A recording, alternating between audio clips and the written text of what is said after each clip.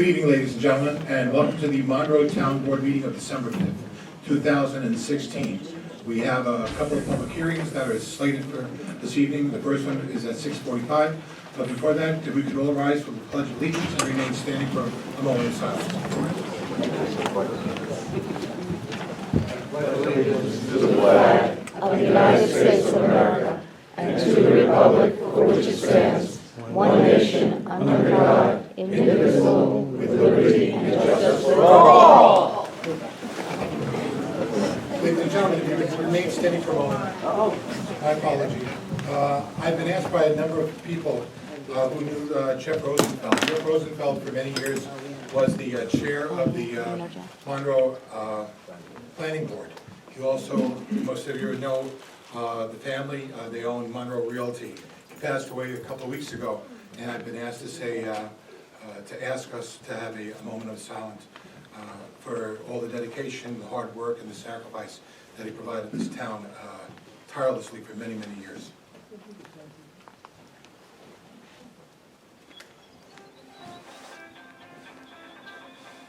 Thank you, ladies and gentlemen. Please be seated.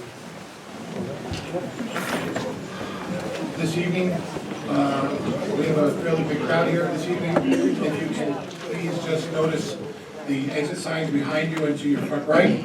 And please put your cell phones on mute. The first item that we have is a public hearing continuation for a property at 556 Lakes Road.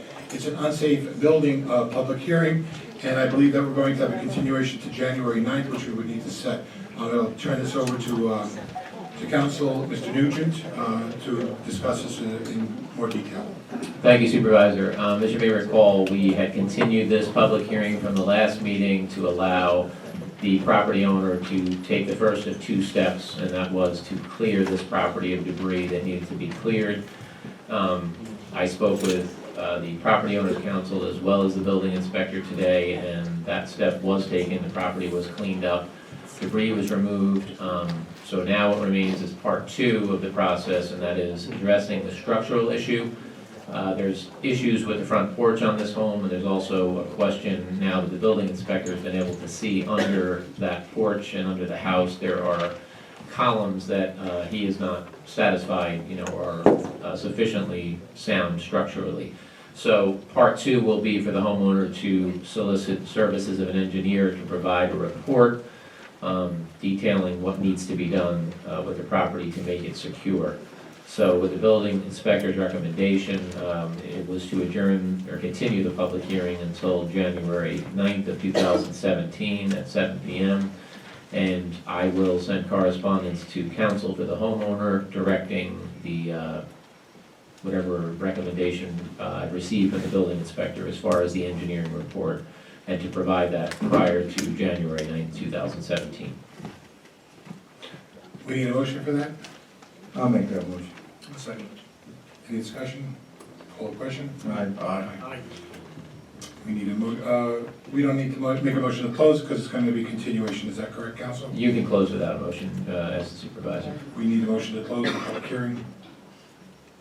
Motion to close for this Second. evening. Second. Call the question. Aye. Moving on, we have in order, we have the intermunicipal agreement between Woodbury and the town of Monroe Dog Shelter for consideration, as well as the proposed local law number 6 for the repeal or the amendment of chapter 57 of the accessory apartment law. We're going to be doing the IMA Woodbury Dog Shelter, Monroe Dog Shelter first. Is there anyone that hasn't already registered for this? If Anybody else need to sign up? okay. Please remember, we have a stenographer here, so don't call out from the audience when someone's speaking.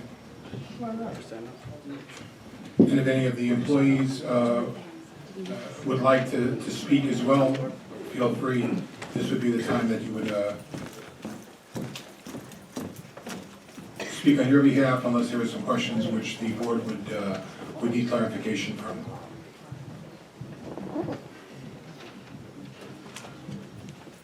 Okay, Veronica Connolly?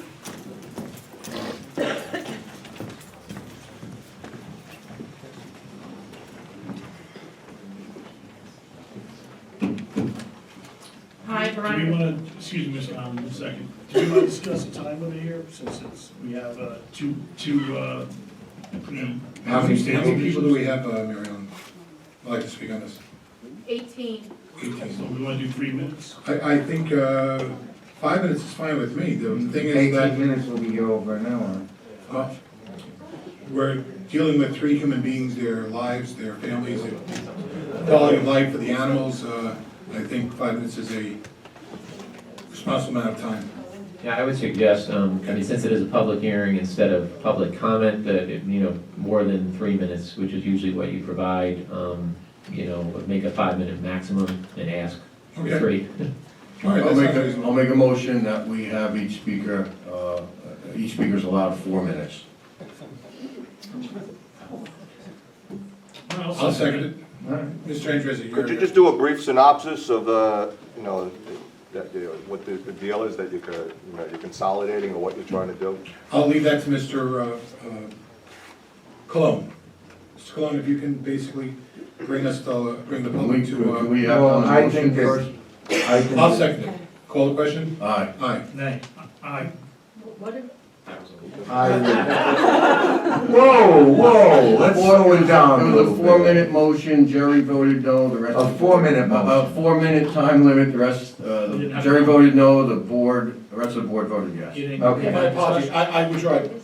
Second for discussion, Mr. I don't see why you can't have 5 minutes, because it's a serious issue, and there's probably, some of the employees probably have more to say about the actual facts. Because I personally don't think the board members are aware of the actual facts, even the guys who are pushing the IMA. And I think that the employees deserve their due time to put forth what they've done for the town. I mean, we all know what's going on here. So let's let the employees at least put their facts forward and show what they've done for the town before they get tossed out on their ear like the other groups. However, Councilor. It's just my statement. However, Councilman, that doesn't, the fact that they will come up and speak does not mean that we can't ask them questions above and beyond the 4 minutes. So if there are Well, questions that the town I'm just board saying, I has. think- One second, one second. We're here to listen to the public. Thank you. This is about, are we going to have a joint agreement between this town and another, an intermunicipal agreement for the animal control officer? This consolidation will save the town money. Yes, it's projected, and this is by Mr. Cardone's projection, a savings of approximately $70,000+. I think on the conservative side, I'll say about $60,000. Now, are there jobs involved? Yes, there's always jobs involved whenever you consolidate any kind of services. We are not eliminating the services. This is supposed to enhance services. This is going to, we're going to try this to see if we can, A, better serve the public, bring a very well-trained person, individual who's not only trained to handle dogs, but dangerous animals as well, poisonous snakes. And we're not trying to besmirch anybody's individual reputation or what they do. We know that the people who are working there, they put their time in. We appreciate that. We're going to try and find other places of employment for those individuals when we can, as soon as we can. And we're going to try and consolidate services. I don't want to make this a personal issue. We're not tossing anybody on their ear. We're not going to, if we're going to try and find additional space in the town, yes. I think that we're going to try and become more streamlined and more efficient. Companies downsize all the time. I've been downsized out 3 times in my life, even with the state. So I think it's something that is going to be inherently happening not only in business, but also in government. And that's what this is going to be about. Well, that's your opinion of it, that's not mine. I think, It's not gonna enhance I'm not services. saying that's an It's gonna opinion. limit the That is a services. discussion for this It's gonna evening. limit the services, it's gonna take away home rule, and it's gonna increase the price on the people who have to deal with the dog department. And we also have to hire someone to bring the dogs over there, that's in the IMA as well. I believe these are all arguments that we'll make before we decide as a board. Okay. Regarding questioning people, Someone asked I to have had it said laid out. against that. I don't think we should be sitting here questioning anybody. Mr. that's up Andruzzi, here. you asked that it be presented, so I guess Well, that's I think what he's looking for is an overview, which Mr. Cardone can give. So, we should not be questioning the people that are up here, whether they're employees or the other people. That will just certainly drag this out longer. We're here to hear from the public, let the public speak, including the employees if they wish to do so. When they're done, we will talk amongst, we'll make our opinions known and we'll vote on it. That's what a public hearing is, and that's how it's conducted, and that's how we're gonna do it here this evening. So you say, That's exactly right, that's correct. so you say. So we shall, why don't we begin with the first speaker, please? Sounds like a done deal. Mr. Troiano, please don't shout out this evening. Oh, will you have me arrested? I'm gonna ask everyone here, excuse me, I'm gonna ask everyone here, I'm gonna give everyone fair warning. There'll be no shouting out, there'll be no interrupting other speakers, and there'll be no interrupting members of this board. This will be conducted in an orderly manner. If it's not, there will be circumstances. the circumstances that as you know, we do not have public safety. What we did not have any enforcement capability. Unlike the villages of Harriman and Monroe, they do have a police force which is able to enforce the law. We do, however, we had, one of the councilmen has asked that the New York State Troopers are here in attendance throughout the evening.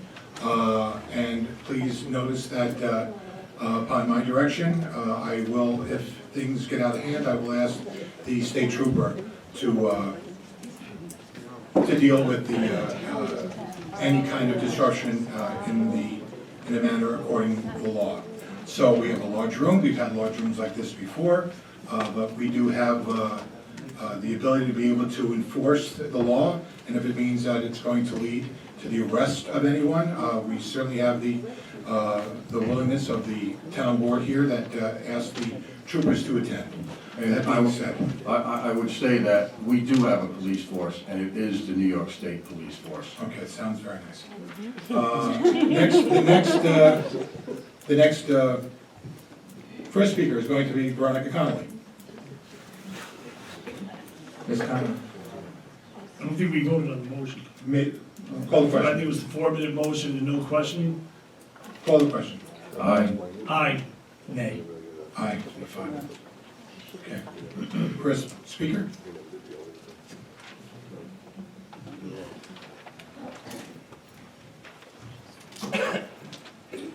Good evening, Veronica Connolly, Village Monroe resident.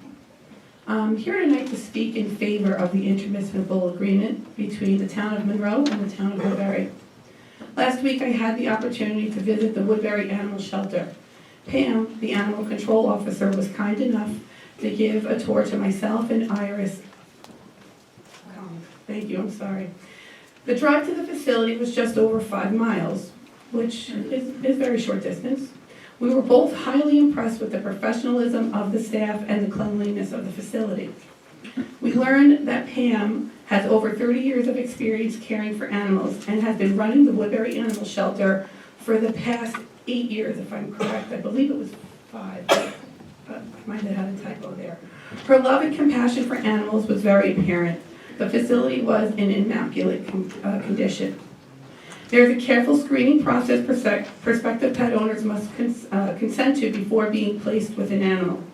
Pam networks extensively with animal groups in order to find homes for the animals, in addition to placing ads on Pet Finder, in the Times Herald Record, the Woodbury Gazette, and Facebook, just to name a few.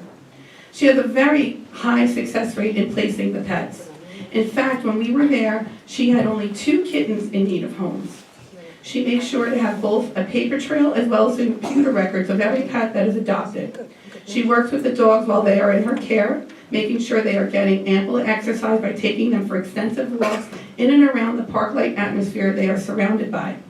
Pam thoroughly explained the strategies and lengths and techniques required to prepare the dogs in Woodbury Shelter to become adoptable and go to forever homes. The Woodbury Shelter also has a lovely open space that is well maintained and secure. The dogs can exercise off leash. She works extensively with animals exhibiting behaviors so they don't become undesirable. Her goal is adoption and an empty shelter. In addition to her being an accredited animal control officer, she is also certified by New York State Agriculture and Market, which is the regulatory office of the state that oversees the shelters. Her certifications include wildlife rehabilitation and nuisance wildlife removal. The possibility of having a full-service shelter rather than strictly dog shelter could be a significant benefit to Monroe in the future. I also have done further research of other animal dog shelters in the surrounding towns. In the town of Newburgh, there is one part-time DCO who has posted hours of operation on their webpage. She has nearly 17 years of experience with animals and works to care for animals as an overall animal lover and advocate. The animals in Newburgh are sent to a humane society or rescue groups, as Newburgh does not have a physical facility to shelter their dogs. Thus by cutting costs. Knowing that our current dog control officer has petitioned the Monroe Town Board for items such as bite suits, bite gloves, night vision goggles, and other outlandish equipment, piqued my curiosity to see if these were standard expenditures of other municipalities' ran shelters. To my surprise, they are not. The DCO Newburgh does not have any such equipment, nor does the town of Woodbury shelter. Neither Woodbury or Newburgh have police officer status, as both these municipalities found that to be an extreme liability, especially if a firearm was to be carried. I asked Pam what sort of special equipment she needs to deal with aggressive animals. She offered this explanation: being highly trained in animal behavior and her sole secret weapon, liverwurst. You have 30 seconds, Ronnie. I wanted the opportunity to do a comparison of the Woodbury shelter to the Monroe shelter. I emailed the Monroe Shelter Department, the department head, DCO Diaz, on 2 separate occasions, and both attempts went unanswered. I took it upon myself to visit the Monroe shelter unannounced this past Friday. I was met by the 2 current DCOs who are paid as part-time workers. They were very nice to have met with me and took the time to show me around. I must report that I was very shocked by what these 2 men told me and another citizen who was there as well. They are under the impression that the 4 dogs remaining in the shelter will be sent to high-kill shelters.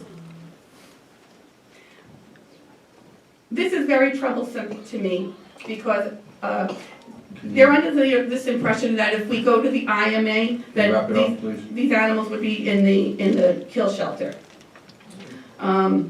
The people in this position outside of Monroe are animal advocates and come with a range of animal experience that our shelter is unable to offer.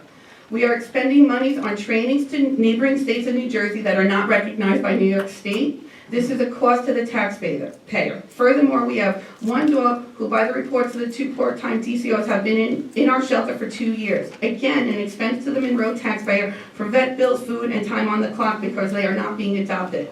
Woodbury, as stated above, has an extremely successful adoption rate by way cutting costs overall to the expense bill. I don't mean to be disrespectful, Ronnie, but we have to keep to it. Okay, I have 1 sentence left. Hurry up, No please. animals in the shelter, no further expense to the taxpayer. So with my research and what I've concluded is that giving it to the IMA to Woodbury would overall cut our expenses, and we will get highly trained, well-qualified, and well-cared animals who will be adopted out. Please vote for the IMA. Thank you.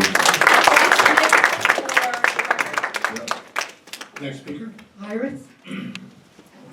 I think we should let everyone have 5 minutes, if someone has 5 No, minutes. I think we've already demonstrated that we have broad latitude on this one, thanks to Mr. Cardone. So, yes, Iris Conquest. Yes, I'm Iris Pond from the unincorporated town of Monroe. For me, this is all about the animals. As I've been asking the board many times, my first choice would have been to change the dog shelter to a user-friendly animal shelter. The board has consistently maintained they do not want the responsibility of caring for the variety of homeless animals in Monroe. To this end, I wholeheartedly support creating a contract with Woodbury for the following reasons. Any dogs left at the shelter will be taken in and adopted out by Woodbury. They're only just a few miles from where the dog shelter is right now, about 20 cents. They have a full-time animal control officer, and she's also a wildlife rehabilitator. She comes to the job with decades of hands-on experience and is willing to care for dogs, cats, and other animals as long as it is specified in the contract and doesn't just say for dogs. She has a lot of positive experience in finding good homes for the animals. Her methods include not just advertising in the newspaper, she does post them on Facebook regularly and is well connected with contacts at other shelters and rescue groups. The facility is very clean and includes fenced-in yards for the dogs to run, with a separate building for the cats. There's also an area where she can have dogs that need to be separated or quarantined, with a special yard for those dogs to run in as well. She's inspected annually each February by Ags and Marketing. They have rabies clinics, which are open to everyone in Orange County, and she's full-time, and she's very hands-on with the animals, and we'd be getting more services for less money. I would ask you to please vote yes for the contract with Woodbury, and to amend the contract to read cats, dogs, and other animals, so that we can really make a positive change for the animals. Almost animals in the rock. Thank you. Thank you. Christina Kiesel.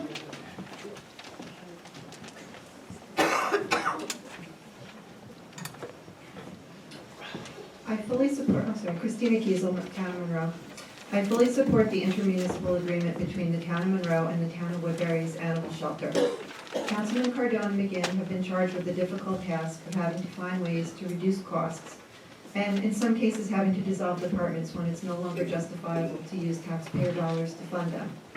I'm sure they did not arrive at this conclusion easily. It demonstrates they are looking out for the taxpayers' interests first and foremost.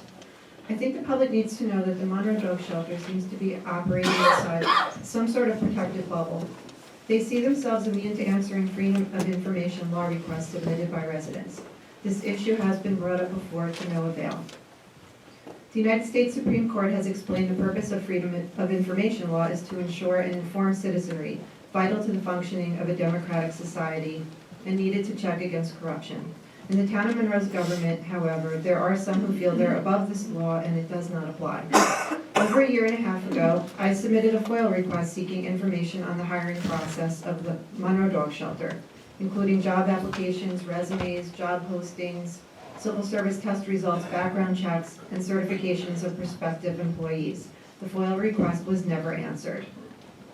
On October 27, 2015, an emergency meeting was called by the town supervisor in the middle of the week, in the middle of the day, and the rationale for that meeting was that the dog control officer was going to need special supplies in a hurry due to an incident that occurred with a dog bite. I submitted a FOIL request asking for documentation regarding the need for this meeting and the supplies that were requested. The FOIL request was never answered. In October of 2015, I submitted a FOIL request for the established hours for the Monroe Dog Shelter. That one was answered, and the answer was that there are no set hours. I find the lack of transparency within the town's government to be troubling. Why is the staffing process a mystery? Why does the budget for this department climb higher year after year, yet in 2016 only 5 dogs were adopted out? Why does the DCO require items such as heat-seeking thermal devices, night vision goggles, hazmat suits, and even weapons? And most importantly, why are certain members of the board so unwilling to recognize that taxpayer money is not monopoly money? Nearly $80,000 will be saved once the intermunicipal agreement between the Town of Monroe and the Woodbury Animal Shelter is approved. Monroe citizens will not lose any vital services.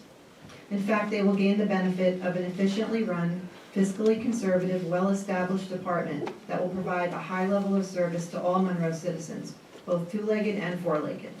And for those reasons, I am in favor of the intermunicipal agreement. Thank you. Christine Tucker.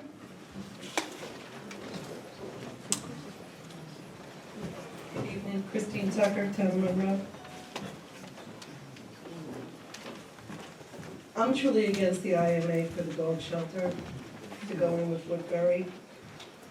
And I think it's the citizens are losing another service.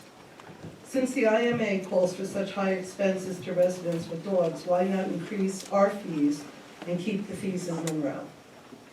Woodbury has multiple villages and towns they service, so where does the Town of Monroe fall in that pecking order?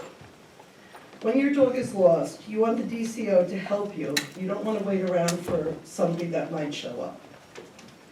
The quality of service we have down is what we pay taxes for, and our dog shelter reports to the Monroe Town Board. If my dog gets lost before 8 o'clock or after 4, we have a DCO on call, and they try to find her. I don't have to worry about her being killed because of an animal control officer that deems her dangerous or unadoptable. I went through the IMA, and like the impound fees, it's $200. If it's a holiday, it's $500. That goes to the dog owners. The transportation is $300 for the dog. It doesn't say anything about cats or any other animals. All their fees seem to be very high for the resident that loses their dog. So I am definitely against the Woodbury IMA. Thank you. Thank you. Dan Burke?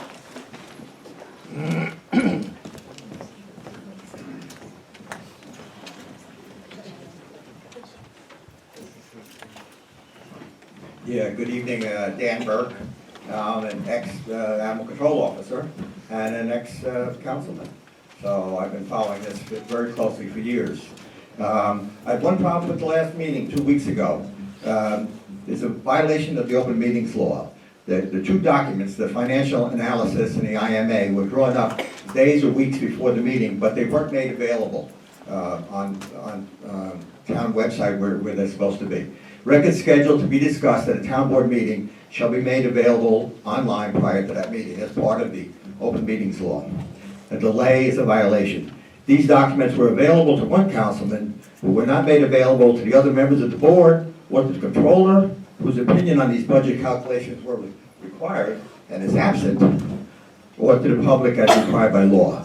The introduction of the resolution to close the dog shelter, fire 3 ACOs, and enter into an IMA, violating the open meetings law. The ensuing discussion should be stricken from the record. The public hearing for 12/5 should be canceled. That's my amateur legal opinion.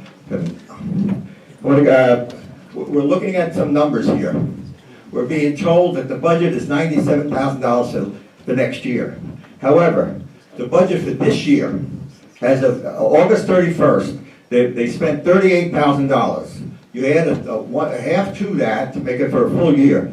They've run it for $57,000, not $97,000. And then when you start to look at the revenue that comes in, there's impound fees, $720, neuter spay, $450, contributions, $327, vaccines, $320, miscellaneous, $160, and adoption, $3,440. So for 2/3 of a year, they took in $5,417. I put that out for a full year, that's $8,125. Dog licenses, which is, the money for dog licenses supports our operations. We took in $24.27 for 2/3 of a year. After the whole year, that's $36. So if you subtract the $11,000 in revenues from the $57,000 in cost, you're now down to somewhere around $45,000. And you're going to have to look very carefully at the other end, because you're being told that they're going to do this for 19. However, to that, you have to add the person that has to bring the dogs from Monroe over there. Now, who's going to do that? That has to be an animal control officer. So you're right back where you started from. You add that and everything. And worst of all, this $200 fee is double what we pay now, what a Monroe citizen pays now. And it's only 8 to 4. And I took a quick look at it. It sounds like, oh, well, you know, that's, well, a day's work. But it's not a day's work. It's more like 2,000 hours in the year. And the uncovered hours, when you're going to pay $500 to get your doggy back, is $6,000. Excuse me, $6,000. No, 6,000 hours, I'm sorry.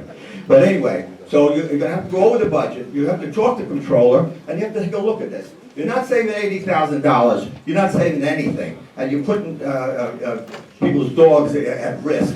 Well, who knows what's going to happen to them over in Woodbury, where they don't have enough room. We've had 15 dogs in our shelter at one particular time. And something else, if you go over this budget, you'll see that our present arrangement is maximizing the amount of money they're taking in and minimizing the cost. And to start talking about what they might have requested and using nicknames like goggles and stuff like that, that's ad hominem. Let's take a look at the money, count the dollars, and then tell me, what you want to do with this. I know what you should do. Keep it. We've had it here for 50 years. The people in the town of Monroe have enough money to make sure that the dogs get taken care of. So keep it here. We can afford it. Thank you. Thank you, Mr. Burke. Jim Rogers?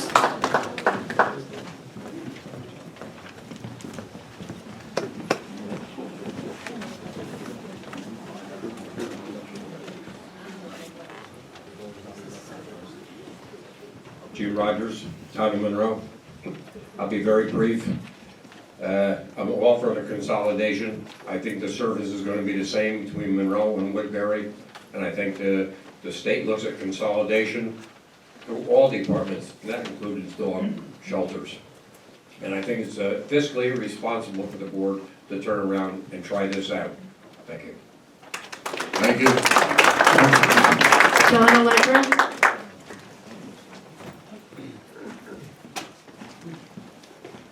Thank you, John Allegro here.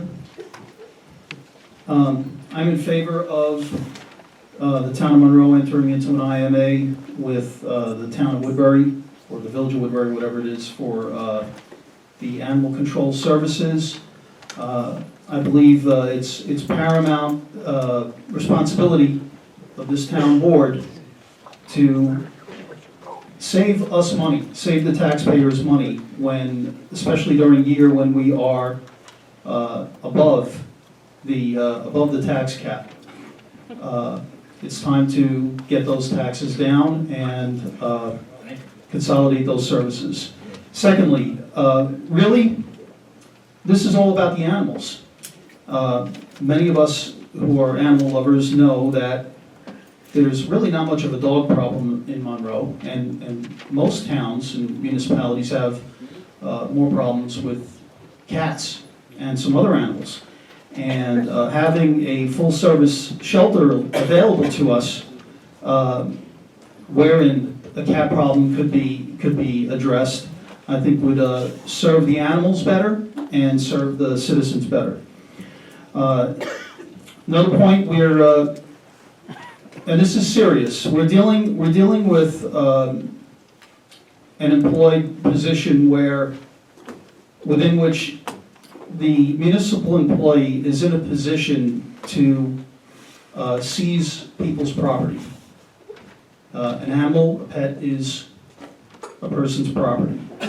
And I personally feel much more comfortable knowing that the person employed by Woodbury, apparently, it's quite evident, has gone through some vetting, is a full-time employee, and is most likely a civil servant, has passed the civil service test.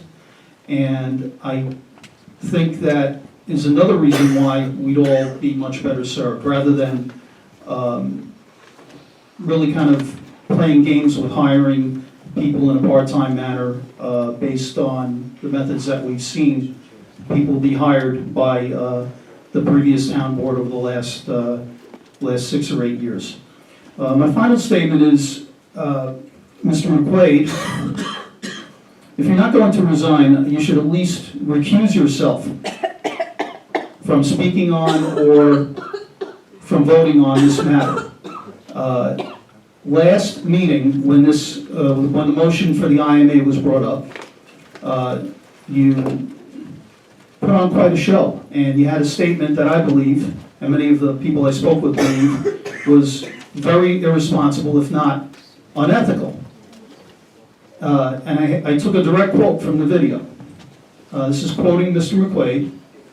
He said, "If you get hired by Harley Doles, you got a target on your back, even if you were not hired by him, or even by Sandy. If Harley was on the board, if you've been hired, I suggest you sue over improper treatment of employees, or for racial discrimination, over anything you want. And I'll testify on your behalf, because I see what's going on here. I'm not a fool." Okay? Thank you.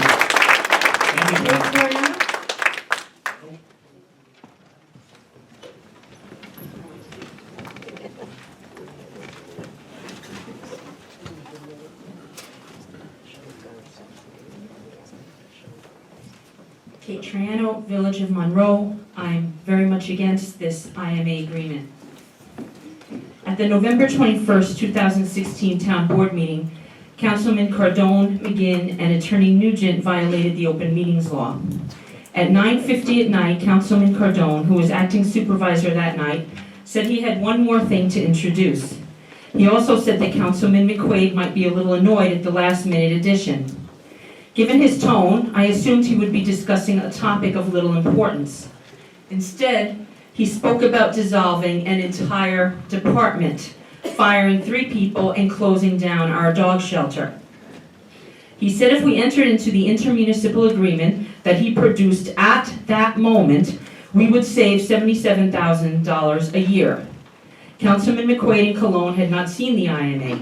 No one in the audience had seen the IMA, as it was not posted on the town website, nor was it on the agenda. Mr. Cardone said both Mayor Purcell and Mayor Welly, who just happened to be in the audience, were totally on board. The department head, Edwin Diaz, was not notified that his department was about to be dissolved and he and 2 other people were to be out of a job. And no member of the public was allowed to speak before the vote was taken, except Mayor Welly. I want to make it perfectly clear. This was not a good faith attempt to work on the budget. It was a political ambush. This was an ambush designed to fire 3 hardworking people, make a backroom sweetheart deal with Woodbury, and settle a score with the absent supervisor by getting rid of people he was involved with hiring.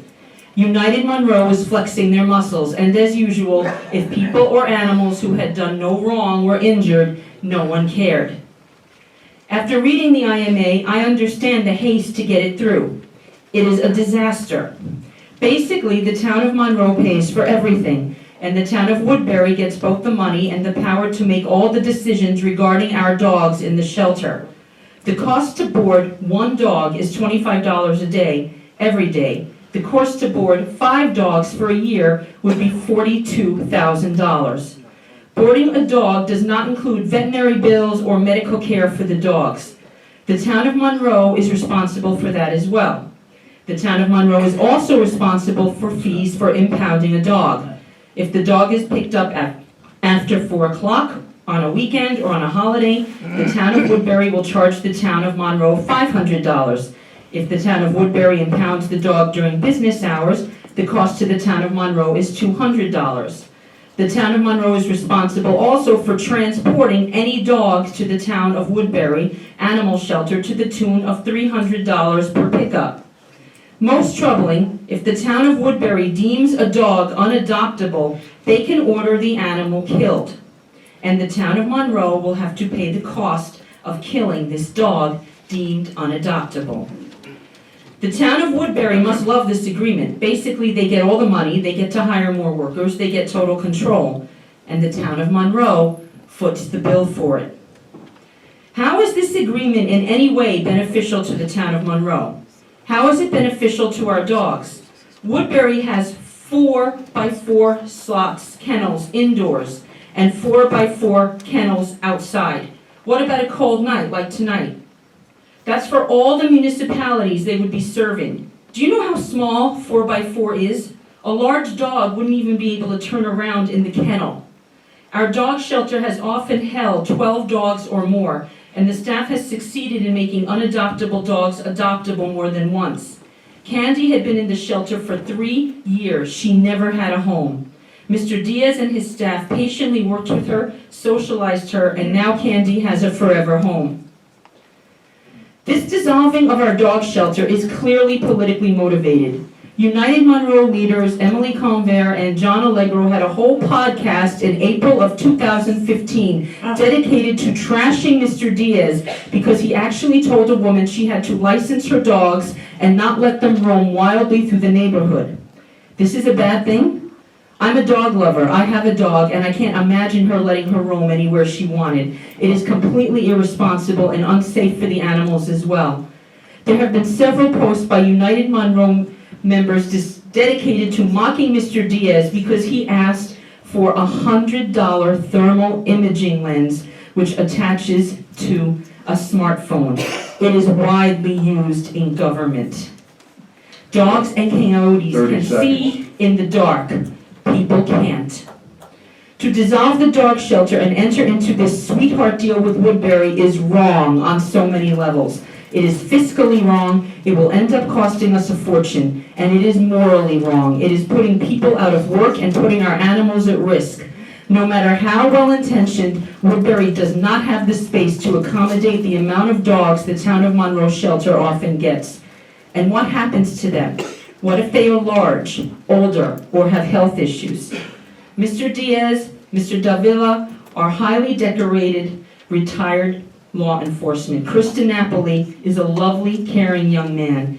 They deserve so much better than this, and so do our dogs. Thank you, Mr. Serrano. Thank you. Roll call. Please let the record show that I allow the speaker to go 5 minutes and 46 seconds.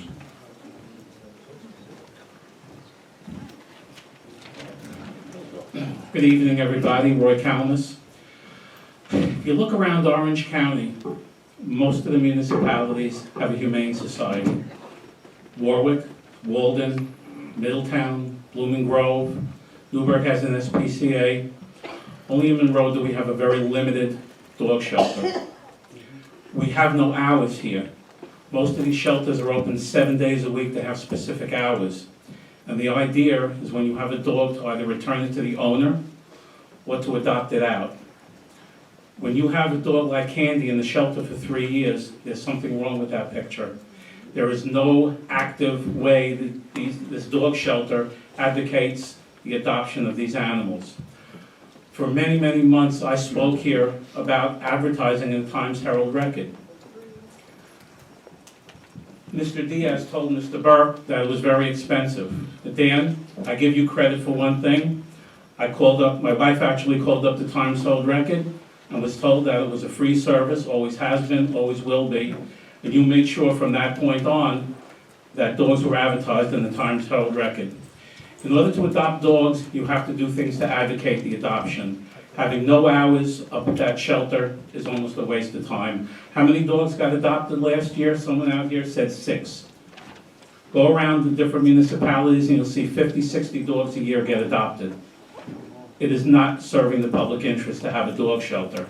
And as I think John said before, dogs are not a problem. Cats are a problem. Feral cats are the biggest issue in the town. And unfortunately, New York State does not require towns to provide for any kind of protection against feral cats.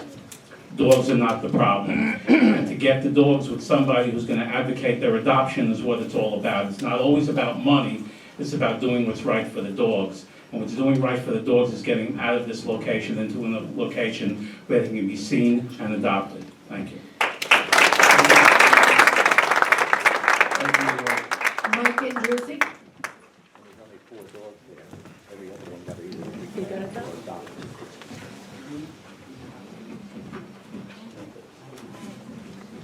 Hi, Mike and Drizzy.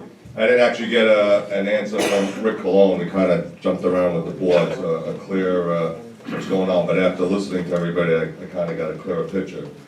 I did go on the website. I did see the contract. My main concern is the fees.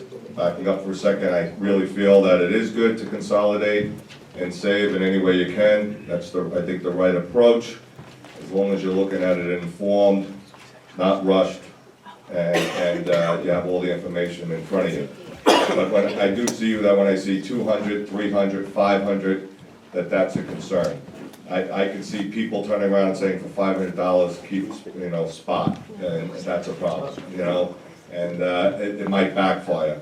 I know that when you have fines, generally, when you get a red light or you get some other kind of fines, there's generally a fee schedule. Okay, first offense is 1, second offense is higher.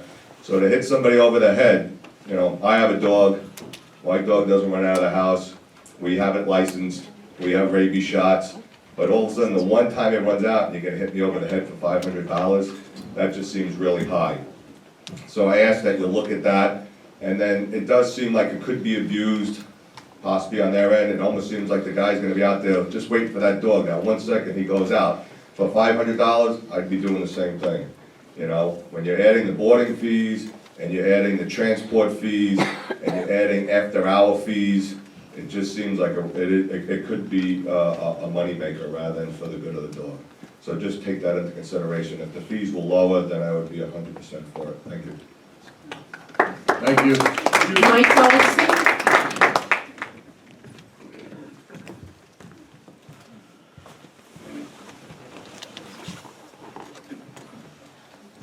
Good evening, Mike Goldstein, dual citizenship in the town and village of Monroe. I'd like to know who will deliver, which town official, I assume the town board, is going to deliver these dogs to Woodbury, number one. Number two, I'm not going to talk about the money the taxpayer is going to save. I want to talk about the dog owners in this town. I, for a number of years, have owned dogs. My daughter owns a dog. And I will tell you, the best trained dogs will escape at some point. It just happens. The dog, when it escapes, does not look at the clock to see if it's between business hours of 8 and 4. So if a dog escapes on a weekend and is picked up by one of our town officials, brought over, or not brought over by them, but requires the transportation of Woodbury, you're looking at an $800 fee the first day, plus $25. Now, how many dog owners in this town can afford to pay $825 for one day? And it'll be 2 days because you won't be able to get the dog out, so they're going to charge you the next day. I will tell you, I have volunteered at no-kill animal shelters in Middletown. When you say keeping a dog for a year is too long, or 2 years is too long, they have 5 dogs that I am aware of in this no-kill shelter, which our shelter is not a kill shelter, which have been there for 5 to 7 years, happily living, being taken care of because they were deemed non-adoptable and dangerous. This thing says we will kill those dogs. I object to that. Thank you. Lorraine Loring?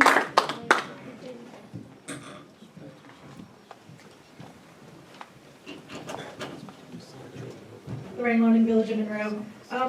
In general, I think I'm in favor of this IMA. There are some things I think that need to be addressed. Like Mr. Goldstein said, the delivery of the doggies to Woodbury, that who would be doing that and at what cost, so that needs to be addressed.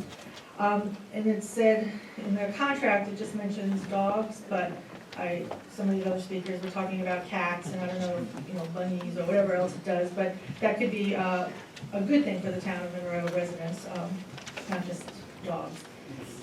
The fees, they are high, I think. I'm not a dog owner, so I'm not really sure on that, but are these customary? Is this what they're charging the other communities that they are involved with, these IMAs? I think you mentioned Cornwall at the last meeting. So is that customary? Auditing, is someone going to be auditing this arrangement for, every month or every quarter or something like that, just to see? It might not be a big deal. I mean, we might only be talking, one dog, and that's tragic for the dog owner, but from a taxpayer point of view, one dog might not be as significant if it's 20 dogs. So that was something that I had. I thought, and I might be wrong on this, that there was a bequest, I think that's the right word, that someone, after they dearly departed, they left some money to the dog shelter. Is that going to be addressed or handled or just tucked away somewhere for down the road if this doesn't work out, or if it does, what happens to this money? And I guess I think that this woman that I've heard about in Woodbury, she's a full-time employee. I do like that very much. I like that she was offered the civil service list. I think that's a good thing. Too often it doesn't happen in the town of Monroe. So I guess that's all I have. Thank you.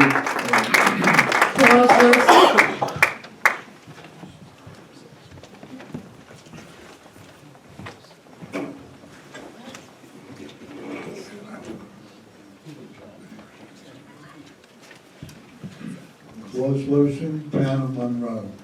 Allow me to cut to the chase. It's the responsibility of this board to make sure that our town receives proper services at an economical cost. That being said, Arlie, I believe the INA agreement in Woodbury is good.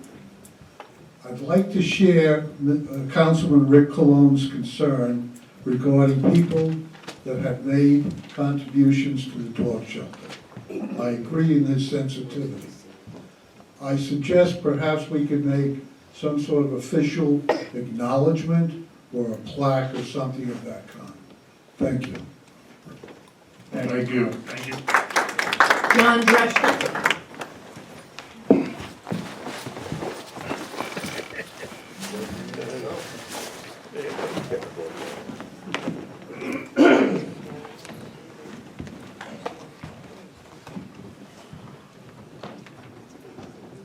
John Deschner, Monroe, also known as Jenny Debris. I'm in favor of consolidating, but it seems to me that we're going in the wrong direction. Woodbury can only handle 4 large dogs. And Danny Burke just said that Monroe had up to 15. So what are we going to do? And Woodbury is getting dogs from Cornwall. They're getting dogs from Cornwall, dogs from Monroe. What happens when we have 10 dogs over there? They're going to be coming over here and using these facilities. And I feel if you're going to consolidate, we should be the primary.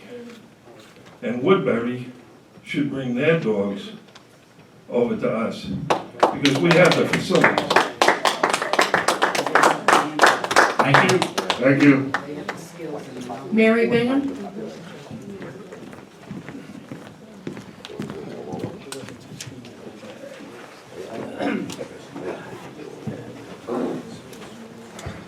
Hi, Mary Bingham. I'm also in favor of consolidation of services, but as a lot of the speakers have mentioned already tonight, the fees that Woodbury is charging seems rather high.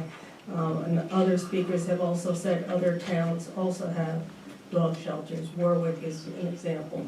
I would hope that the town board would also look into doing a cost-benefit analysis of these other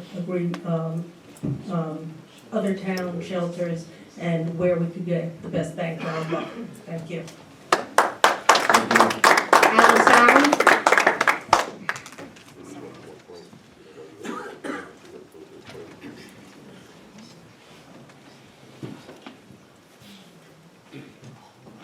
Hi, my name is Alice Alley, Village of Harriman. I vote yes for the IMA agreement with Woodbury. Just want to read definition of shelter. Animal sanctuary, sanctuary refuge, haven, safe house, protection. Dogs that enter a shelter do so through no fault of their own. They do not control their own destiny, but rely on human intervention. After all, it is human intervention that brought them to need shelter in the first place. I don't know some of the employees at the Monroe shelter, however, I question some of the decisions made by the department head and some of the ideas floated for approval in front of the board. For example, the decision not to advertise dogs for adoption in the local paper. This advertisement is at no cost. Finally, at the urging of several private citizens, the Monroe shelter is finally advertising in a local paper, but now for some reason refuses to advertise it in a website called Pet Finder, which is a national database. Then there's a question of night vision goggles. When the question of night vision goggles first came up regarding the purchase of these night vision goggles, I contacted various animal shelters, humane societies, mostly in New York, but one in New Jersey. And when I mentioned night vision goggles, there was silence at the other end of the line. They didn't understand what I was talking about. I had to explain it to them. And no, they don't use night vision goggles. They use something called flashlights. That's what they told me. And also at the last meeting, Jerry McQuaid, in your efforts to try to frighten and confuse citizens of Monroe, said that the night vision goggles were necessary in case one needs to wrestle with a pit bull. I just, I'm not going to go on about how pit bulls, I think they're a wonderful breed, but wrestle with a pit bull. Professional dog control officers do not wrestle with dogs. I'm not a dog control officer. I've been a volunteer for many, many, many years. And I've watched various dog control officers and how they, save, trap, or whatever, catch dogs. They don't wrestle. They use various techniques to keep themselves and the dogs safe. There might be some occasion where there is a very aggressive dog, but there's no wrestling. Then there was the question at one of the town board meetings. The department head, Mr. Diaz, was asking for funding from the town board to build a fence for the dogs so that the dogs could remain outside all night. I don't know how high the fence he wanted to build, but some dogs can jump a 6-foot fence. And some dogs can dig under a fence. And of course, there's the wildlife. Deer can jump into, they jump the fence, and if they jump on a dog, that's a problem. I'm not an expert, but I think raccoons and skunks would probably climb the fence also. Then somebody mentioned something about foiling, regarding some information, civil service tests, hiring procedure for the dog control officers. The reason I bring this up is because, again, Jeremy Quaid at the last town board meeting tried to frighten and confuse citizens by saying something about would blame Diaz if he sued the town for discrimination. I think that, and it's just my opinion, that at the initial hiring of certain individuals without allowing qualified individuals a chance to interview for the position of the dog control officer, that was discrimination. There was also discrimination against the town for not hiring a qualified individual, also discrimination against the dogs, and also, just want to mention, somebody said something about Woodbury would be euthanizing the dogs. This is a record, Woodbury has had only one dog euthanized in the last 5 years, and that's only because the vet recommended it. And I just want to say one more thing, please stop enabling the dog control officers. If they're hired by Woodbury, they will get the experience, professional experience that they need. Thank you. Thank you.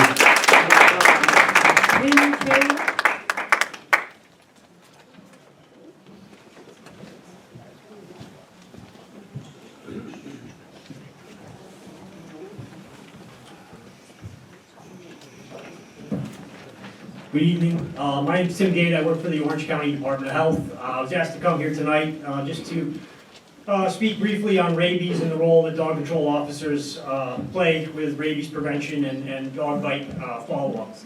Under New York State public health law, any biting animal is required to be confined and observed for 10 days. This can happen at the owner's residence. I will say, though, that dog control officers, animal control officers throughout the county help Orange County Department of Health extensively in following up on these dogs. The county is not properly staffed to go out and follow up on dog bites, to observe dogs alive and healthy 10 days after the bite. I will say Town of Monroe and most municipalities in the Orange County region have been fantastic with following up on dog bites. We work very closely with DCOs in all municipalities throughout the county, and the county health department's main concern with the municipal agreement would be the fact of, is there going to be guaranteed coverage for the town of Monroe to assist with following up on dog bites and following up on 6-month quarantine issues and 6-month quarantine issues and non-compliance with 6-month quarantine. These are something that the DCOs do for us throughout the county, and the county's health department's concern would be that those services are continued if this agreement goes through. Thank you. Thank you for coming.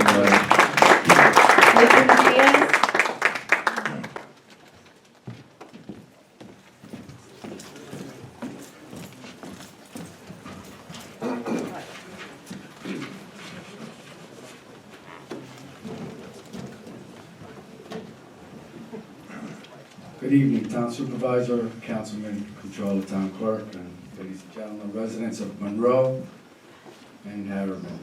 I'm here because I want to thank the residents of Monroe and Harriman and the Town Board for the opportunity I've had for the past 2.5 years. I enjoyed servicing with the dog control and all inquiries and referrals concerning cats, which we set up a network with the SPCA and many other humane societies to meet the needs of the residents. I want to thank you because I grew and learned and developed, and so did my dog control officers. We attend conferences and seminars throughout the state. We also were certified as ACOs at the New Jersey Urban Community Animal Control Officer Academy, which certifies everyone in the state through the Health Department of New Jersey, Delaware, and Puerto Rico. New York State, with Ags and Markets, does not have a standard or certification. There's no such thing as a civil service ACO. ACO is not recognized by the New York State Agricultural Markets. They only recognize dog control issues. All right, that's Article 7, and that is written. Okay, so I want to thank once again concerning my hire and my promotion and being able to lead in a leadership capacity, which I enjoy the quality of work that my dog control officers do. And we work full-time hours, we respond at night. I conducted a mini conference, and you can ask past Councilman Dan Burke last year, where I invited all the ACOs and DCOs from around this county and other counties. And we also spoke with them, and I meet up with them with lunch. I've met with Pam many times. I met with Joyce from City of Newburgh. I've met with her bosses. I've met with Tom from Deer Park in Mount Hope. I've met with the Middletown Humane Society, Walk Hill. I meet with everybody, and they all came down. And we continue the relationship, the network, where we help each other, Washingtonville, Blooming Grove, Town of Newburgh. Okay, so this network, and I wanted to propose, but obviously we have to have a meeting of the minds, and the people have to be happy, where the New York State Agricultural Market wanted to do a conference and bring the curriculum down here. Also, I have the opportunity to perform and teach the curriculum at the community college. I taught at the police academy, I taught at the Orange County Sheriff's Office, I taught for Mount Hope. I've always trained law enforcement personnel, so my DCOs have been on top of the line. Now, with training and graduation and services, we did a 20-hour internship with different municipalities. We know what these municipalities do. And sure, there's been mergers and consolidations over there. We've met one guy named John Wantash, he's got 11. Wow, how did you get all these municipalities, blah, blah, blah. You know, it's like, I understand sometimes you have to consolidate, but these numbers are not good. These numbers will bankrupt and hold you liable. The health department just commented on the serious nature that you need a rapid response. As I spoke with all my mentors, mentees, because I get called from upstate, the rapid response, our ETA, we get there between 5 and 10 minutes. You ask any law enforcement agency, mutual aid, state police, Orange County Sheriff, Village, Harriman, Village of Monroe PD.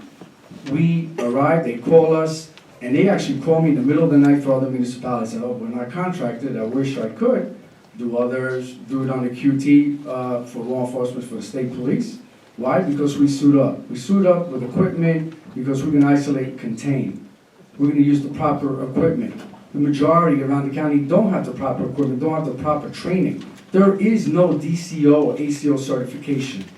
There is no standard in the state of New York. I spoke with Dr. David Chico, established a liaison, and we have the theater that we can actually have that and have revenue. I'm ready to bring revenue, plenty of revenue. Not outsource the revenue and give all this money to Town Woodbury and Merry Christmas with a ribbon on it. Are you kidding? And on top of that revenue, what did I do for everyone here, everyone around the communities? I saved you a lot of money because before my predecessors were being charged $600 a dog, I tapped pit bull grants. I tapped every grant you could imagine. I did research, homework, burning the midnight oil all the time. And for this to turn into a political assassination, are you kidding me? It's like, I am here to help the people. I have a clean record, clean CCRB, IAB. I've never been charged with anything, and I service the people and with professional courtesy, with crisis intervention when necessary. I help the people. I use psychological first aid. I help the people. My guys help the people. We are here to assist. And so, with dogs at large, seizures, I did my own mini CompStat. You know, some of you are probably wondering, what is that? It has to do with statistics. I'm the only one who crunches numbers. I'm the only one who has a software with BAS. You ask around, who has that? Who's got time for that? Because we're only part-time. But yet we do it anyway, and we crunch the numbers, and we present them. And then the numbers get misrepresented, because the category, 2015, 43 dogs. 2016, 22. Do you know why that number went down? Because I'm everywhere. My guys are everywhere. We talk with everybody.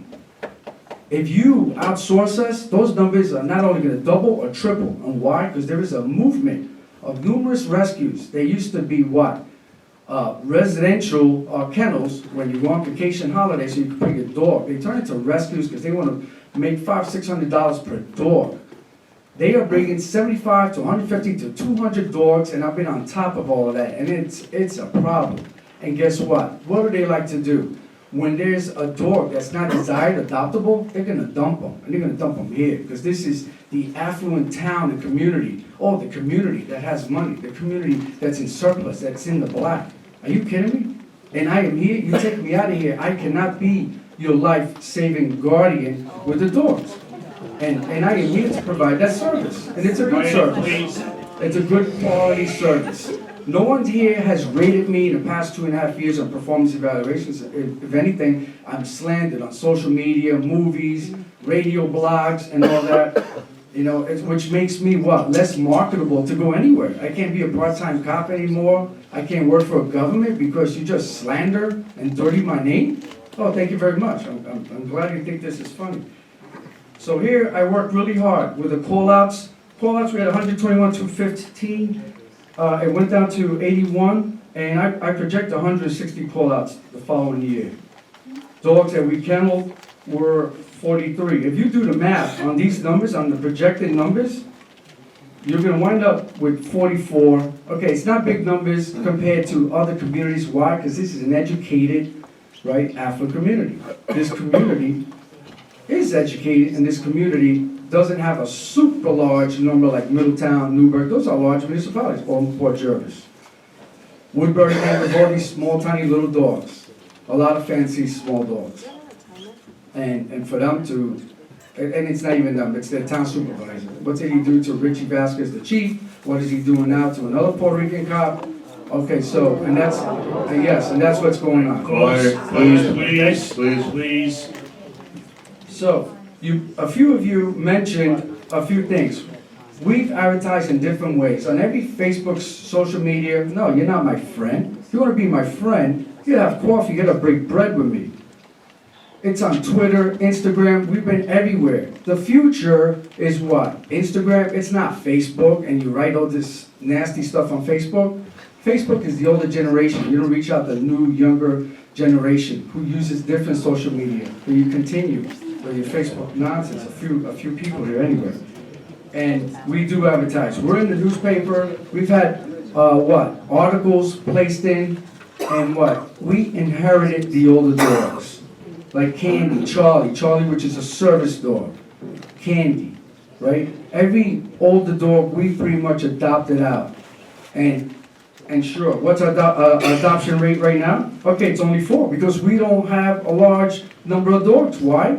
Because we redeem them. We use cold case techniques, and we find out. We use every network available. We create a flyer. We go and canvas and field to get this dog back to the owner. 95%. Okay, we are successful.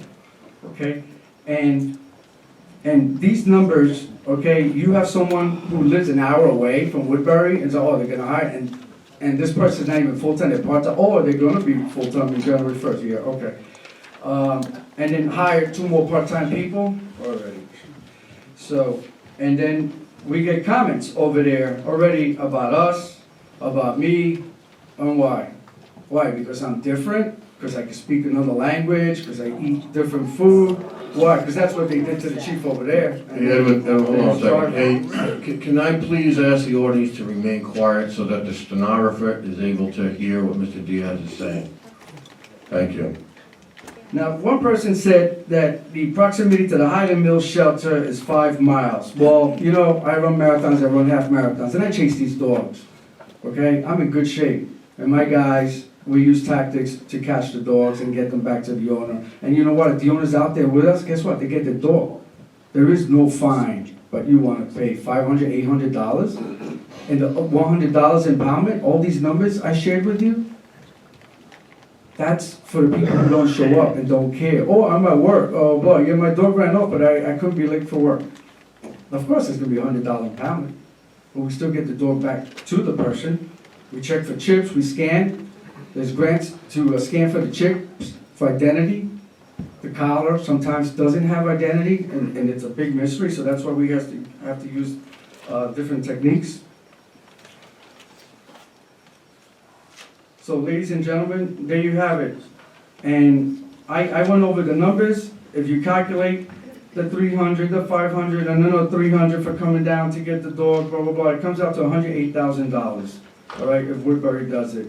We are at what, 97,000? Did I ask for that? I didn't ask for that. The controller and the board agreed. They set me up, put the numbers up there. I said, where's this 20,000 coming from? The other 10,000. Look, people died, 3 people died. 1 life insurance bequeathed. I got the roof fixed because that place was a mess. I got it painted. And yes, the fencing is for what? The fencing is for safety reason, is to enrich the dog. Dog behavior. Okay, you have someone over there, she's got a fence too. It's fenced around, but her shelter's super small. And like someone said here, sure, we should be the host. Because why? Because we have the network, and why? And because we are better. We have better quality to deal with the large dogs, undesirable dogs. We adopted Hercules, a large dog that was unadoptable. He's a pig, and you know what, and very happy getting chicken and white rice cooked from. Candy's getting chicken and white rice cooked from. The Mastiff, you know, with the paw, you know, ran from the community, and it's like we found out it came from my house that was foreclosed on, and they just let this dog go, and then the person who found it, they came back to adopt him. So we make sure that we follow up and we get our dogs adopted. All our dogs are new, okay, so we got Brownie, but you know what? They get quality care compared to the humane societies in Warwick, Middletown, all over Port Jervis. Why? Because we're small. It's just like what you want for your kids. You got the best school district here, right? Don't you want the best animal control services? The ratio, student ratio with teacher. That's what you get here with dogs. You get dog control officer ratio, okay, with less dogs. Because you go to Pets Alive or any of these humane societies, what do they have? They got red, green, and yellow. And I've gone everywhere. When I go on vacation, I visit every shelter. I visit Maine, Vermont, New Hampshire, and to see what is it that they do up there differently. So Pets Alive uses red, green, yellow. Red can be adopted. Yellow, maybe, needs to be adopted. Green, ready to go. Are you kidding? With our dogs, we're ready to go, and we do adopt them out. And we're down to the smallest population in the county, if not the Hudson Valley. And we are in touch with county SPCAs, and we're constantly networking for additional techniques if there's any new strategy, techniques, and behavior. Mr. Diaz, can you just wrap it up? You're at Yes, sir. 14 minutes, please. Thank you. So, once again, I'm very appreciative of everyone here who's come and given this importance, who's made me important. I never wanted to be important. I just want to provide a service. I just want to keep busy. Post-retirement, show my love, care, share for animals, advocate for the animals. That's it, folks. And that's the same with my dog control officers. You know, something for us to do and to advocate and give you, not 100%, give you 200+%. Give you quality services. Anyway, thank you for your time. Thank you very much. There you go, Ed. There you go. They've never heard that.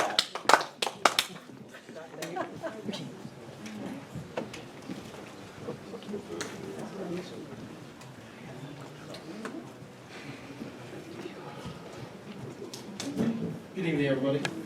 My name's Charles Gove. I'm gonna just talk off the cuff. I didn't come with a speech written or anything. I think both sides raised a lot of good points that everybody needs to look at. And maybe later down the line, a better plan should be worked out. But I believe that the Monroe Dog Shelter should stay open. I'm a police officer in the Bronx. I have a very hectic schedule. And, well, I've lived here since I was 3. I'll be 33 in March, so 30 years of my life have been spent in this town.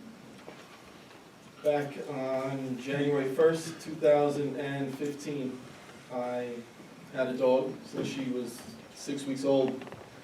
Ran outside, ran through the woods, couldn't find her. My girlfriend at the time, who's now my wife, called up the Monroe Dog Shelter. Mr. Diaz, you're a tough person to get in touch with, but you did call her back in 10 minutes. He then called me, and he was out there looking for my dog with me. Days and days and days went by, I could not find my dog. Mr. Diaz met me at my house.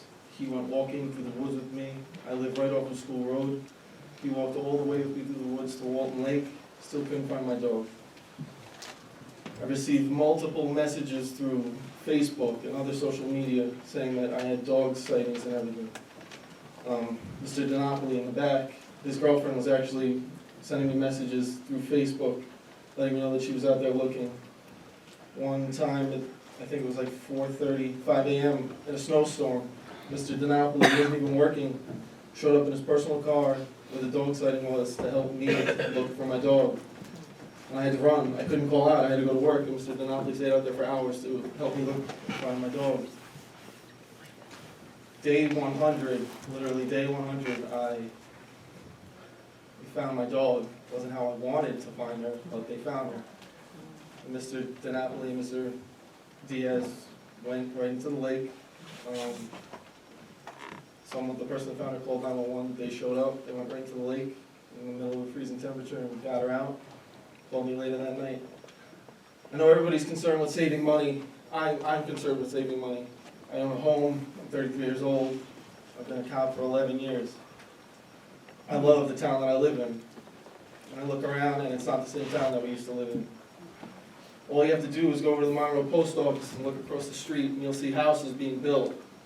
Everybody's talking about where's this revenue going to come from? How much is the property taxes on those houses going to be when those people buy it? What about Presswood Gardens? Those huge houses, no front yards, no backyards. How much are the property taxes on there? With all these new people moving here, everyone's going to get a bill at the end of the year for their property and school taxes, and I guarantee you it's not going to go down. It's still going to go up, regardless. Maybe $1 here, maybe $1 there. It's still going to go up. If the bill is $100,000, $77,000, $108,000, I think it's worth it to have them around. Because they're around and they will help. They help me, and I would like for the dog shelter to remain open. Thank you. Thank you.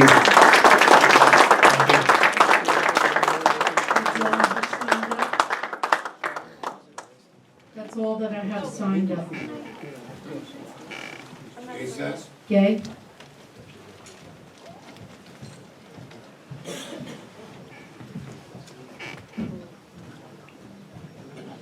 Good evening, Gay Sass, Town of Monroe. Let me start by saying that I am in favor of entering the IMA with the Town of Woodbury to handle our animal control needs. I ask the resident taxpayers and this board to consider the reason for this proposal. We're on the heels of the 2017 budget season. The proposal of a more economical and sensible way to provide what would not only be a dog shelter, but a shelter for all animals, and at a fraction of the cost seems to be a good idea. I believe the board would be remiss if in fact they neglected to consider the contracting out of these services to a friendly, capable, and nearby municipality. Saving perhaps $80,000 in addition to increasing services sounds to be a natural conclusion and in the town's best interest. Therefore, it comes as no surprise that Councilman McQuaid would be vehemently opposed to such a suggestion. It appears that Councilman Cardona McGinn and perhaps Councilman Colon are alone in being aware of their actual responsibilities as board members. First and foremost, they must be looking out for tax-paying residents. At the end of the day, the numbers have to make sense. Pros and cons must be weighed, hard decisions must be made. No one wants to dissolve a department, and I'm sure that such a decision was not arrived at lightly. The Woodbury Shelter seems to be an extremely professional and competently run shelter. The employee seems highly recommended from all who have had contact with her. It seems that in the past few years, the Monroe Dog Shelter has morphed from a simple small-town dog shelter into an ever-expense increasing machine. I believe in 2013, the budget was $58,000. In 2017, the proposed budget is $97,000. I believe the supervisor did the department no favors when he began laying the groundwork for likely future purchases in store for the taxpayers. His hints of a new vehicle, night vision goggles, a hazmat suit, and a handgun were all likely expenses coming down the pike. Councilman McQuaid's comments at the November 21st Town Board meeting speak volumes as to where his loyalties lie. Last year, just before Councilman Cardone and McGinn were to take their places on the board, I remember Councilman McQuaid fighting hard for the creation of a union for town employees. I have nothing against employees electing to have a union representation. However, I do strongly object to the flagrant promotion and fast-tracking, as was evident in this case. It was clear that he was encouraging representation for town employees when it is we, the taxpayers, he should have been fighting for. Councilman McQuaid cannot have it both ways. He must pick one. Councilman McQuaid is the self-proclaimed champion of employees, which would be admirable if not for the inconvenient fact that he is paid to be champion of the taxpayers. The councilman's outlandish response to the proposed measure was to pit employees against residents and board members. He outrageously accused 2 board members of making the decision based on ethnicity. He stated that eliminating this department was a personal affront to him. He encouraged an employee to sue the town, offering to testify on his behalf. Councilman Colon, the ball is in your court. All eyes are upon you. Are you able to make the tough decisions? And are you in fact willing to represent the taxpayers? We will soon find out. Thank you. Thank you. Anybody else?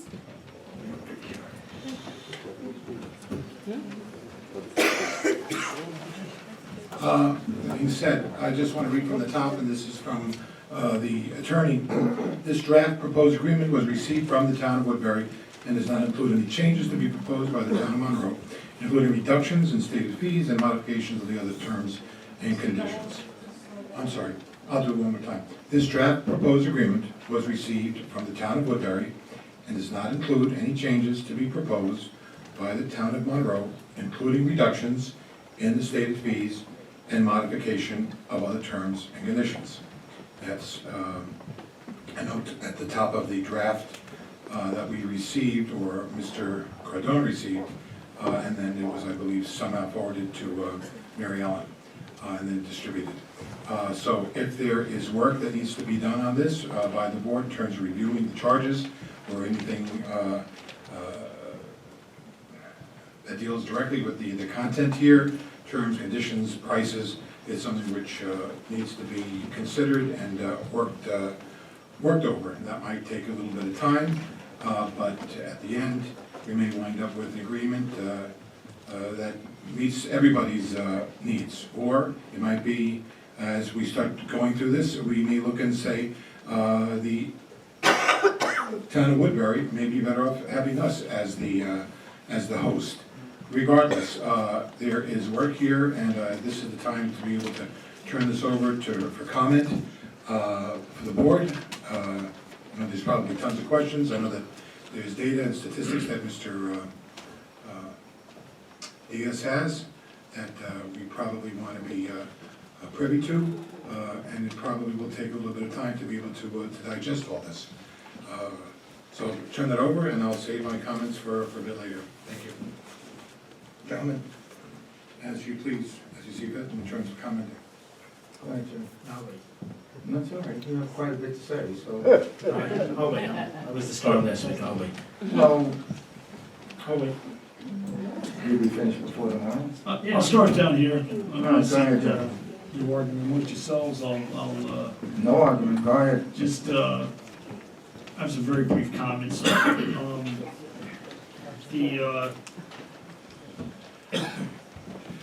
Someone that made, I remember, I forget who exactly it was, said that, you know, if the ACO from Woodbury was to get a dangerous dog, she would kill it or euthanize it or something like that. And that was kind of an outlandish statement.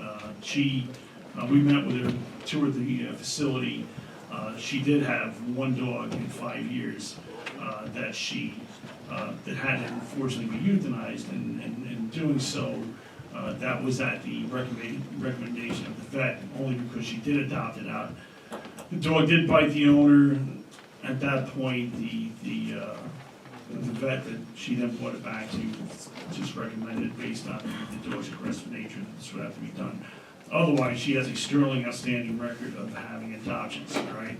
Her worst case dog that she had in that shelter was there for 6 months, and that dog was diabetic, half blind, had all sorts of other medical maladies, but she was able to adopt it out to a private person. And, it had all sorts of things. So she had that adopted out. She never had a dog there for 2 years or 3 years or whatever. And to me, that's a deal breaker in itself. You know, dogs are not meant to stay in the shelter. All right, they're meant to be with people, with families. I have dogs. I know how it goes. All right. They seem to have an excellent track record, a great track record, and an excellent reputation working with the local law enforcement agencies. They've done a great job with Cornwall. They have, their kennel space is more than adequate. They have not kept a large number of dogs on hand, mostly because most of them are either returned or quickly adopted. And that, again, is a testament to a very well-run, proficient operation. You know, the cost factor is what the cost factor is. I believe in the end, we are going to come out well ahead of where we need to be. And it's something we can always revisit during the fiscal year and decide if it's something we want to revisit down the road. And if we feel that having one person on call is what's necessary, then maybe we'll do that. But I think entering into this IMA is something that is certainly going to save us money. It's well thought out. There is no political vendetta. There is no racial, which just sickens me that someone would say that, because there is no component of that, right? And I just finally, I just can't believe that would be brought up. And please do not interrupt me while I'm speaking. You do it to me all the time. So, You do it to me all the time. I can't even hear what you're saying, but I'll disregard. I said you do it to me all the time, Mike. Well, I try not to, Jerry, but You do it please all the don't time. interrupt. You don't try hard. Please don't interrupt. You don't try hard. So anyway, basically, You don't try hard. basically, that is not the reason this is being done, and everyone knows that. And to throw this into the throw this in as some type of reason is ludicrous. I will concur with Councilman McGinn's statements. I think a couple people made comments with regard to not just having us deal with dogs, but dealing with all types of animals, which is something that if this gets approved, I would like to see in the future. But I think we have to take small steps at first and get to that point. Mr. Burke, in regard to your revenue from the dog license, I did not include that in my numbers. So thank you for acknowledging a mistake I made, which would raise the amount based on my numbers that we would save to over $24,000 more. So thank you for that point, I appreciate it. Dog licenses As for far as the revenue. communities in Revenue. Cornwall, the Cornwall Animal Shelter, I'm sorry, the Cornwall, Woodbury cost to Cornwall was between $200 and $250 per dog. Woodbury has some circumstances now which they are in the process of finalizing, and that would allow us to lower a couple of those numbers that are in the IMA from what they're stated now. Tim, did Tim leave? The gentleman from Orange County? Yes. He did, okay.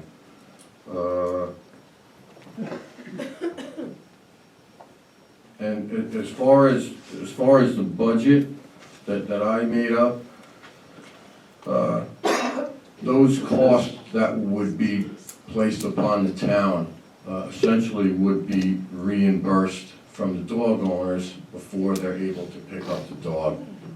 So with that being said, I'd just like to acknowledge that in my mindset sees that as a user fee. And I don't see that if you have a dog, everybody else in the town has to pay the costs associated with it. Although I do believe that if everyone does have to pay the cost, then that cost should become as minimal as possible. That's basically all I have. Yeah, I'm sorry.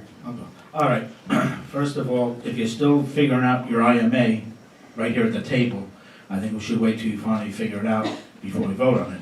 Because two things you just said right here, is you're not sure of the numbers. So if you're gonna put up an IMA, you should put it up. And as Dan Burke said, I think you misrepresented it, that money would be revenue to the town, and it is right now, instead of revenue to another town.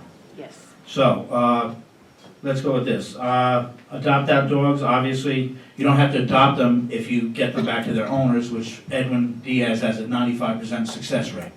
How can you argue against a 95% success rate? Obviously, he's better at it than all the other DCOs in the area. So obviously, it's a low adoption out because he gets them back to their original owners and gets fees for it. That's a success, not a failure. Do the math. A lot of fuzzy math on this IMA. Full service, not in the IMA. We're talking right here on the board about dogs, cats and raccoons or whatever. That's not in the thing, but I can see the slippery slope we're going down, where the taxpayer Monroe is gonna pay another municipality to take care of cats and other animals, and the woman who we met over there, because I went to the dog shelter, she kept bragging about a snake thing. She can get rattlesnakes. We don't have rattlesnakes over here, but if pet snakes go, she's gonna be running around looking for snakes. Was that $500 a day for that too?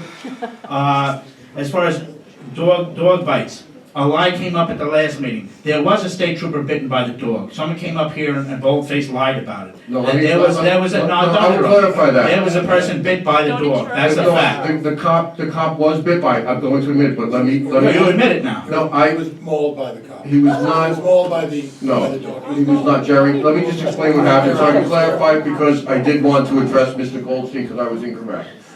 What happened was, when the dog was captured, the police officer kept feeding the dog cookies. And then when he brought the dog to the station, he asked the dog to sit, the dog did not sit, so the police officer tried to put the dog's rear end down, and the dog nipped him. He was not mauled. And the officer actually told the animal control officer in Woodbury that it was his fault. You have to go to the hospital. But he did get bit. All right, so that one is another one of these things we throw up here, and it's not true. I'm not saying purposeful, but it seems to be a habit. Okay, as for persons up here talking about love and compassion for the dogs, then I hear that people run around town every other deal is done. We're taking the dog shelter stuff off the internet already, and we got the votes, and we're not even gonna, it's a done deal. I don't understand why everyone says about no training in Jersey. If Jersey's the only place off the, I was told by the dog control officers, some of the dog stuff was taken off of it, and no one had that authority. This is just another way of getting around the rules. No training in Jersey, but if the training's in Jersey, our guys went and got the training to be better for the dogs and for the town. We go for experience and positive experience.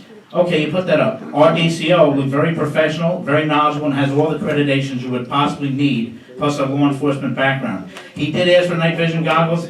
Personally, I know you say don't rescue a pit bull, but maybe the pit bull's got a different idea about that. I don't know how strong you are, but I know I'm able to wrestle a pit bull, maybe, but not if I can't see it. And you know what? If you don't get the dog first, I know, here we go. If you don't get the dog first, you might be in a situation where the dog attacks you. I know that's funny to you, but, you know, that's the way it is. As far as no extra services, no, there is extra services and it's being talked about. Ags and Markets have given our dog shelter the highest of ratings year after year with Mr. Diaz there. So why are we going to dissolve it? He already said he could cut $20,000 off the budget. He didn't want the $20,000, so it's down to $77,000. So I had some people come up to me looking at this as citizens telling me, oh, it costs $40,000, $50,000, $60,000 at least for us. So what are you going to save, 10 grand, have no local control, and have your citizens paying outrageous fees for dogs? Is this really what the board's going to vote for? Foils and all that, that has been a problem in a lot of departments. But as far as transparency, I was here at the meeting, and at 10 to 10, someone hands me something and says, oh, I think you're going to get aggravated at this. Well, you're right again, because you had worked on this for 9 months, supposedly, from what I found out. Everyone else in the towns knew it, all the other trustees in every other village knew it, except me, and Rick and Harley. This is getting to be outrageous. You were supposed to be put up here for transparency. You don't even talk to your own board. That's absurd. It wasn't 9 months. It wasn't, or 8 months. It was All right. according to the town clerk of Woodbury, you started negotiating in February of 2015. If you want, That's what she I'm said. going to ask the board, I will present the information that will support exactly what she stated. That you started contacting them in February of 2000. That was Desiree Putnam's exact Are you words. saying contacting or negotiating? You started contacting them in Okay, 2015. so I did contact them. About what? Oh, no, okay. I contacted them to see what the deal was with Cornwall. Okay. I didn't negotiate anything, looked into it. And when did you negotiate? And when did you start negotiating? After February. After February, so that was March. 8 months ago? So for 8 months you've been negotiating? Can the 7 board move months? it on, You've please? been negotiating? How long have you been privately negotiating with the town of Woodbury? I haven't been privately Well, negotiating. no one knew about it except you. Well, Mr. Cardone did, sorry, Mr. McGinn perhaps knew, Mr. McQuaid didn't know, and Mr. Can we get on to our comments? This isn't an inquisition of. No, he interrupted Right? Mr. If you wanna, McQuaid. if you He wanna. interrupted Mr. McQuaid, Well, Mr. so- McQuaid, why don't you continue? We'll Okay, continue. all right, dogs at risk because, as Dan Burke said, address those they're issues. not a big enough dog shelter. I was over there, it's much smaller than our dog shelter. And as far as, one person having a lot of training, everyone keeps saying off the Orange County Civil Service list, that's not true. It's not off the Orange County Civil Service list, that's another, little bait and switch. There is no competitive list for Orange County for that position. The person is gonna be hired on January 1st full-time off our dime, and then shortly thereafter, 2 more part-timers. So we'll be paying for that, you watch. So we're gonna transfer our money for paying our employees here to paying for their employees there, because as Mr. Diaz says, people know we have a decent amount of money in the cap. And as far as someone coming up here and saying it's above the tax cap, 3 out of 4 councilmen voted to go above the tax cap last week, it wasn't me. So, as far as above the tax cap, and as far as me saying, people have a target on your back because they're friends of Harley or his babysitter or hired by him, that's a fact. You can go through the numbers and the people, you watch what's happening, you understand that. So, I stick by what I say, I don't change it every 5 minutes, because someone's nasty to me. As far as transparency, where's the transparency on this whole issue? Are we gonna rush this through? You tried to rush this through at the last meeting with 10 minutes notice to look at an IMA. I've never heard, I like to go to all the municipalities in the state of New York and tell me where you get 10 minutes to look at an IMA and then you gotta vote on it. It's absurd. I thought this was gonna be the transparency government. I guess not. All right, violation of open meetings law. There was at least 2 violations of open meetings law, and I don't even think that we can actually vote on something now because we could get charged with violating open meetings law and this whole thing will be thrown out. So I think that we gotta realize that the open meetings law is there not just when it's against Harley, but it's against anyone who violates it. And you know what? Let's look at that. Many costs were not included in this thing. As the DCO said, his estimation is it could cost anywhere from $90,000 to $100,000 or more to go to Woodbury.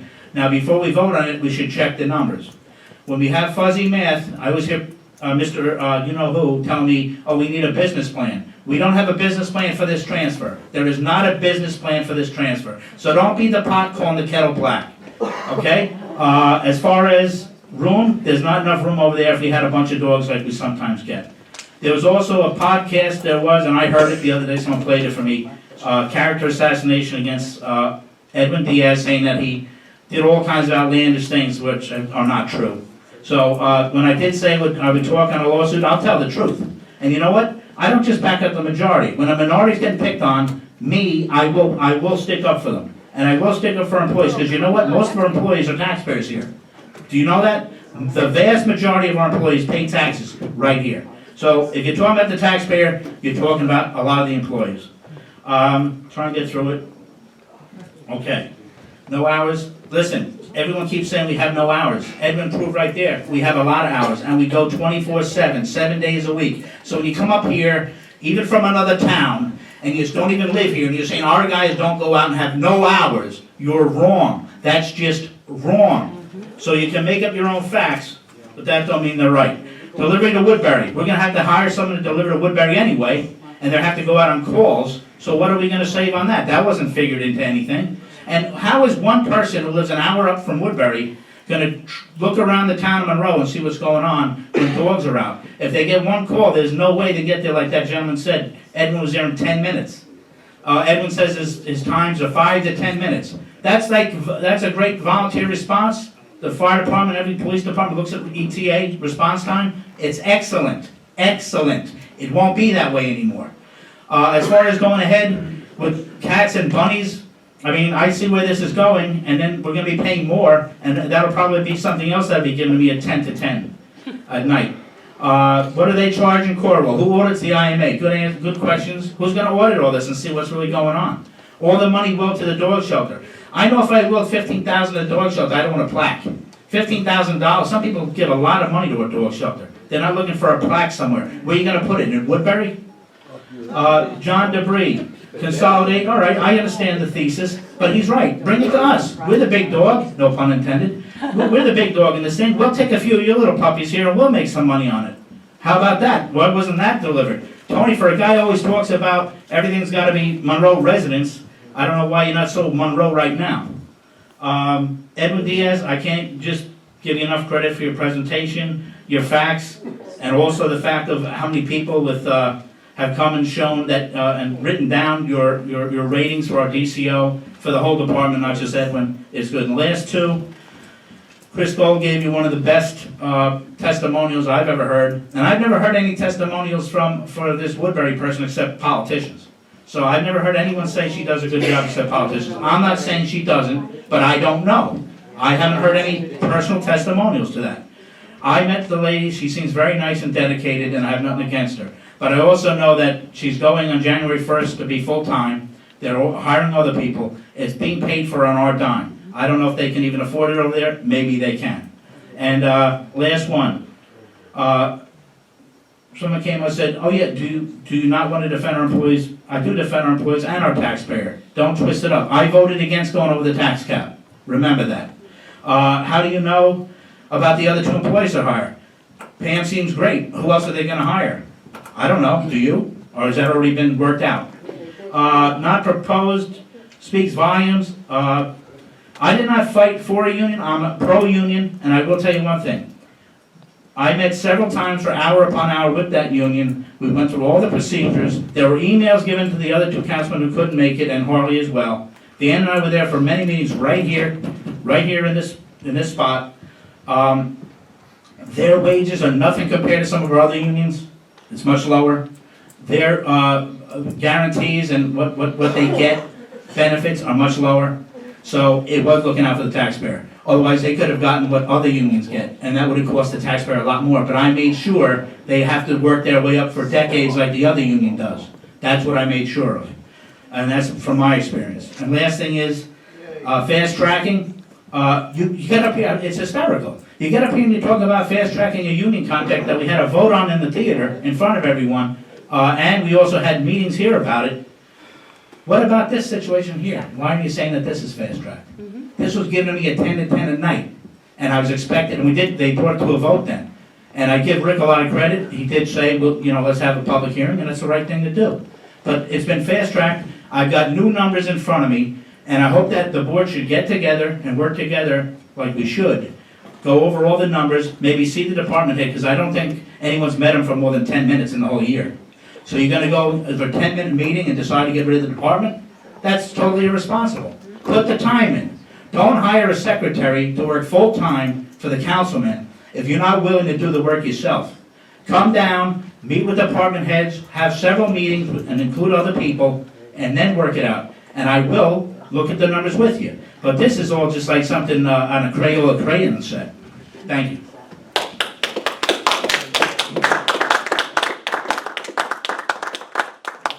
I got a number of questions, first off. Mr. Cardone, if we sign this agreement and we go through with this agreement and it doesn't work out, can we get out of the agreement?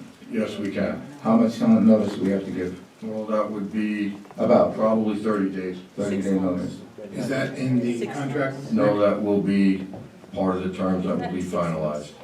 The amounts that are given here as far as going out, now I met with the young lady Pam. I went there and I had a very good meeting with her for a couple hours. We talked about a lot of different things. She does get a lot of volunteers to work and do a lot of different ancillary jobs. The fees that they're charging us, would that be passed along directly to the dog owner? Because I do have some concerns about the amounts. The fees would be passed along to the dog owner based on the town of Monroe's Response? decision. So if the town of Monroe elects to charge the dog owner 50% of the fees, that's up to us. Okay. But we have room for negotiation further on those fees before it's finalized? Absolutely. Okay. Those fees that are in that agreement are the top tier? Top tier. Now, I was told, she told me that if she has to go out for the dog, that would be the pickup. If she doesn't, and if we retain a part-time person, they go out and bring it over, Then we would not have those fees. Okay. The fees that you based it on, what you projected would come out to roughly to the proposed budget of a savings of approximately $77,000? Yes, and that's excluding the fact that we're taking in $24,000 in licensing fees. So the town would retain the licensing fee? Yes. Okay. Next question. I'm sorry, go ahead. I just want to remind you, the DCO sitting right there disputed that as direct as anyone could. He said that's not true, just so you know. Just so everybody's clear, the licensing Goes is through- done by the town clerk. That has nothing to do with the dog shelter. Thank you. I was gonna make that, but thank you very much. Next question. It's a well-maintained dog shelter. It is on the small side. I had misgivings about that at first, but we will be retaining a part-time person here. Is that correct? That's a possibility. Okay. And I'm not talking immediately, I'm talking in the future. Not that we would retain them, we would look, and Mr. McGinn would, I'll ask him to comment on that. Yes, could you please, Mr. McKinn? What we'll do is look and see how this cost analysis is running as far as the transports. And if it looks like that is costing us a lot of money, and then at that point, I think it would be, we'll evaluate and say, all right, well, maybe we need to bring back another person to do the call out, to do the transports. And that would be probably the prudent way to go about it. Listen, it looks like, we can save money doing that, then we can bring the person back for call outs. I spoke to Pam. I was most impressed with the way she handled it and the animals. I was most impressed with the fact that she didn't have a dog there, what, more than 3 weeks? I think she said something like that. Yeah, the only dog that was there for a long time was, I believe, the one that got euthanized. Right, but she had told me that was because the dog had a number of issues. Yeah, and it actually had FIV, which, from what I understand, is AIDS in a dog. No, it's ridiculous. Well, I think in Middletown, Edmund said they had dogs there 5-7 years, so they wouldn't have to euthanize them. So we have one 3 years. Well, I don't wanna have a golden kennel club that's gonna retire there. SPCA could be notified and dogs can be shipped out eventually. You know, I think we have to look and get. You know what, Rick, let me just clarify that. I'm sorry, the FIV was in a cat that was there for quite a long time. Right. But, I mean, I don't wanna have these golden fleece pooch over there for like 5-10 years and still bouncing around because it's, good security, you know, job security. I wanna get the animals adopted out. I mean, Mr. Burke, you worked very hard on getting the animals adopted out and, because we had dogs at one time that were there for a very long time, so, I mean, I'm not looking forward to having, you know, like I said, the golden pooch that's gonna hang out there for 10 years. Pam said that she has those animals that are usually adopted out in less than a month. Unless they're unadoptable, like the one dog was. Because Just they're like our healthy. dogs, we have Because one they're for healthy. years. Maybe it's unadoptable, we'll have to find out, but you can't say that she hasn't euthanized a dog when she has. In 5 years. Well, right, I'm not saying she's doing it willy-nilly, you never accused her of that. But But we're also looking at an IMA that isn't complete. You know, a lot of these terms have not even been written out in the IMA. So you gotta look at it. Also, I don't think anyone spoke into the DCO for more than 15 minutes in a year, when this 8 or 9 month thing was going on. So why don't we have a meeting, maybe you could too, Rick, meet with the DCO and see his numbers. He's saying that it'll cost $90,000 to $105,000 to do this. Mr. Cardone says the exact opposite. Maybe it's somewhere in the middle. I've had people in the town come up to me who read this thing and know numbers rather well, say it's somewhere in the middle. We might save 15 grand, 10 grand, and for that, you're giving up the ability to run your dog shelter and service your people. Plus, what about the liability? If this lady takes an hour and a half to get here, and there's a loose dog, a large animal, what's our liability if the dog bites someone? Just like with a snowstorm, if our guys don't get out on the road in time, then you have liability, right? It's gonna be And the that's a same. problem. Same liabilities if we would be. Really? The same The citizen might have a different opinion to that. The dog can bite somebody in 2 minutes and much less than an hour, so. Right, but it's worse if the longer they're on the street. the Well, worse it is. that's gonna be the liability of the owner. Jerry, let me just clarify. When I sat down with Mr. Diaz for, it was a little under an hour. It was between 50 and 55 minutes. We talked about the 2016 numbers. And his projections were that the 2017 numbers would drop considerably because of the awareness that his department has created within the town of Monroe. So just the basic call-outs in 2015 were 121. In 2016, at present, they're 81. I don't understand where his projection, and if we're allowed to ask him questions, I'd be happy to do that, where the projection goes into 2017 as doubling. Well, part of the problem is if he's not out dealing with the people and educating, if we would give him the ability to enumerate like Pam has over in Woodbury. Here's the difference too that we all don't want to look at. Even Mary Ellen said the other year, enumeration is what you do. Now, for some reason, the public's against anyone named Edwin Diaz knocking on someone's door because they're going to look at him as something. Now, the fact of the matter is, no, that's what was said here. That was said here. In fact, someone said, I think someone, maybe on his board even said that the dog would get out, you'd let the dog get him or something like that. That's what I've been told. Now, here's the fact. If you don't enumerate and you don't educate, and you don't go around in the town, then the numbers are going to shoot up because people aren't aware of what's going on. The person over in Woodbury does 2 hours a day. This is Pam's words herself. 2 hours a day. See how simple that is? Times 5. 10 hours a week, every week of the year, on enumeration, door to door, and she's only part-time now. We're paying for the full-time man, plus maybe benefits. So we're going to pay for that. Now, she goes around 2 hours a day, 10 hours a week, 40 hours a month enumerating. Every quarter, she does a quarter of the town, blah, blah, blah, quadrants. We have a big problem with our guy or any of our people, maybe you don't like Edwin, maybe one of the other guys, going around and doing what the Ags and Market state law is, because Monroe, it wasn't on the blog that day, you can't do it, and go out and find out who has what dogs and this and that. If they did even that, that would make the calls go even lower, because people would know, and people would license their dogs and be even more aware.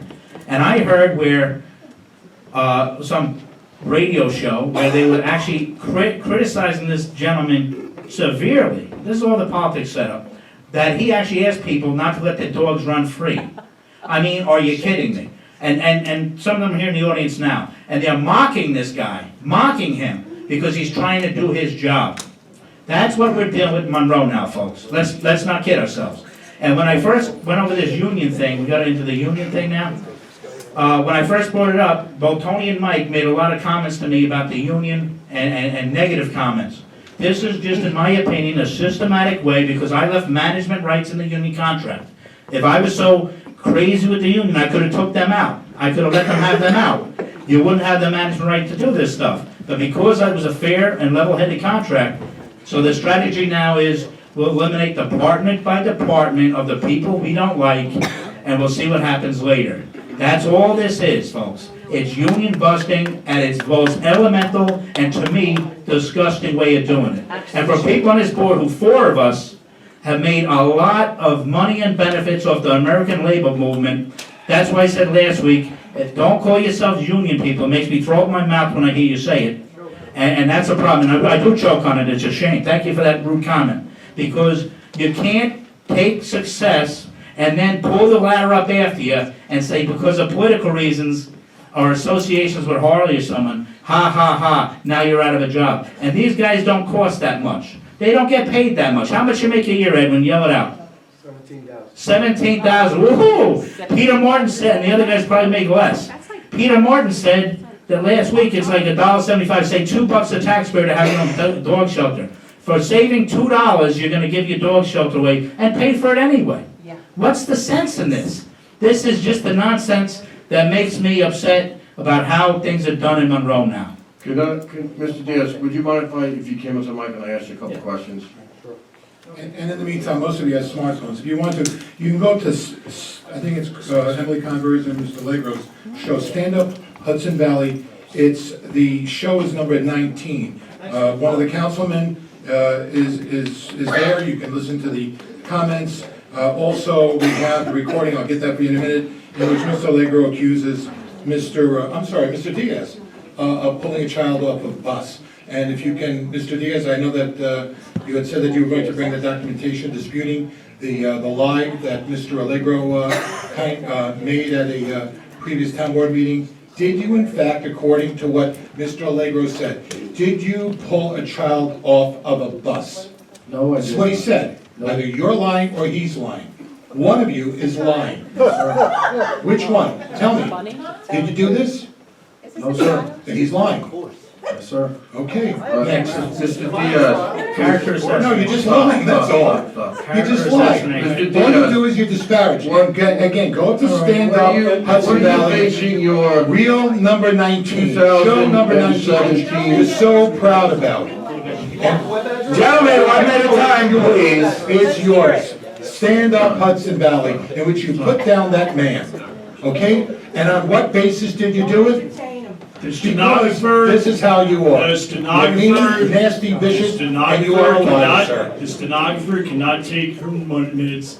Mr. Cardone asked him to come up here, Mr. Diaz, to ask him a couple of questions regarding the numbers. Let him ask him the questions.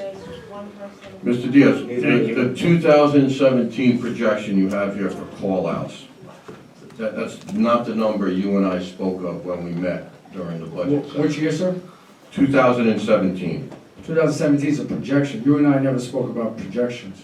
Yes, we did. We spoke about... Projections? Yes. Sir, I just did this the other day. Okay. You and I never spoke about projections. All right. You'll be a liar like you did to Peter Martin. We'll agree to disagree on that then. So what are you basing those projections on? If you abolish the department and it's outsourced to the IMA, what do you think is gonna happen? I mean, we're on video, there's news, it's gonna be out there, social media, what do you think is gonna happen? Obviously, the numbers are gonna go up because we're not here anymore. But why would the numbers go up? Why would the numbers go up? That's my perception, sir, why the numbers go up, because I won't be here, and my guys won't be here either. Okay, so... And educate. And for you both to phantom the thought, oh, you're gonna bring one of us back? We're not gonna come back. Not after you embarrass us, you know? All right, Good point, Mike, good point. Mr. Diaz, We're not- Mr. Diaz, we're not here to neither one of us are embarrass you. Good embarrassed, point, excellent. right? No, Please let me speak. Mr. Diaz, neither one of us ever embarrassed you. Oh, All right, we've called you up here, don't interrupt me. I'll We've interrupt Called you you. up here, just ask us some questions. No. We respectfully You be listen quiet. to, respectfully You be listen quiet. to what you have to say. Shut up for once. Nobody embarrassed you, all right? Really? You were Sir, treated nothing with respect. My Councilman, This whole McGinn, process you've been is an embarrassing me embarrassment since to him. December. When you won the election, you made fun of me. You said those police academy cops, it's like, they're not real cops. excuse me, can I ask you to remove her from the meeting? I will sign the complaint, please. Oh, Excuse me, remove me, Mr. yes. Mr. I'm a Nugent, correct me dangerous if I'm criminal. wrong. Only the supervisor.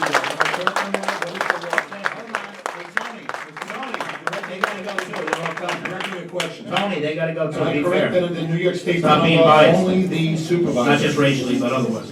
If he's present, can Anal make Cream that. has his phone out? How interesting. Mr. Nugent?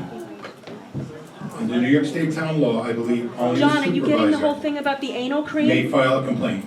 I can't hear you, somebody's Oh, speaking this in is the audience. disgusting. What anal? I'm disgusting. He's the one who said it. He What made a kind of video are videotape. you talking about? This is embarrassing. Will you just? You're talking about the, I have that video if you want to listen to it. Oh, I'd love to listen to Mr. Allegro and his anal cream. That's Mr. Allegro's video, yes. Okay, back to the matter at hand, please. No, but there was a question before Mr. Nugent. Mr. Nugent, as a point of law, is New York State law direct only the supervisor, if he's present at a town board meeting, to be able to formalize a complaint against an individual? New York State town law, is it? And if so, can you please cite that passage in the law? It's not so much a law, it's, you guys are governed generally by Robert's rules, so if No, you're we're the not. person in charge of the We are not meeting- governed by Robert's rules. Where does it say that we are governed by Robert's rules, sir? Where in New York State law says that we are governed? Where? Could you please give us the site? We passed a Where- can resolution you please during give the us the reorganization site meeting where in we are governed by January Robert's that we rules? would abide by. Which Robert's rules? Mr. Nugent, you are an attorney. How many variations of Robert's rules are there? Are there more than one? Is there more than one variation of Robert's rules? Sir? You know, which question do you want to answer? You just Okay. asked me like 7 questions, so. Okay, the let's question go one at a is time. there more than one variation of Robert's rules, or is there just one? There would be different editions. Okay, so we didn't pass, am I correct? Did we pass a motion indicating which variation of Robert's rules we were going to abide by? Did we? No. No, okay. All right, I'm gonna help you along with some of these answers. Now, sir, where in the law does it allow, okay, someone other than the town supervisor to be able to swear out a complaint about an individual if that supervisor is present?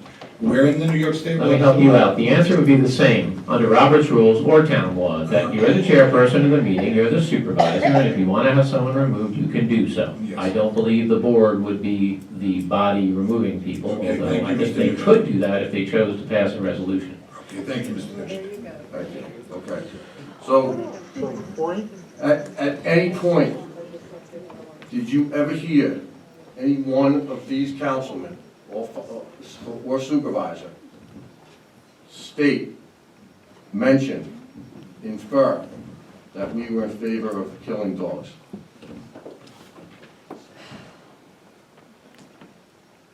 No, not here, not the councilman here, no, sir. You never heard that?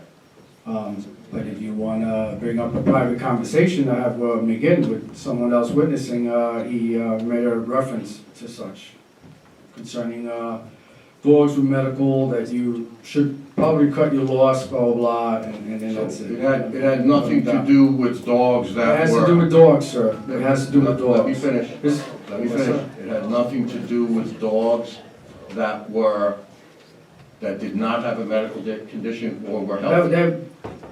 That wasn't a medical condition? No, sir. Okay. So then let me ask you this. Well, which question was it, the first or the second? The first one was, did he ask anyone talk about killing dogs? When you make an IMA with a dog shelter that has euthanization, That's not you're what in favor I'm of talking it. about. Don't interrupt me, Jerry. Now tell me what to do, Tom. You sent an email to over 20 dog shelters. Yes, sir. In the Hudson Valley. And your first line states, please assist us adopting out the following 4 dogs before one of our councilmen orders them to sleep. Okay? We're not talking about bed there. That's euthanasia. What about it? What about it? Okay?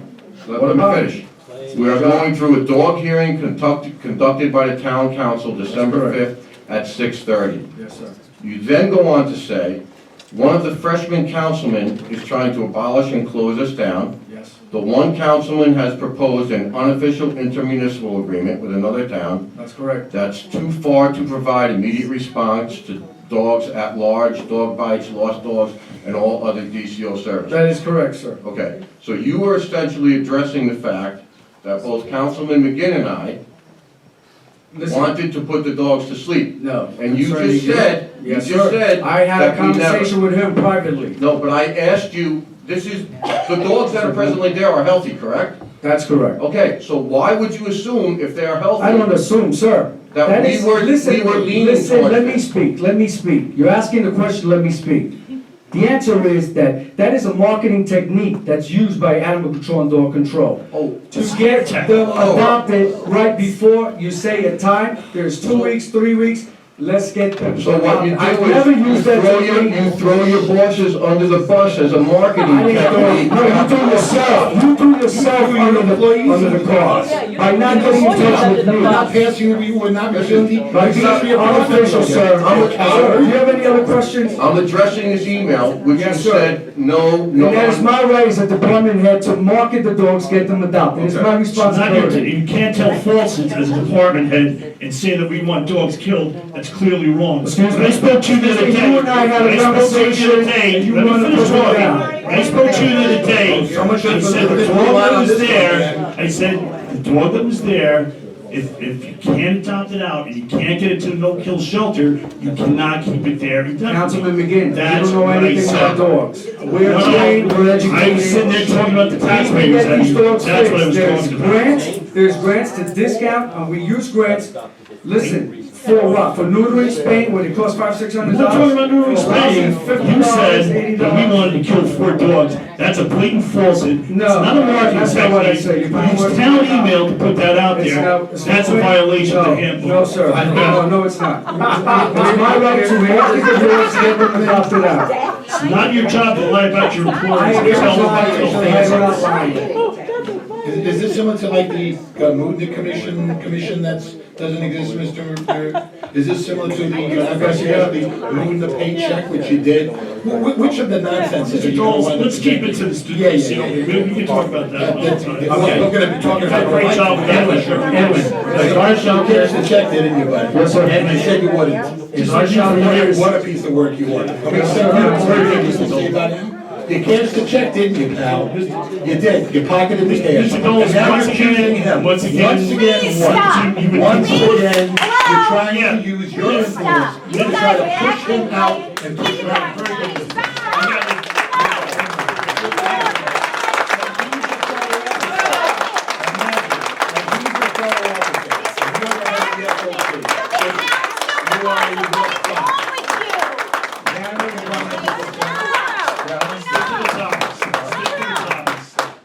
Well, we're gonna follow the same rules, Why don't Tony, you threaten that to about put 6 her out? people, 8 people should be thrown out too. Yeah. But they were using May I make a suggestion? No, she's going to stop Gentlemen, jumping up may I and say screaming. something? And that's fine. May I say something? Oh, gentlemen? right, jumping up screaming is encouraging You you. see- You're so right, girlfriend. Excuse me, please. You encourage her. Excuse me, folks. Here's the issue. Councilman, we have to have respect for each other, or else no one will have respect for us. Let's try to keep this on track.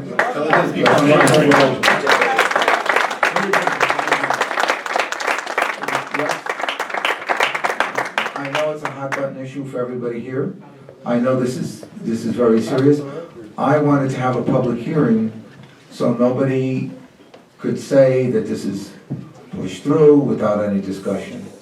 The only thing that's going to the dogs right now is the conversation.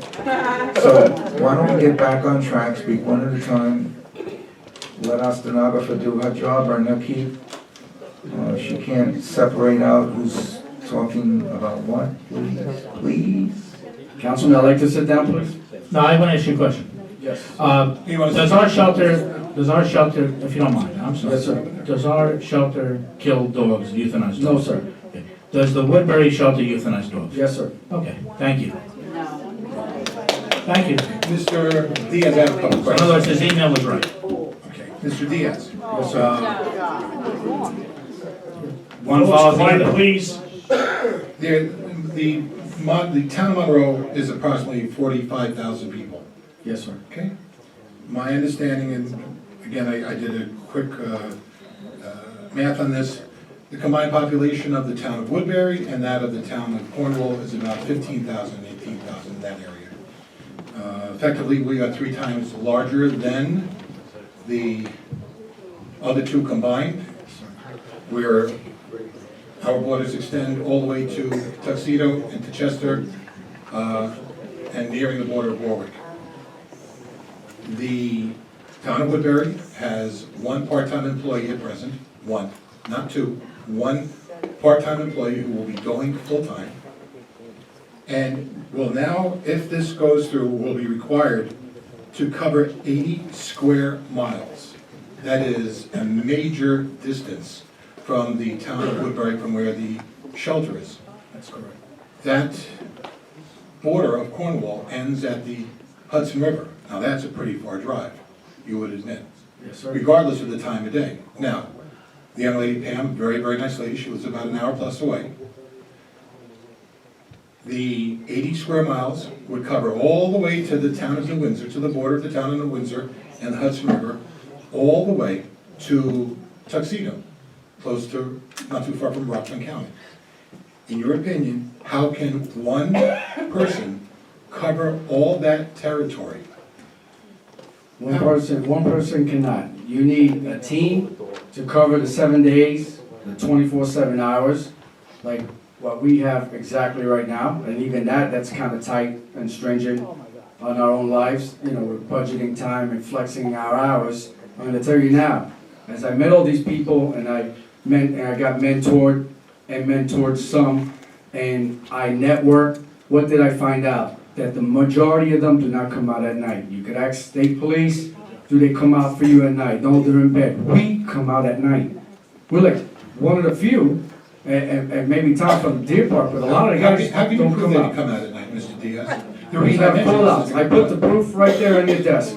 We do BAS, we enter it, we have software, we have stats, and listen, we pretty much document everything, and we come out. We come out, when they call, we come out. It's as simple as To the that. best of your knowledge, do you or any of the board members have the stats in terms of the evening call-outs of the town of Woodbury? Do you have that information? No, sir. I don't have that information, I wonder if any of the I don't town have board members have that. Now, when you take 80 square miles, Yes, and sir. I could be off, a mile here, a mile there, 80 square miles, you have one person right now working part-time, one person who is not, by the way, civil service, didn't take a civil service exam because it's non-competitive. That's correct. That's the civil service designation, non-competitive. Yes, sir. There is, and I guess we can go through this, and this could be lengthy, so if you want to, we can take some time perhaps later on and answer some of these questions. Yes, sir. 80 square miles, I'm just trying to imagine, if somebody is over at 2 o'clock in the morning, over in Cornwall, in the winter, how on earth is that person going to go from the Hudson River all the way over to the border of Tuxedo? Who's usually the person that would be called at that point? State police. That's correct. The last time the state police officer was mauled, and I remember that they were mauled because I was there.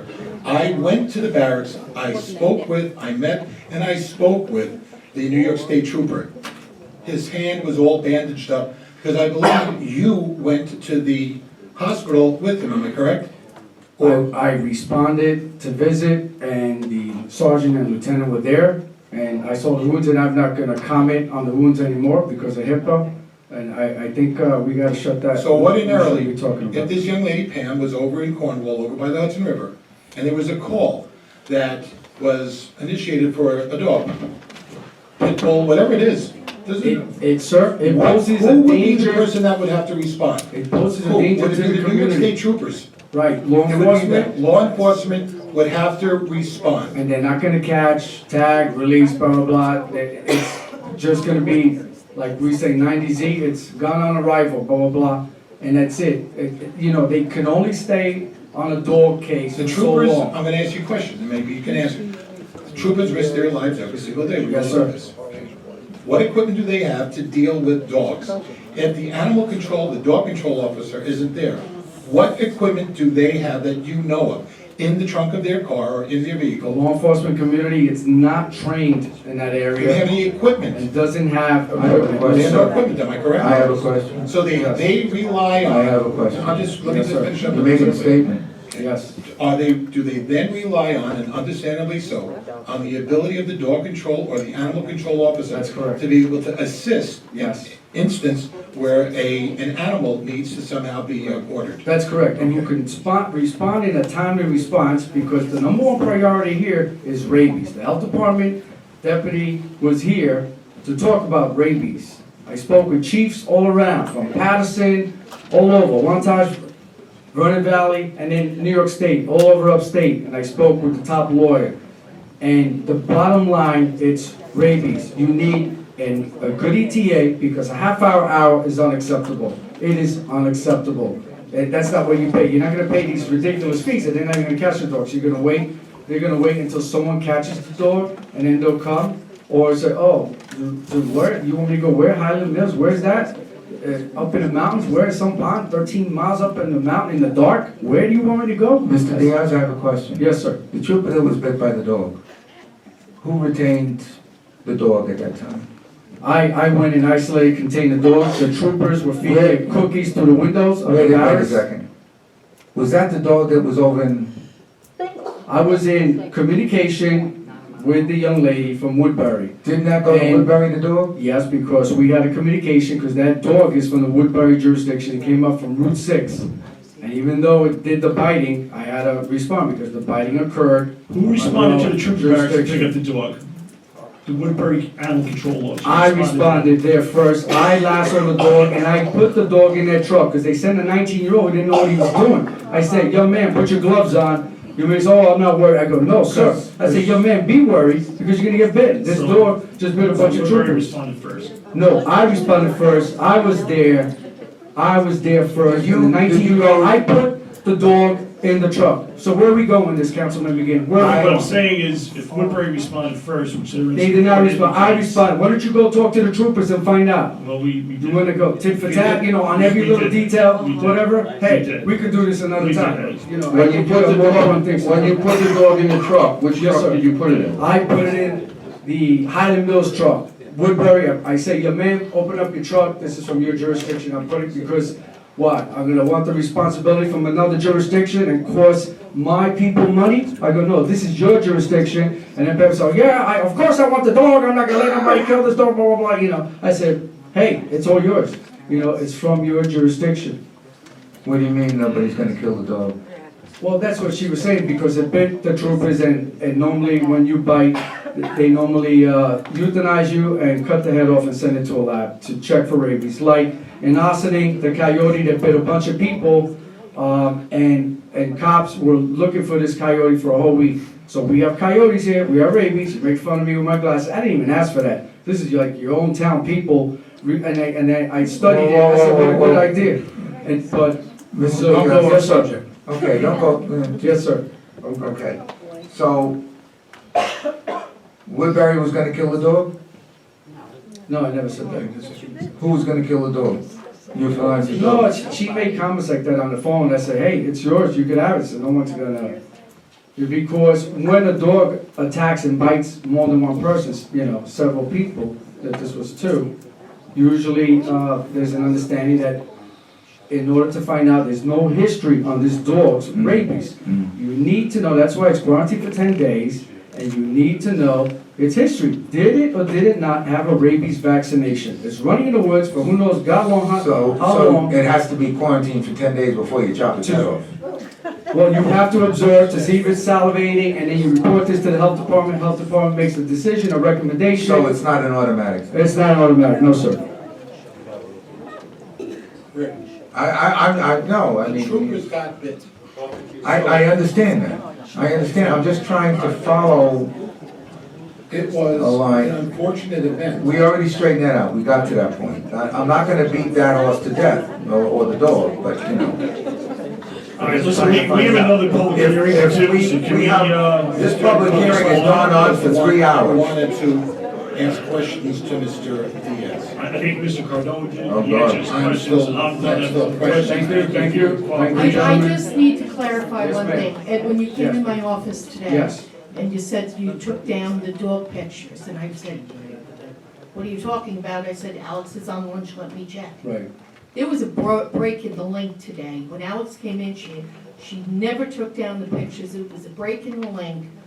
But right away, we were accused of taking them down. Just wanted the public to know that the pictures were not taken down for any reason. There was a break in the link. Okay? Thank So you. we need to clarify. Thank you for clarifying. So, Rick, you have any more questions? Well, okay, so there's gonna be, in this IMA agreement, there's gonna be further adjustments in the charges, correct?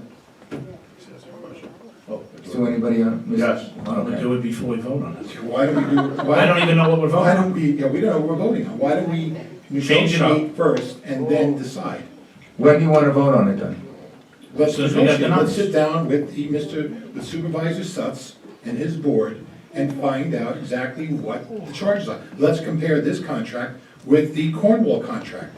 That's reasonable. We have no idea what We Cornwall have no idea what is. they're paying, and we need to see what the response is. I was told that they don't have an agreement with Cornwall. Then how can they They be do have- providing services? Mr. Cardone, they have an agreement with As Cornwall. far as I know, they had an agreement with Cornwall. I don't know if it presently exists. So we don't even know what ballpark we're in. No, $200 to $250 was Cornwall's price, For what? But why are they charging For us what? more? because they had some adjustments, hiring new people, and they apparently lost money at that price. And they proved that to you how? Did they just tell you they lost money, you believe them right off the bat? Jerry, you know what? Unfortunately, in my life, I've grown to trust people and what they say, unlike Really? what you say. So Unless it's Edwin Diaz, anyhow. Or the town control. I do trust what was said.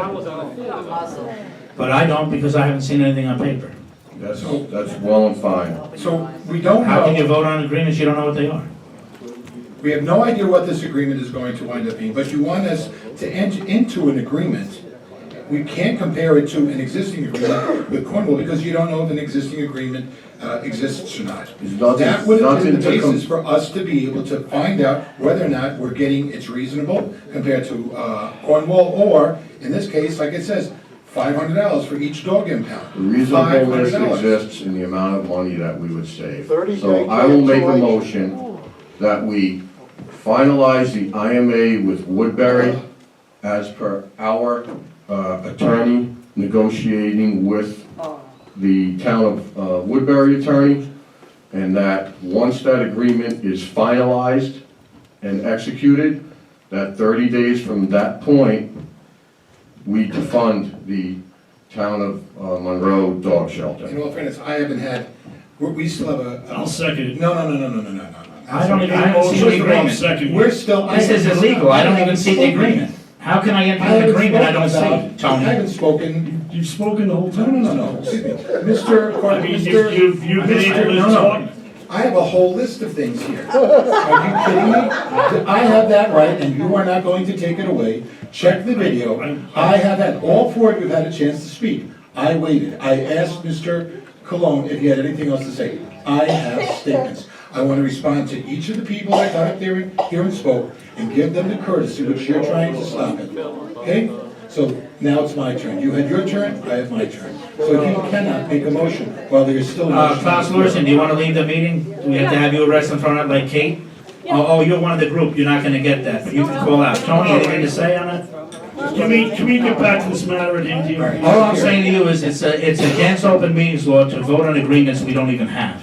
I don't have anything written down about the actual prices. Now you're saying the prices will be different if they agree to it and we don't agree to pay it. Then you're saying this might happen in the agreement and that might be put in. You don't even have an agreement in front of us to vote on. If you put an actual agreement in front of me and let me read it for more than 10 minutes, I'll vote on it one way or the other. If you would Otherwise, I read your can't. email, there was There's no agreement in front of We me. have the agreement. There's no agreement. You changed the terms at the table.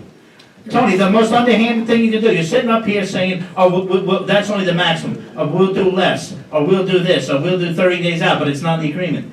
If you put an agreement in front of me and be fair about it, we'll vote on an agreement. Till then, this is, to me, as everyone used to say about the movie theater, this is illegal. All right, listen, Mr. Doles, go ahead. Again, Make your I'm comments. going to go back and, Can't vote on it. in terms of trying to make a motion and having the attorney negotiate the prices, of which that is our responsibility, that's unheard of.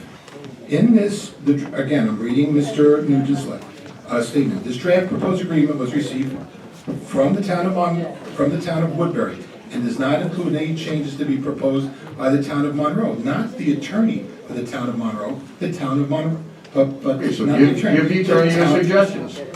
We don't have suggestions. We need to be able to sit down with the supervisor and discuss this. This is a big undertaking. Is it the right undertaking? Maybe they will look and they'll say, listen, you know what? We haven't visited your shelter. Maybe your shelter is better than our shelter. Now, why did Cornwall stop having their contract with Woodbury? What were their deficiencies? What are the issues that were raised which precipitated the termination of the contract with Woodbury? Why? Is it something that we should look at as well? That's a legitimate question. Now, in terms of some of the concerns from the public, first I want to thank, there's a Roland Davila, and he's probably one of the best examples, and I want to thank the young officer, Mr. Gold, who kind of illustrated perfectly exactly the kind of work that they do. A couple of weeks ago, Mr. Davila, the DCO, we had a town board meeting over at the Town of Monroe Art and Civic Center, and it was about 11 o'clock at night. I was driving by the Village of Monroe Police Department, and Mr. Davila is here, he can explain it, and he was there with a dog. I was asking what he was doing so late at night. He was in his car. He had been called out, no pay, by the way, he did this for free, no pay, completely on his own to be able to secure a dog, because he received a phone call from the Village of Monroe Police Department. Mr. Davila, is that correct? You're back there. That is correct, basically? Said yes. Yes.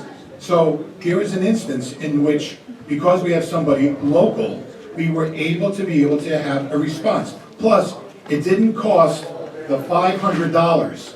Didn't cost the $500 which the town of Woodbury would wind up charging.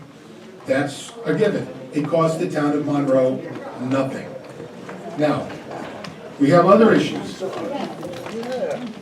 regarding the comparison between the amount of dogs that are kept, and it seems to have been very impressive that the town of Woodbury only has one dog, and that's something to look forward to and say, wow, what a goal. However, town of Warwick, which probably is one of the premier animal shelters in New York State, has literally tens and tens of dogs and a huge amount of cats. They do an outstanding job. They do volume, but they do an outstanding job with volume. I don't know what their budget is, I don't know what their staffing is, but I do know, and Iris is here, because I adopted my animals from the shelter that she works in. They did an outstanding job. So the sheer fact that there is only one dog in the town of Woodbury means very little, because the town of Warwick does probably the most outstanding job of everyone, in my opinion, from what I can gather, because we've adopted our animals there, and they have an operation many, many times the size, and cages quite larger than the cages I think even here, and especially over the town of Woodbury. We have, Kate Triano had indicated, how could the two mayors be on board and know exactly what was going on? They had signed on to this deal. How could they have signed on to the deal when the three town board members that are sitting here right now knew nothing of the deal? Why were they privy to information that dealt directly with the operation, the financial responsibilities of the Town of Monroe Board? Why did they know? Why did Mayor Welly know? Why did Mayor Welly know? Why did Mayor Purcell know the details about this contract, and yet the three of us, we knew nothing about? We never received any emails. We don't know who drafted the law, who paid for drafting, when was it drafted, and when was it received. We know nothing about this. It wasn't authorized to be drafted. So we looked at Roy Calmus. Most of the towns and villages have humane societies. Well, the town of Monroe doesn't. We haven't had one, and that's been the story for many, many years. There have been reasons why. I believe there was a humane society here many years ago, and it didn't work out. I have never thought that it was a bad idea. I believe I spoke with Iris about this a year or 2 years ago. I would be all for being able to expand the facility, especially since that facility right behind us is 2 times, 3 times larger than the town of Woodbury facility, which is an animal shelter. I think, and I agree, that the issue of feral cats is something which the town of Monroe should wind up adopting. We should wind up funding. We should wind up expanding. And the volunteers like Iris can wind up doing that kind of work, because that's a very special kind of a relationship between dealing with feral cat problems and trying to humanely deal with the problem. So if the town of Monroe wanted to now increase the services to include and make it an animal shelter, I think that's reasonable. Would it cost more money? Yeah, it would cost more money. But again, look at our tax base.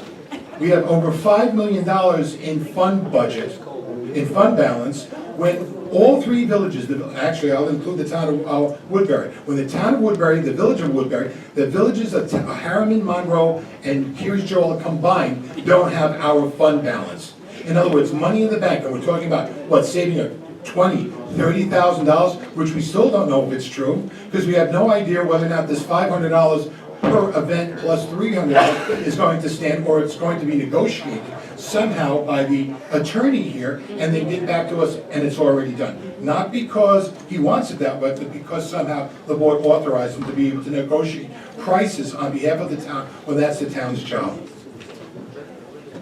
I want to thank Mr. Calmus to bring out the issue of adoptions. We don't have as many adoptions because we have a lot of redemptions, and that's a plus. Redeeming is the name of the game, because the adoptions is a much longer process. So we want to redeem, or we want to have them adopted. In the case of Mr. Diaz, I think it would be fair and reasonable for us to be able to compare exactly what the town of Woodbury, the town of Cornwall, and what we have in terms of adoptions versus redemptions. But we have to also remember, our population is much greater than them. Also, why do we get a lot of pit bulls? Now, I know in the past, over the years, it has been understood that all different areas receive different kinds of dogs. Some areas get Great Pyrenees, and you wonder, how on earth can Great Pyrenees be a dog which would be given up? It happens all the time, depending on where you live. We seem to be, I'll use the term, a lot of pit bulls seem to be deposited by people from outside of the area here in Monroe. Woodbury doesn't have that problem. She even said, we handle a lot of small dogs. It's not a good thing or a bad thing, but it is the thing. And because of the type of dogs that you handle, part of the responsibility for us is to make sure that a dog with the jaw pressure to be able to snap bones, that you are somewhat protected, so that you're not dealing there and you're not going to be the dog whisperer trying to figure out how to wind up speaking down the dog, but you're going to make sure that the public is first made safe, second, you're made safe, and then third, obviously, the dog is made safe. That should be the order.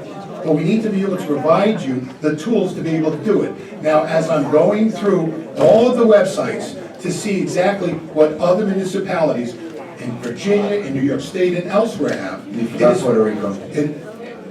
You know, and if you want, we'll do that too. It is painfully obvious that not only is the town of Monroe, but other municipalities in New York State, and in particular Orange County, do not have the type of facilities that are required under agriculture and markets law. They do not, bear with me, Rick, because I'm trying to answer the questions. No, I don't think you're answering the question. I think it's more of a filibuster, but. You think it's a filibuster? Well, I know you can go. I mean, you can do all this in one breath, but I can't. Then we're going to go to Mr. Andresi. Mr. Andresi had said, we have a question about the jurisdiction. If the dog is fine. What I would like to do. But Rick, wait. If we pick up the dog, who has jurisdiction over the dog in terms of enforcement? if the dog is picked up here, does it go to the town of Monroe Court? Does it go to the village of Monroe Court? Does it go to the town of Woodbury Court? Who does it go to? The dog is going to And court. who- Ask the dog. Obviously, The dog doesn't go to court. Okay, then we'll do it this way, Rick. The owners of the dog will issue the citation, the summons. If it's issued from here, Right. you go here. If the dog isn't licensed, it has to get licensed But by again, Mary Ellen. this is a legal question. So, what I Mr. propose is this. Mr. I'll make a proposal. I wanted to slow things down so we could have a public hearing and get the public at large to voice their opinion. I wanted to give Mr. Diaz a chance to voice his opinion. I wanted the town board members to voice their opinion. I haven't. Who has? I haven't, again, I'm trying to. You've been going for 20 minutes, that's a big. Rick, but I made notations about comments that during the public hearing, I believe that I have a right and a duty to be able to ask questions. But you wanted to do. But I'll finish and then you can Yeah. finish with, Okay. I want to put a little proposal on it. Okay, here's my proposal. Here's what I'm proposing. Because we got something that's very important. We want to try an intermunicipal agreement. That agreement is going to take the dog shelter. Not cats, not snakes, dogs. We have prices that Mr. Cardone said that can be negotiated down. So I will say this. If we vote on the intermunicipal proposal as is, and it is further negotiated down, we will then re-vote on that to accept that finalization of the municipal agreement contingent on 1 year to see if this intermunicipal program is cost-effective for the town and can effectuate how we handle the dogs. No, It's a 1-year program. Excellent. no. That proposal I am putting to the board members. Are you making a motion? Make it on. I still have the floor. I was waiting The floor to him. No, so that he can make a comment, not to give up my right to be able to continue my comments. All right, well, I'll tell you what, Mr. Doles. Yes, sir. I will let you continue as you wish, and when you finish, I will make that proposal. Okay? I will make that proposal that we vote on it as is, and then if it's negotiated, we make that second vote to accept it for a period of 1 year Rick, to see that. who's going to negotiate this? Is it the town board, or is it an attorney? Who really, I think it's it's reasonable that the town board, as all 5 of us?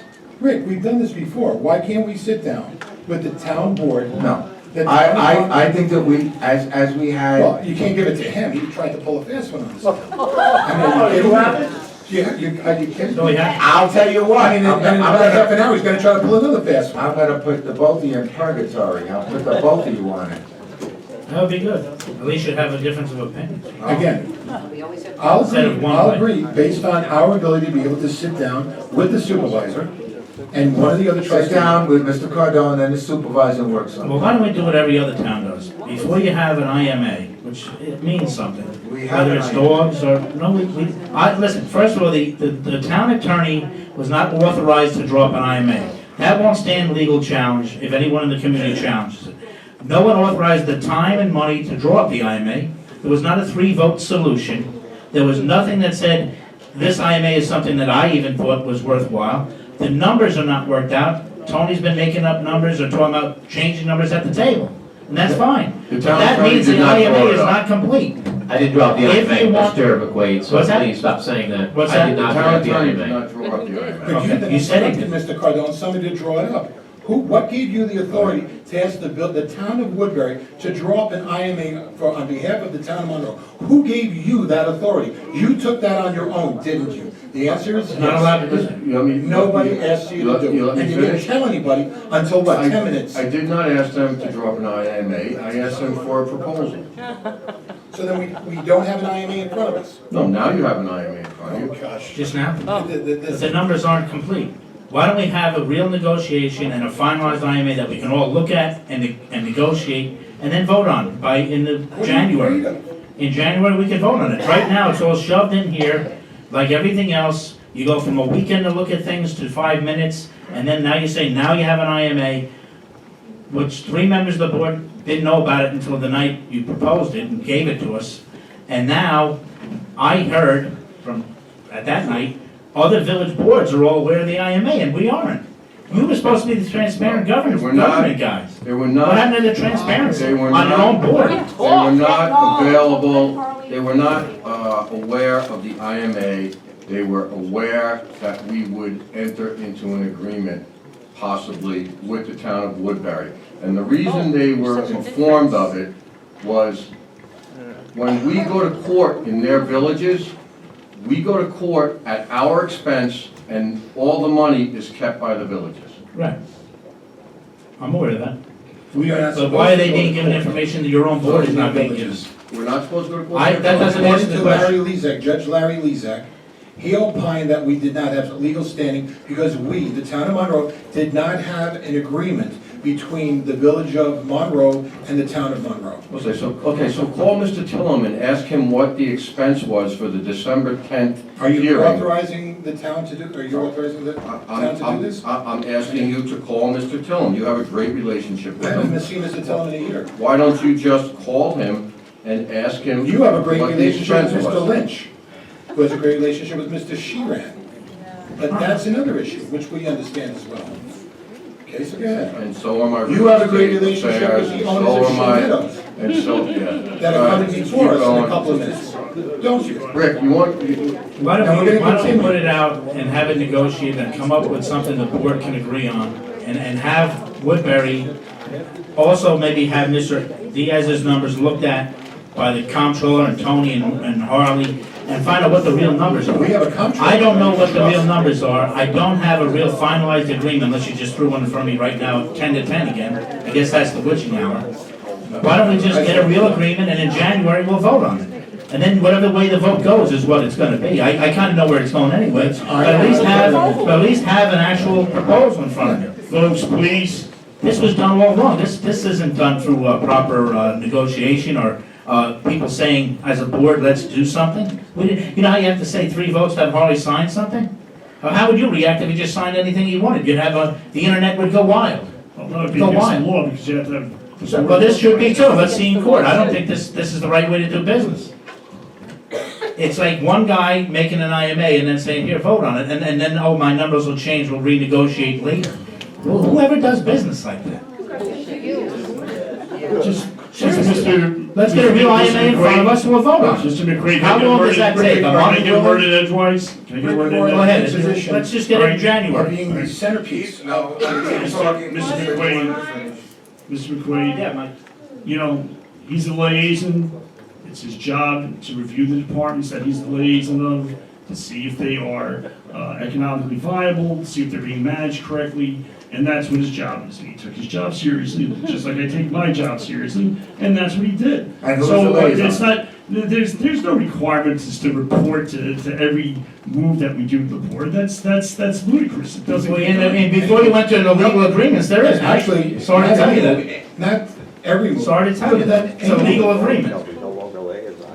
Why don't you do something like most towns do and actually have negotiation, have maybe a few people there, not just one person, and then have maybe a countering view, not the same view, and work out the numbers with our DCO there and their DCO, and actually make an agreement, then we can vote on it. I'm not against voting on an IMA. Even if I lose, I lose. But this is done in a half. All right, Jerry, we've heard what The you said DCOs are over not and over again. Why don't you listen for once? I am listening, doesn't mean I agree with it. Let's let Mr. Doles get his 5 minutes of time, and then we'll address Rick's proposal. Right, because it's a fix. Regarding Mr. Goldstein, again, his concern was the amount of money that was going to be spent on each dog. Was referenced at that time to the 5 to 7 dogs in Middletown. Again, here's an instance where in Middletown you have more dogs than we have. We don't see them going and trying to farm out their responsibility to somebody else. especially when you look at the distance, again, 80 miles. This is 80 square miles. This is a Folks, major please. undertaking, Stop 80 these square comments. miles. Lorraine had mentioned regarding, and she believes that it might be a good idea to do this. She also asked who's going to be doing the auditing. This is a good question. This wasn't discussed. It's not discussed in the IMA as well. So who's going to be responsible for doing this auditing? What is the mechanism? They do not subscribe to BAS, and because they don't subscribe to BAS, that's my understanding, they then will do what? We have to rely on their pen and pencil and paper versus the software programs that we purchased for the dog shelter to be able to do this correct, and that we have the kind of trail that we need to, so that if there is an issue, we're able to revert back to it.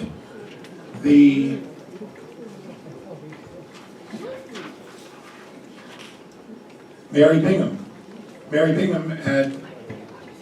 believes that she feels confident that maybe this is a good idea. She believes also the fees are extremely high. Perhaps the most impressive comment of the evening was a request for a cost-benefit analysis. There is none, because we have nothing to compare it to, because if we were going to use the town of Cornwall as a basis to be able to figure out what they negotiated, it appears as though, for some reason, they wound up going south with their contract. We don't have a fair cost-benefit analysis at this time, because the person that we were relying on, the town of Cornwall, took a hike. Why did they take a hike? There has to be a reason. Can we get an explanation before we wind up ruling on something? Alice Haley had discussed about the advertising of the dogs. This is something which is probably more essential with the DCO. They know the details on this. I have never mentioned about night vision goggles. Ladies and gentlemen, so you should know, this is a $100 attachment to a smartphone. It's used, it's a thermal imaging device, which people use for plumbing and different kinds of ways of being able to seek out heat images wherever it might be. It could be in a leak, behind a wall, or in the case of animal control, it's used. It's something which originally had its origination in the military, night vision goggles, and then gets reduced downward, and the costs down considerably until it hits the commercial market and the residential market. That's all this was. So all of this nonsense, and it is nonsense about night vision goggles, was nothing more than a misrepresentation of nothing more than a $100 camera lens, a lens that fits over a smartphone, whether it be for an Android or an Apple, not both, one. So it would be a one-time cost. It's something which we also encourage the building and maintenance to have as well. So there are other municipalities that have it. They're not using night vision goggles. What are they doing? They're putting a $100 lens on top of a smartphone. Regarding the Orange County Department of Health, the rabies issue is obviously a profound concern. And again, when you're dealing with an 80 square mile radius, this is an enormous amount of territory to cover. The Orange County Department of Health recognizes the enormity of the size of this type of undertaking. It's 80 square miles, all of that which has the ability to be able to somehow have a rabies issue in any given part. The more, the better. And it's not like we have an army of people. We have one part-time. We will have only a part-time, going a full-time person to be able to do all that work. They have not hired a part-time person yet, and even if they do, it'll be one person and then another part-time person to handle 80 square miles. So as we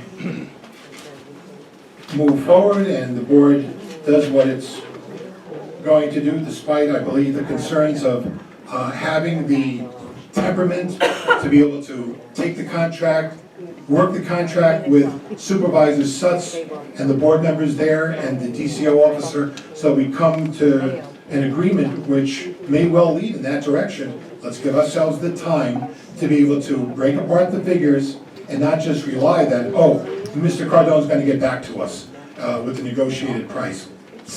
Not how it works. Who's going to negotiate? I don't know. I thought Rick had said that it would be two of us and the Supervisor? And two of us, the supervisor, two supervisor, councilmen. I have no problem working with Mr. Cardone on this. But if it's going to wind up achieving a healthy type of agreement, if that's the way to go, let's make sure that it goes that way. And then we can look at the numbers, we can make sure that the issues of public safety are addressed, and whether or not We're this looking at 80 now- square miles is too big. What, Nowhere- Yes. We're rehashing and hashing and rehashing. You still got 30 seconds. Rick. You're not gonna be able to, you're not gonna be able to exercise that. Are you done? Rick, yeah, I am. I'm just, again, a word of caution to rush into this at these kind of figures and then give the authority to somebody who can't be trusted to begin with, I Mr. beg your Cardone. I'm just saying, Mr. Cardone can't be trusted. Excuse me, Mr. Doles.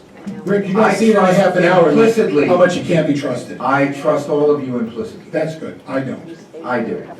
Because I have to work with all of you. Well, when you tell me that you had an agreement worked on since the end of February, every other municipality knows all the details except me, and I'm on your board, don't ever tell me you're working with me. Please, And if please. And I got the email on it. Make your motion and, Rick, yeah, make your motion, but I will state that, Cornwall is still in an agreement with the town of Woodbury. They're currently at a low rate, I think about $250, and their contract expires, at the end of this year. Woodbury will be sending them a new contract, which will encompass the same numbers as ours state right now. so we're not gonna go lower, we're gonna go the same. No, I didn't say that, Mr. Doles. Maybe if you would clear your brain cells and understand the comment. We're gonna you be get it. brain cells real low when we start in a half an hour from now, trying to explain to We're people. not that you're not on ready the to screw 'em accessory over. apartment issue, Mr. Doles. Okay, well, we will be soon. Their ears are gonna be real clear. You know what, maybe Yeah. if you were quiet, we could get to it. We will get to it. If we vote on the premise of the continued negotiation with the finalization of an intermunicipal contract approved by the attorney, it has to be approved by the attorney because there's questions that are being brought up. Mr. Nugent, sir, attorney? Yes.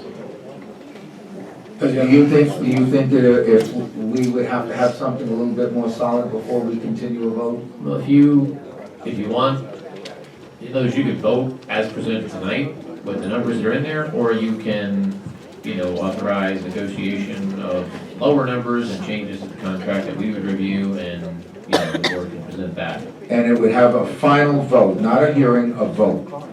Yeah, well, you didn't need a public hearing in the first place for this. I understand that, but I thought it was important enough for the public to understand what was going on.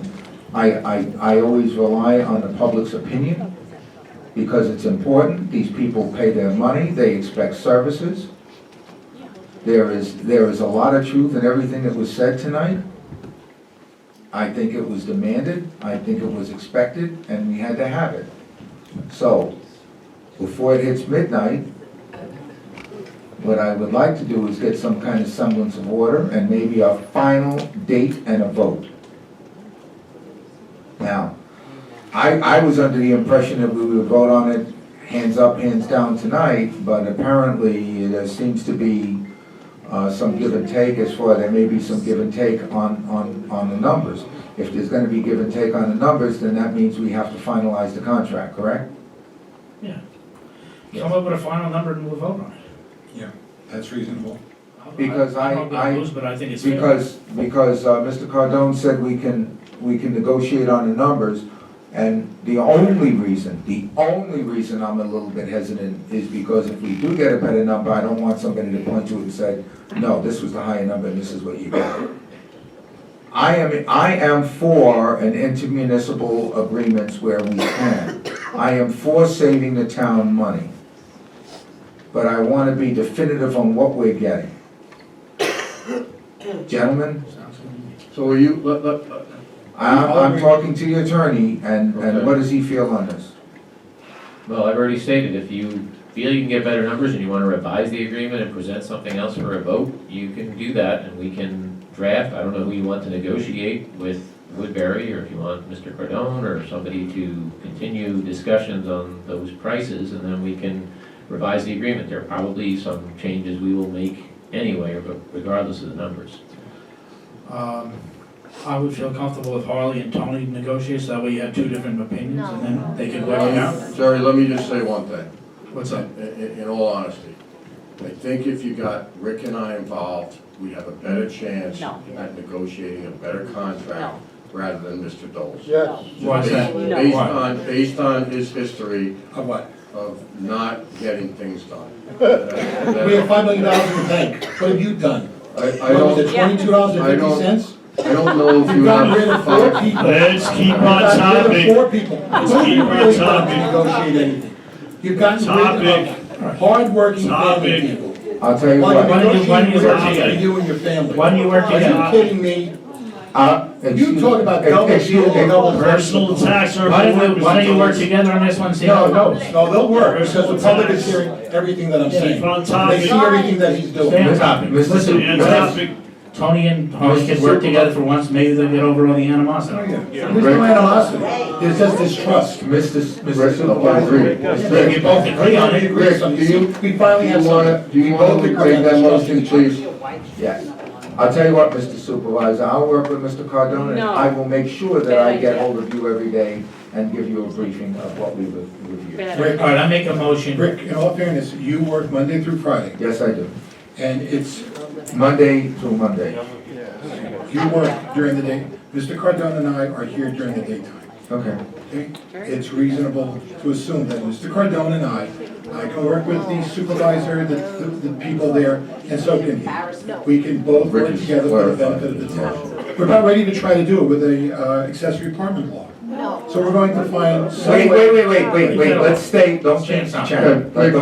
Make your motion, Rick. Okay. I want to accept the premise that we will do further negotiations and have a definitive date. No, first week of January. January 9th is the reorg. Yes. You can do it The then. 23rd. When? It'll take longer than they think. Do it on the 23rd, when we don't have the reorg, and you'll have it done. You'll have it done on the 23rd. And it's a holiday. That's the second meeting in January. We won't have 8 million other things going on. Yeah, we will, I know. Do it on the 23rd. Then we'll vote on it, and it'll be done one way or the other. What's the pleasure of the rest of the board, I gentlemen? say January 9th.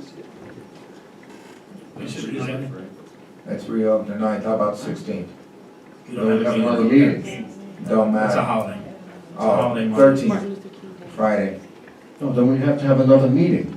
I know. Do Don't the we always? 23rd, that way you give you time to get it done. I'm good with the 9th, I don't. Okay, I'll take a day off. go ahead. I'll take a day off. I 9th is fine if you can do it. I can. So we call the question? Aye. Aye. I'll second it. Aye. That was sad. All right. Only 4 hours, kid, 3 hours. We still have a public hearing open, are we closing the public hearing? I'll make a motion to close the public hearing. I'll second the motion to bury it. Call the question? Aye. Okay, Joe, ladies and gentlemen, we're going to take a 5-minute recess. Ladies and gentlemen, thank you for your patience and Oh, your we need a input. motion. We take a 5-minute recess. Everybody took a 5-minute recess while you were filibustering, so I'd say we continue.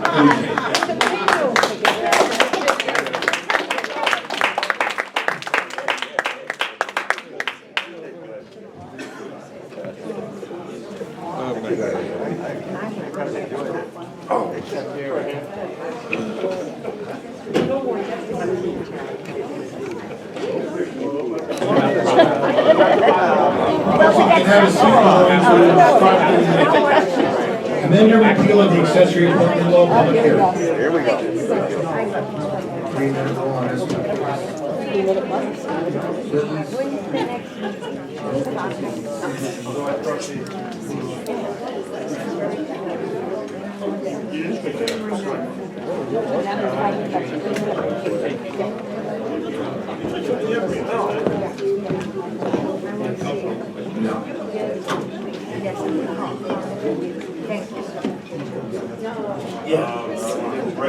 No, I fell. All right.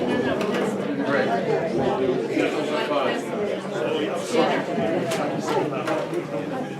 Ladies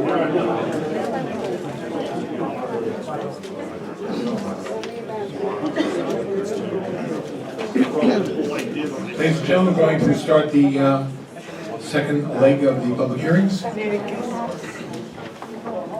I'll make a motion that we start the public hearing to discuss the possible repeal or amendment of the accessory apartment law. Discussion only. Discussion. Sorry, discussion only? Yeah. Second?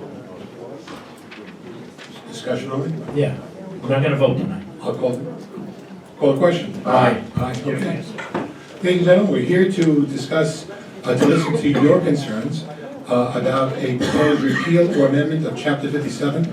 This is for the public's response regarding this law. Most of you are aware of it. I would think that there's not anyone in Monroe who doesn't. So our first... Can you open the public hearing? This is a proposed local law.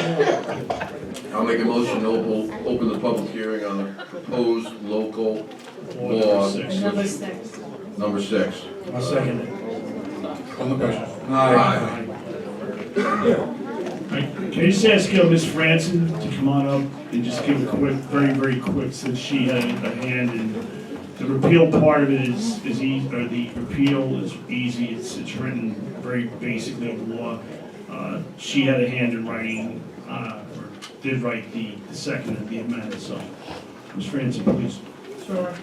Good evening, everyone. My name is Bonnie Franson. I'm with Nelson Pope and Voorhees, and we are assisting the town with the amendments to the comprehensive plan and a review of potential zoning amendments.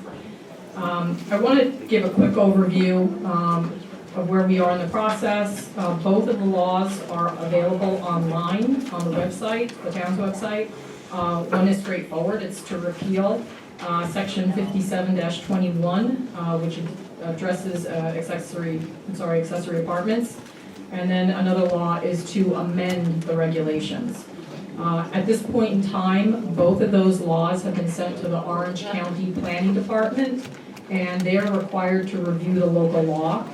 They have up to 30 days to do that, and I don't believe that the town board at this point has received any kind of general municipal law review. So until that review is received, the town board cannot take action one way or the other. In terms of the accessory apartment law itself, there is an accessory apartment law on the books. And I just want to remind everybody of what the intent of the law was and is as it's written at present. It specifically says it's to allow accessory apartments within one-family detached residential dwellings in one-family residence districts, to encourage the development of small rental housing units, in particular to meet special housing needs of single persons and couples.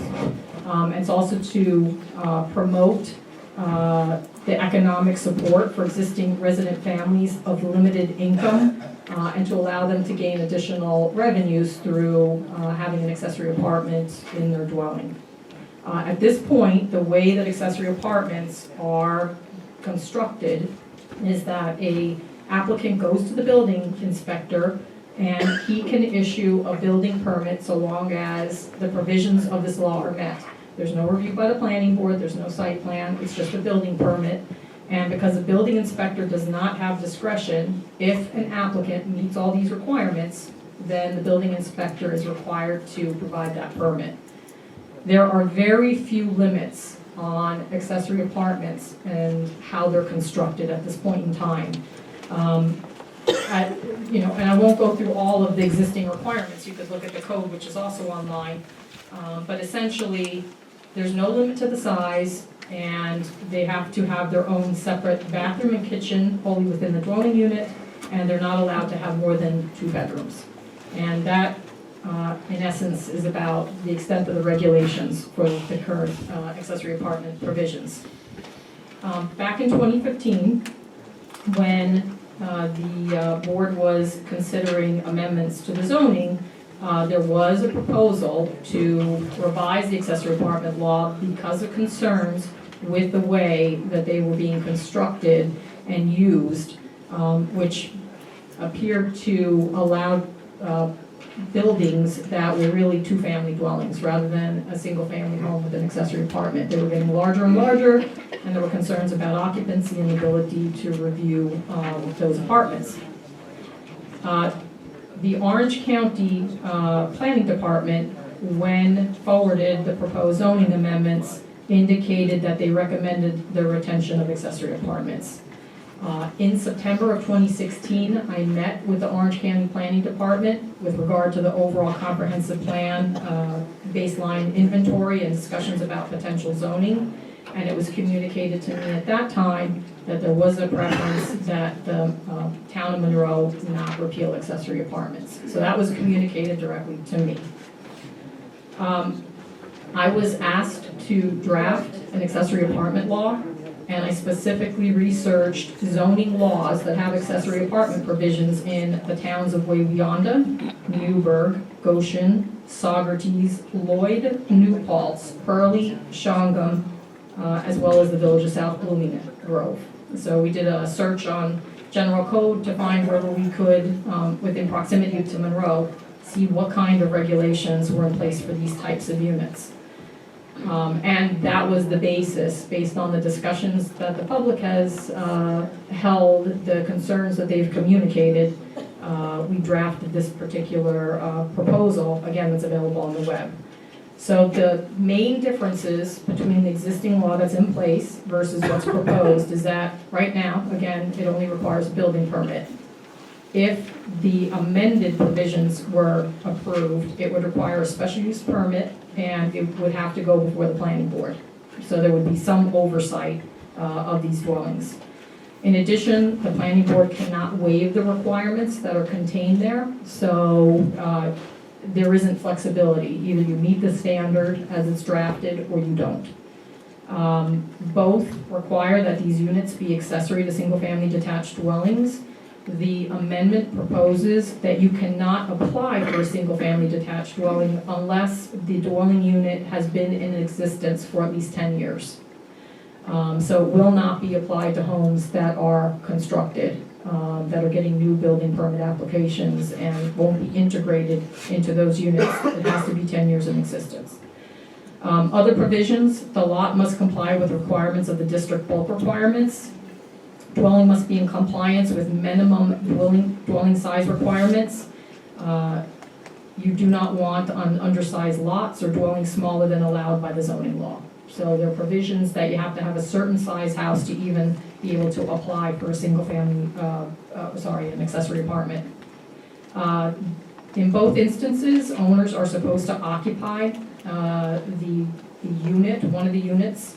And specifically, these provisions state that condominium ownership is not allowed. Because obviously, if it's a different ownership, it's no longer an accessory apartment. It's not incidental to the single-family dwelling. Similar to the existing regulations, not more than one per single-family dwelling residence on a lot. It must comply with New York State Building Code. You need off-street parking, 2 per dwelling, separate bathroom and kitchen. Right now, 2 bedrooms are allowed. In the future, the proposal is that 1 bedroom would be allowed. In addition, the planning board would determine what is considered a bedroom. So if someone's reviewing a floor plan, which is what is submitted when the planning board's reviewing the special use permit, if something's showing up as a sewing room or some alternative space, the planning board can restrict that and not allow that specifically as a bedroom.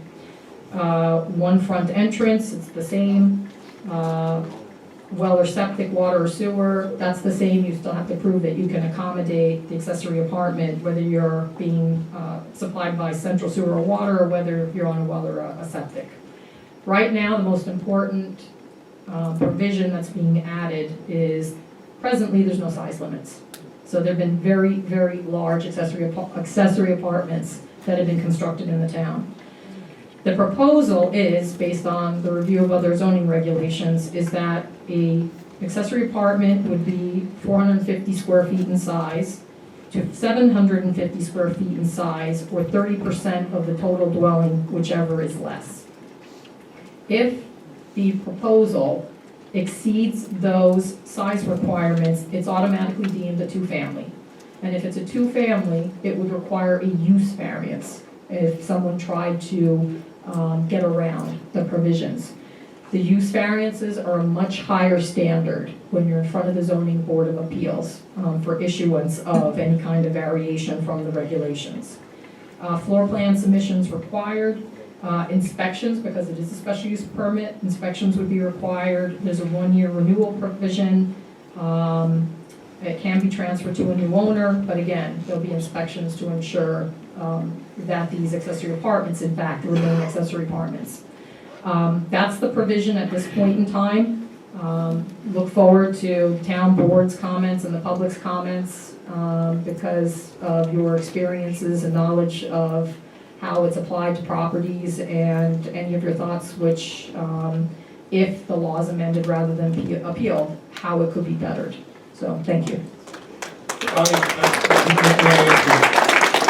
And I thank you for looking at the other laws.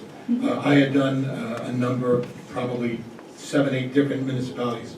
Some of them that you had looked at. The one that I had found that had the most, the greatest depth, and their concern was accessory apartments, economic stimulus, or a haven for criminality. Huntington, the town of Huntington had undergone in 2010 a very similar kind of a, I'll use the term, crisis. And they had put together what I can see the definitive type of approach in codifying the laws and making sure that there really was almost very little wiggle room to be able to use the law in a way that wasn't intended. So they allow them, but these are just right and more stringent regulations. It's not only that, it seems as though they have everything that we would need in the law in terms of the requirements, verification, enforcement, all those components which would make it that much more honest on the part of the homeowner to make sure that they didn't somehow, when time went on, that they were able to exact the benefit that the law didn't intend. Huntington seems to have, of all the ones that I've looked at, the single best way of reinventing this wheel. So we can certainly take a look. Please take a look, and I see how it differs. appreciate what you're saying, because these are some of the concerns that we've all had. But Huntington seems to have everything out there, and again, it's been reviewed, it's working, and I'm sure that if it gets to the point where council needs to review it, they'll be able to use that as a good solid template to be able to bulletproof this law, whether it's repealed or amended, regardless, okay? But thank you. Yes, thank you. Thank you, Frank. I got 1 or 2 quick ones. Enforcement, I'm not happy yet with what we've got, so hopefully some of the public will have some good input, as well as board members down the line. This is a very preliminary thing, as you're saying. Yes. So it's something for the public to look at and chew on Draft and chew look on, at. and Draft. absolutely. Okay, so I agree with that end of it. You mean no? The other thing is, and you and I talked about it briefly once, I think this has got to tie in with the rest of the zoning. One thing to tie it up tighter would be maximum size of structure, depending on, whatever we all decide on, the public wants to. I think you got to realize that even though there is a quote-unquote enforcement thing, there's no money to do it. It's a little lax, and I'm not bemoaning you. I'm just saying that it almost seems there's a little bit of a quote-unquote honor system there. And sometimes with developers, that's not the key word to use. So it's a work in progress, right? Okay, thank you. And Bonnie, one thing, and I promise this will be the last, and that's regarding the use variance. That would have to go back to the ZBA. However, if it was an area use variance, am I correct, that then it would require that the county wind up having to opine on it? Or is the use variance? I think also they have to opine on. It would be a general municipal law review. In fact, a special use permit is general municipal law review. So the county has to review then applications for accessory apartments. Right, and the reason I mention is because the last couple that came down the line from the planner, Orange County planner, specifically said that it was going to have to require a supermajority to be able to get overturned. I have the comments, actually the specific comments here, and she said, we recommend the retention of accessory apartments as an accessory use not requiring a special permit.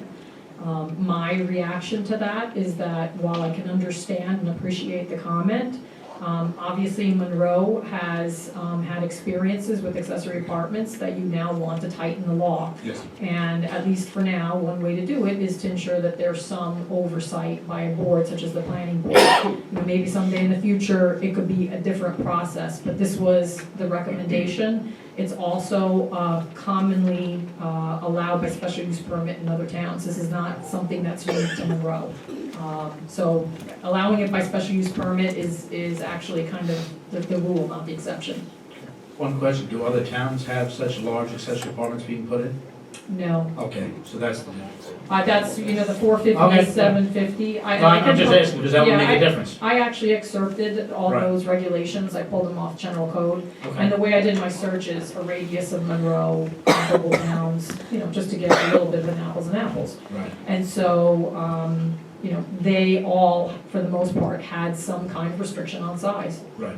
Okay, thank you, that makes sense. I think it's important to have a restriction on size, but it's not gonna go outside the general footprint of the building, correct? Correct. Oh, that's very good. That's a fundamental aspect of this too, that when an application is made, the applicant isn't going to put an addition on to the building. They have to build within the existing foundation of the building, so that it's, again, truly accessory. Because if you can build an accessory apartment, then I guess there's an argument to be made that perhaps you don't need the accessory apartment to support yourself, which was one of the original intents of the law. Right now, you know as well as I do that they have detached, which to me totally blows that argument right out of the water anyway. The detached accessory? Right. Well, that's That's something that I Right. think as part of the overall zoning is another. Right. That's a Monroe phenomenon. Exactly. That is another aspect of the law that has to be addressed as well. Yeah, So, okay, thank you. I agree. All right. Thank you. Bonnie, thank you very much for the work you put in. Thank you, Bonnie. And, look forward to going through this. Emily?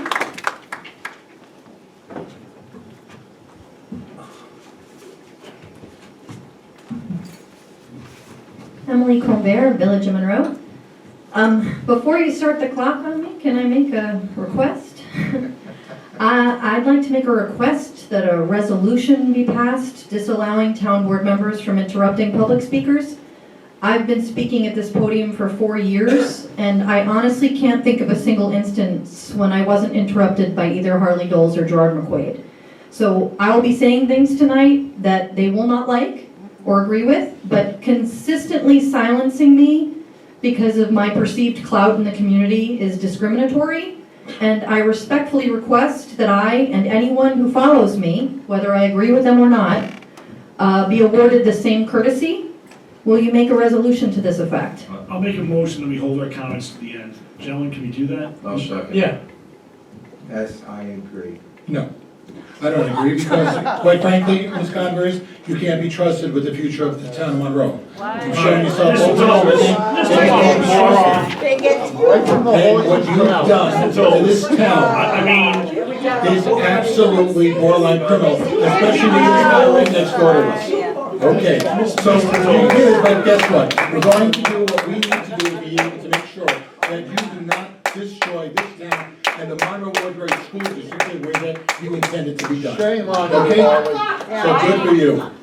Jerry, can you try to? And Mr. Hemorrhoid H over here with his video and his really vulgar approach towards women is another example of it.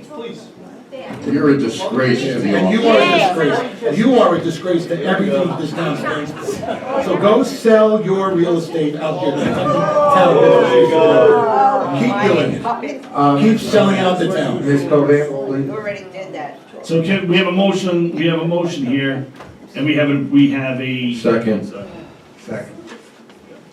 I'll call the question. I just want to say one thing. Let's be polite, and let's also, Let's on hold our both comments sides, to from the the end. calling out, because here we go again now. Tony made a comment earlier to a woman who was here about being tossed out. There's a lot of jeering and cheering now. Let's be fair on both sides of this. Let's keep everyone, and let Ms. Converse speak. Let's be civil. I think let's make sure we keep our comments to the end. Call the question. Aye. No. So I'm assuming by that nay that I don't have the assurance that I won't be interrupted during my comment. No, you don't You have a You might be interrupted. You have a resolution. If you spew We have the a garbage that resolution. you are so known for, if you try to do the things, the little lies, insert the mistruths, the half-truths, you know what? Someone here is gonna stop. She is entitled to her That's what opinion. you're She's saying. a member of this She's not community, entitled and she's to lie. entitled to. She's not entitled to sell out She's this community because she secured 25% stop. blind votes, which is Oh, now please, leading to disgusting. town Could you just Monroe. leave? Yeah, She just- exactly. Don't grab your head. Good luck. What were you saying? Ms. Congress, please Give go it a ahead. try, go ahead, see what goes. Go ahead. Let her speak. That's You're incredibly not a resident, disrespectful. you are not a resident, but you are a symptom of the very bad worst that this town has. Can't you shut his Guys, You are not a resident. listen, please, you know what, let me just say You one are a thing, guys. symptom. Okay, we have someone up here who really has no clue what he's saying, so don't shout back at him, because then you are in the same boat as him, okay? Thank you. So you've got your So group Miss- of 15 and 20, meantime there are 40,000 others that disagree.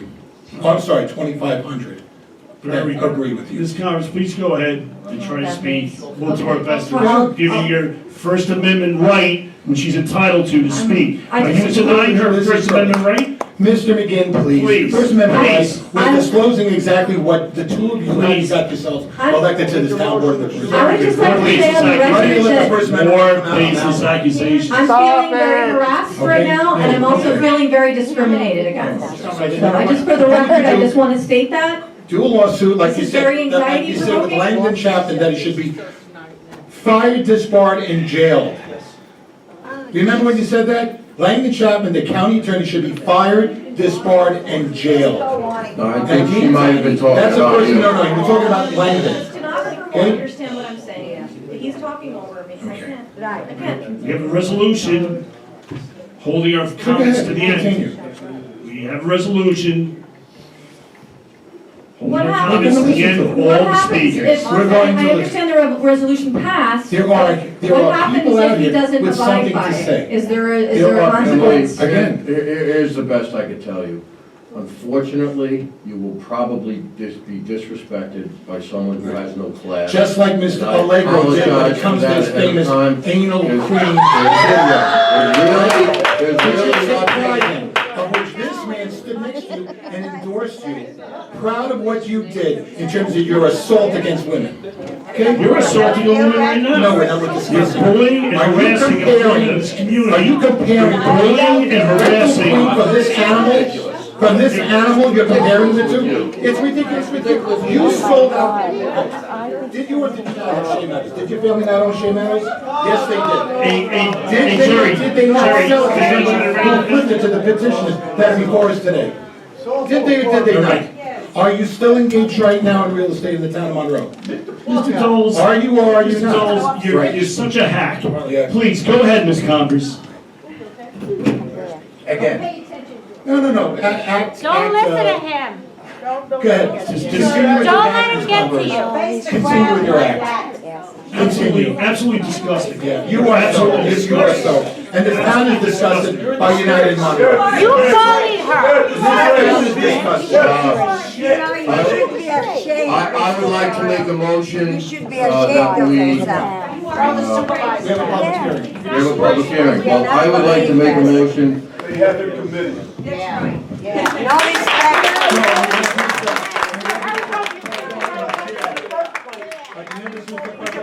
I'm not done. Right Guys, now, stop, Ms. please. Person at the guy. I will make a motion that we adjourn this meeting. I'm making a motion. Can somebody second? Second. Second. I second. Why? It's a public hearing. Why? Because Mr. Doles cannot control himself. Tell me that he can control himself in the future. He cannot. He cannot. No, we're still in a public hearing. Excuse me, Mr. McGinn.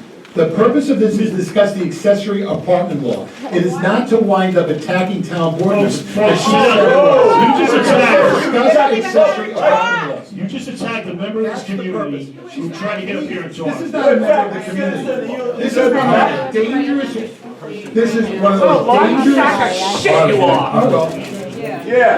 Please don't curse at the supervisor. Oh, be quiet, Jerry, you're almost as bad as him. Listen, it doesn't make it better if you curse. Muzzle him! Tell it to the kids, Muzzle him! tell it to the I don't muzzle anyone. tell it to the staggering amount of people that are gonna be moving Tell it to in your here. friends at KJ! No, no, no. Put you in He office! has the friends. Don't be Larry Feldman! No, he has the friends from the Lying Alliance. crap. He has them, they own all of the property. They own every square inch of property in the town of Monroe. He knows, because he's the one in Denver. How'd your house get paid for? My house? My house, I I still pay have to withdraw my motion because You of know an that, issue we have to otherwise get to. you're a liar, sir. You know that that's a lie. You're sure? Oh, no, to prove it. Prove it that You I guys don't have pay. run I'll roughshod over resign. this town I'll for the last resign. If 4 not, years. I will Not resign. very If you proud. prove. You're gone in another You year. show Boy, you don't that even I live don't here. pay a mortgage every month to a major bank. You are a liar, sir. But you enjoy your lie, don't you? I Just love like it. Ms. Connors enjoys it. Just like he enjoys the fact that he enjoyed property. You that have he no lived- business being a supervisor or anything. I'm protecting You this shouldn't town. even be a dog control officer. I'm protecting this town. I'm protecting these school districts. Gentlemen, the because remember the three of us got all the KJs, just like the two of them. Listen, Stop. folks, can I ask you to be quiet just for a second? Please sit down for a second. Just give me a second. Please sit down. There's folks in this audience that deserve to be heard. Despite with this board's behavior here, And his please, let's get through this public hearing. Okay. It is disgraceful. I agree with you. We'll note this, and believe me, there will be repercussions. All right? There'll be repercussions. So, that being said, since Ms. Converse had to leave because she was disparaged, call the next person on the list, please. That's fine. Christine Tucker here? No. Kate Triano? Not here. Seth Bader? One comment, Mike, let's look at it from both sides, there's a lot of cursing young going on over here too, let's be fair about it. Jerry, let's just let the public speak, Jerry. I understand, Mike, I'm with you on that, but Well, listen, let's not look at it one-sided now like it always does. it was a listen. You're a disgrace too. Mr. Peter, please, go ahead. Please don't call out like that. I know Kate was threatened to be thrown out, Lolly Fasano is not, or whoever did that. No, that's Anthony Bazzano. Oh, Anthony, okay, Anthony Fasano. All right, please. Members of the board, we have a resolution to let the people speak. Give them the First Amendment right to speak and stop talking. Please, go ahead, Mr. Bader.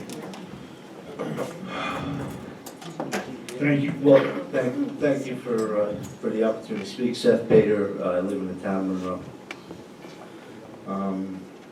For those of you that have been to meetings as well, you know the accessory apartment code's always been a subject near and dear to me.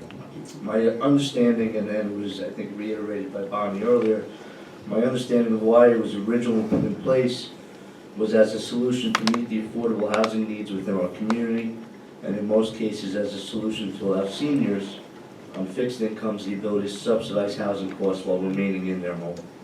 I was and remain to be all for it as long as significant bumpers have been put in place. If that isn't possible, I believe the safest alternative in the best interest of our community would be to repeal the law in its entirety. It is undeniable the way the original law was written has entirely too many opportunities for abuse, straying far past its original intent. In my opinion, the newly proposed law closes all foreseeable areas of exploit. A couple of things that I guess open items that I'll ask you about as well. But the key protectors I do see in place after reviewing the document pertain to the size, right? Pertain to the size of the accessory unit, meaning that it can't be any larger than it's the lesser of 30% of the gross square footage of the home, or 750 square feet. So at a maximum, it would be 750 square feet. It'd have to be a pretty sizable primary dwelling to have 30% of the gross floor be bigger than 750. But I'd imagine The largest the unit would be 750 square feet, which is the size of an average studio apartment. The location of the unit, biggest concern I had in the past was that there were detached accessory apartments allowed. The fact that it's within, it has to be within the existing footprint of the primary dwelling, I think is a good safeguard. I'll talk in a second about the certificate of occupancy length. But the number of bedrooms, limiting to one bedroom and having oversight by the planning board to review the plan, the floor plan, to make sure that there aren't any other rooms that could be converted to bedrooms after the fact. And most importantly of all, ongoing compliance enforcement. And I realize that that's probably going to have to be looked at in even further depth to really articulate what is that level of enforcement, but an ongoing, from what I could see, yearly review and enforcement of compliance with the code. And then the second thing being water and sewer evaluation by the town's engineer at the time of application. So that way you're dealing always with current data at the time of construction. So the only clarifications I didn't see in this that I think I'd pose, one being the maximum occupancy of the unit. You know, I'd like to see something in there detailing specifically a maximum occupancy, not just leaving it up to how many people can fit in one bedroom. And then the other piece was the statement in there that says any building which proposes an accessory apartment that exceeds the maximum habitable floor area requirement shall be deemed a two-family dwelling. And I know you said that this would have to go in front of the ZBA. I guess my confusion is why that would even be something that could be brought in front of the ZBA if it's a single-family zoned lot, then there shouldn't be any allowable variance. It shouldn't be left up to any zoning board to make that decision. It should be if you're constructing a home within a RR1 or RR3 lot that's zoned for one single-family dwelling, that should be the only thing that's allowed there, and shouldn't be left up to any zoning board of appeals or any other board to make a determination otherwise. I think that we made huge progress in this. You know, I guess the question at the beginning was, you know, am I for repeal of it or amendment? And it's something I think we've discussed before. While we're in the process of rewriting the master plan, the question is, how do you treat developments that are given hardship, approval for hardship? If they would fall underneath the existing or the current code, which would establish the accessory, maybe the safest thing until the master plan is complete is to repeal it. And then repeal it to be later replaced with this amended law. I just wanted to make sure that I cover all the other.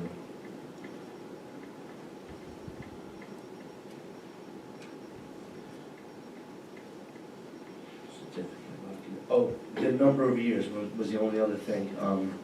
I think it's great that there's a clause in here that says that a certificate of occupancy needs to be in place for at least 10 years.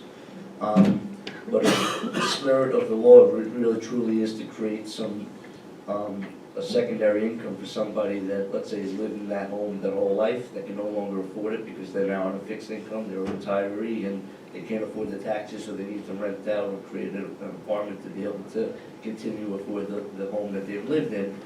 Holding true to that spirit of it, maybe it should be written that it's 10 years of certificate of occupancy held by that person applying for it. So that way you don't have the situation of someone holding the real estate for 10 years, flipping it with the person's intent just solely to use it, you know, for multiple families. It should truly be for somebody that's lived in that home, to find an alternative source of income.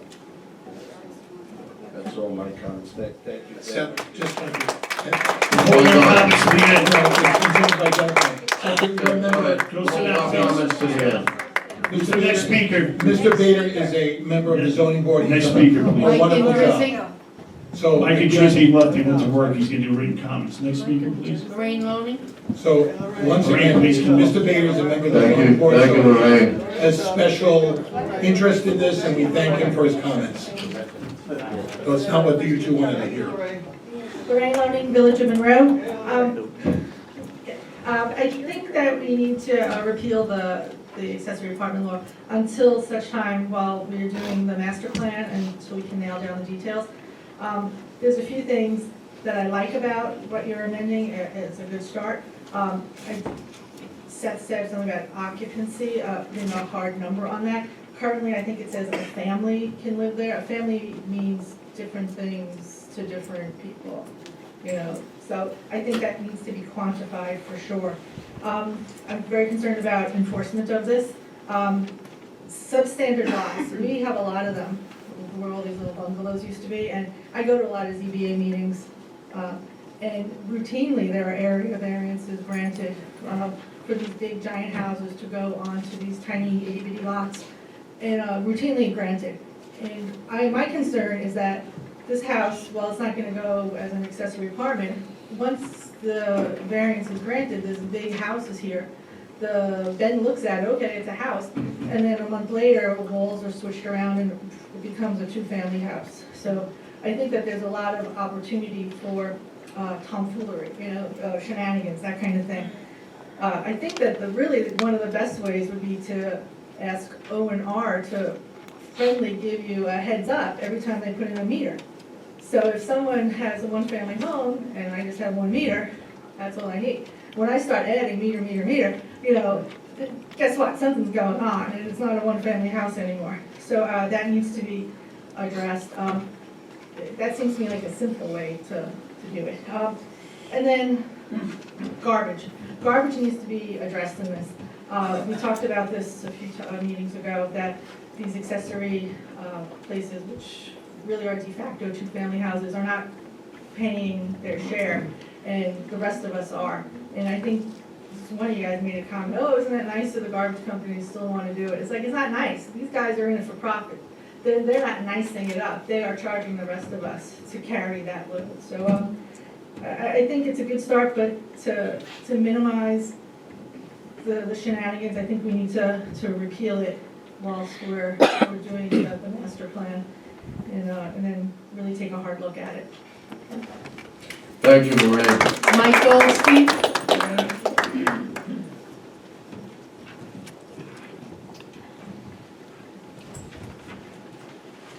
Mike Goldstein, still a resident of the town. I'm going to be reading an email which was sent to every member of the town board by Tom Lapola. The subject is accessory apartment law public hearing. Mr. Cardone, since you've already labeled me a liar, and Mr. McGinn, you chimed in and saying the incident never happened according to the police when I spoke about the incident with the dog bite. I'm wondering if you'd like to have a copy of this to follow along so you see that I am not editorializing Mr. Lapola's comments. Don't need it? Okay. I have his email. All, please be advised, since I will be unable to attend the public hearing on the accessory apartment law scheduled for December 5th due to my work schedule, I will make my comments to my representatives here. I am unsure whether or not they will be able to put into the public record, as the meeting has not officially opened. But at least you will know where I stand. I respectfully request at this time that the accessory apartment law be revoked in its entirety. As I am part of a committee that worked on the most recent revisions to the New York City Building Code, I understand full well the wide-ranging negative effects that a code which is written incorrectly can have on a municipality. It is incumbent upon you then, as a town board, not to amend this law, since this will only prolong the inevitable repeal and allow for the continued abuses of this code by building contractors. Repeal and rewriting of the code is the appropriate way to fix this problematic code. I once again respectfully urge you all to repeal this law and immediately begin the process of rewriting a new section of code that meets the needs of our entire expanding community. Respectfully, Tom LaPola. My comments. I agree with Tom that this law should be repealed. We now have 25 years of history on the appellate apartment law in this town. There are 93 accessory apartments that I'm aware of from the plan. I don't remember the exact number that were originally sought by people that really had a need for this type of apartment. I think, if my numbers are correct, maybe 5 or 6. I don't want to be held to that number because I will again be labeled. This proves in 25 years we really don't need this law. Why rewrite it? We also are facing 2 annexations, the possibility of a new town. There are more important things than revising this law. Additionally, we still have the big dog in the room that you refuse to make an enforcement policy for the existing law, which will still be here after this is done. And there's really no need for an accessory apartment law right now. We still have a moratorium, so they can't build anyhow. Thank you. Thank you. Thank you. Claus Larson?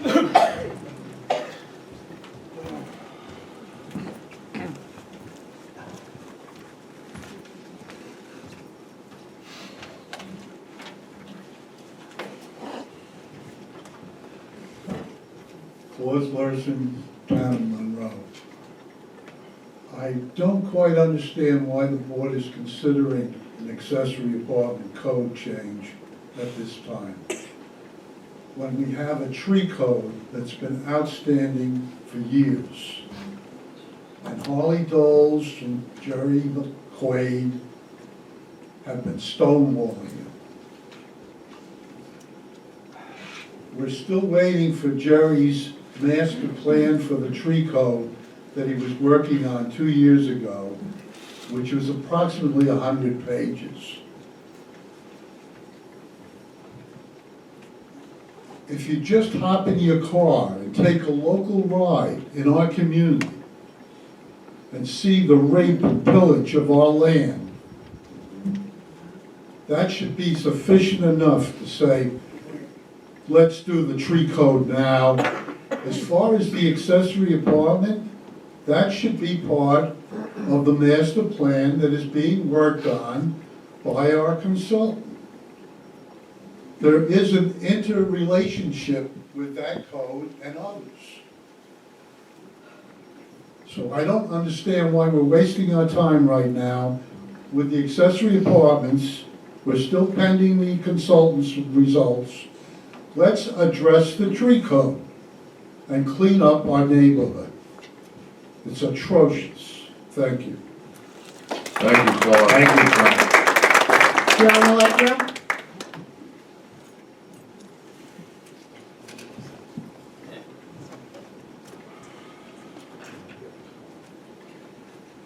Couple of comments on the code that Bonnie read, the proposed code.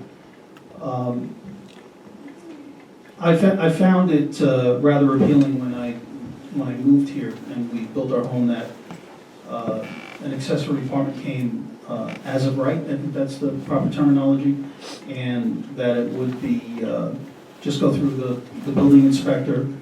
I designed the home in the event that we encountered a financial hardship, that I'd be able to put up a couple of walls and I'd have an additional possible source of income.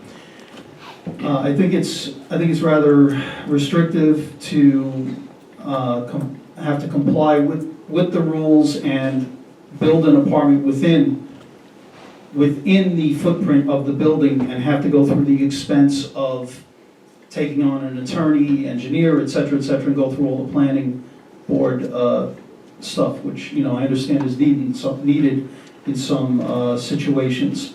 God forbid, if someone had bought a home in 2006, in 2008, so many people want belly up on their mortgages, and they might not have the resources to hire an attorney and engineer, et cetera, and make that change. The shame of all this is that Mr. Doles and Mr. McQuaid have been using this law for political purposes. And this flies in the face of the rule of law and good government.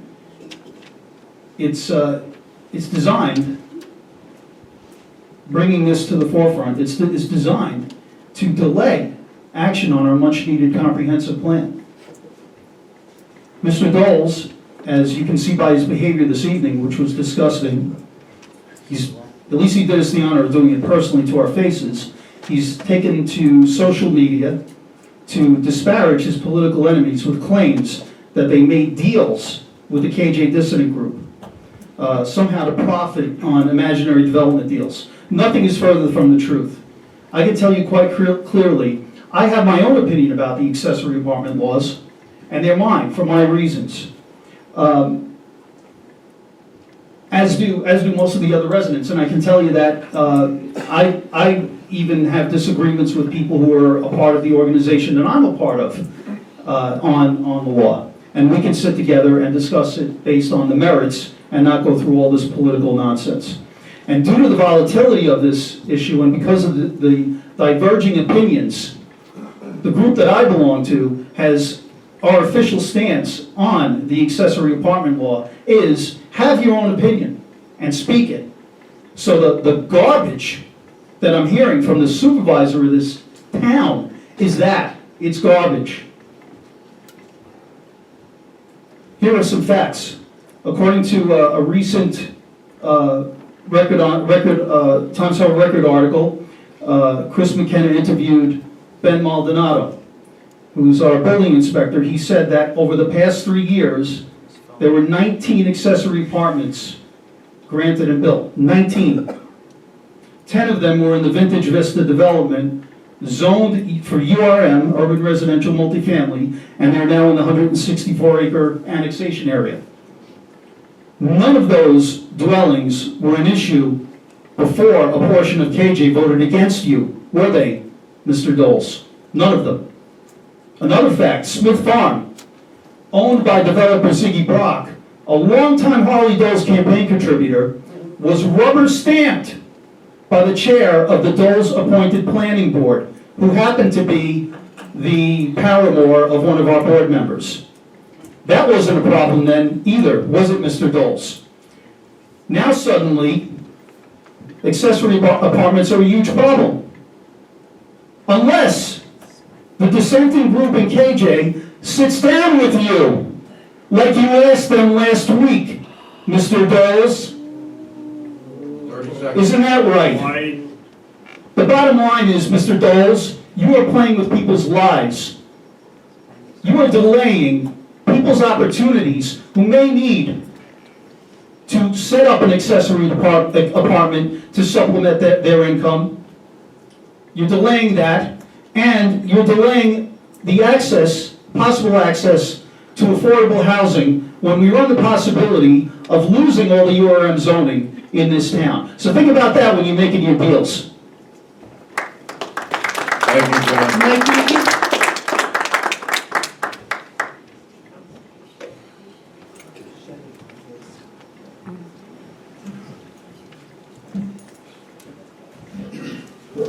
Mike Egan, thanks for the opportunity to speak. Town of Monroe, like all other towns, is obligated to plan and direct the use of its land. This is a critically important public service obligation for the officers of the town, for the public, and outside consultants.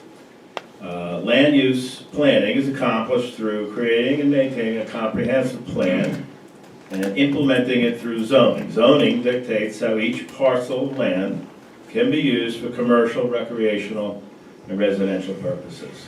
The residential uses available include single-family homes, duplexes, multifamily homes, and accessory apartments. Of course, each of these different uses is offered in different sizes of lots. 10,000 square feet, 20,000 square feet, 1 acre, 3 acre, and so on and on. So the combination of all of these things creates many, many zoning options for residential uses. And then all of these different uses are assigned to specific zones through a zoning code. As you can see, each residential use has its own purpose, and they all fit together to create a cohesive plan. Pulling any one piece out willy-nilly is unwise because it's there for a reason, and it accomplishes an objective of the overall comprehensive plan. Such is the case with accessory apartments. They are in the current comp plan to accomplish one of its purposes. Pulling it out now, willy-nilly, is reckless and unwise, and it's also dangerous. We have a competent planning firm. They're working diligently to develop a new comprehensive plan to create and direct the use of the town's land. The firm has done a lot of research. They've done surveys of the public. They've had a great open house. And through all that, they've obtained lots of input from the public and lots of information. The new comp plan is virtually completed. I understand that it actually would have been completed were it not for our supervisor's newly proposed law to repeal and eliminate accessory apartments from our zoning.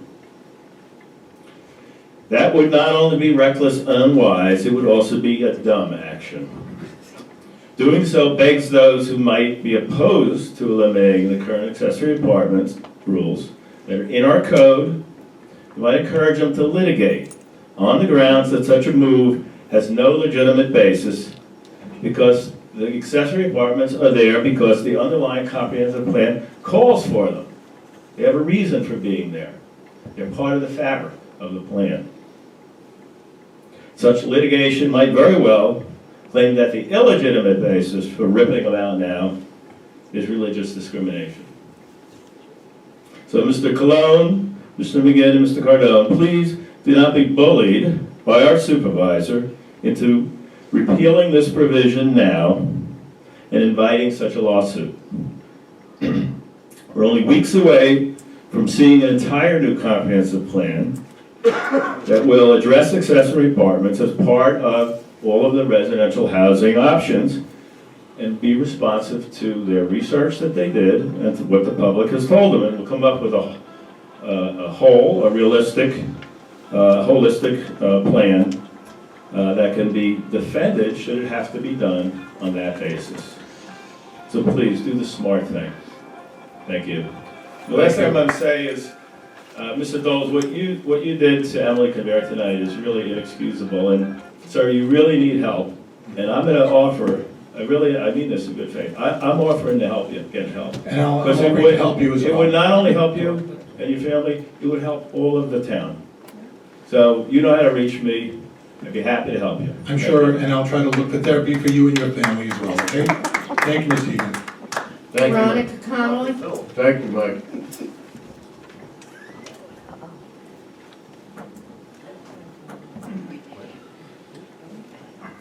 Veronica Connolly, Village of Monroe.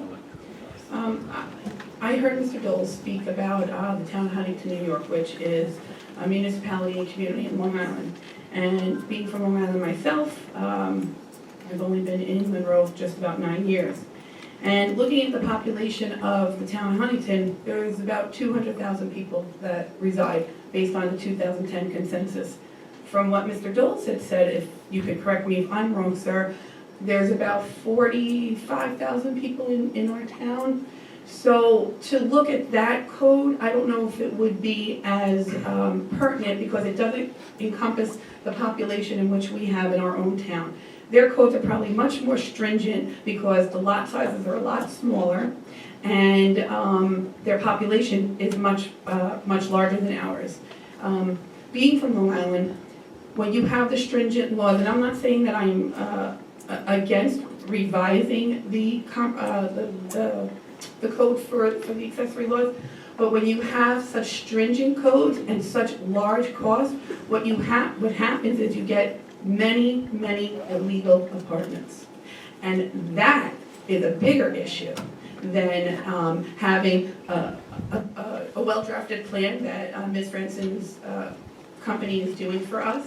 And that's where my concern comes. If you put in significant stringent plans to prevent people from doing it, you will get a lot of illegal apartments, and you'll get illegal two-family homes, and that is a huge cost to the taxpayer, because I think Lorraine had pointed out refuse pickup, water and sewage obviously is a major concern for our area.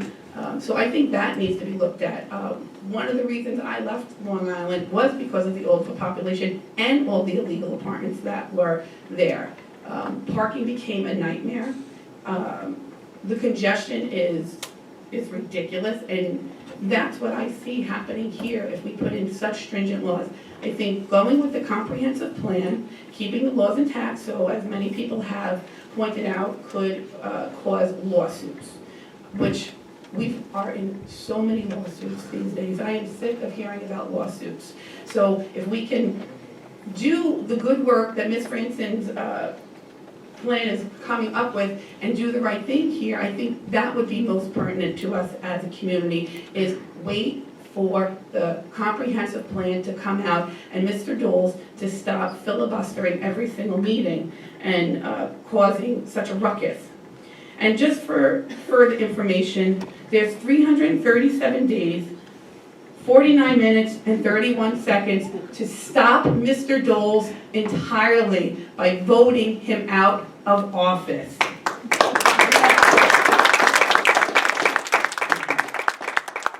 Thank you.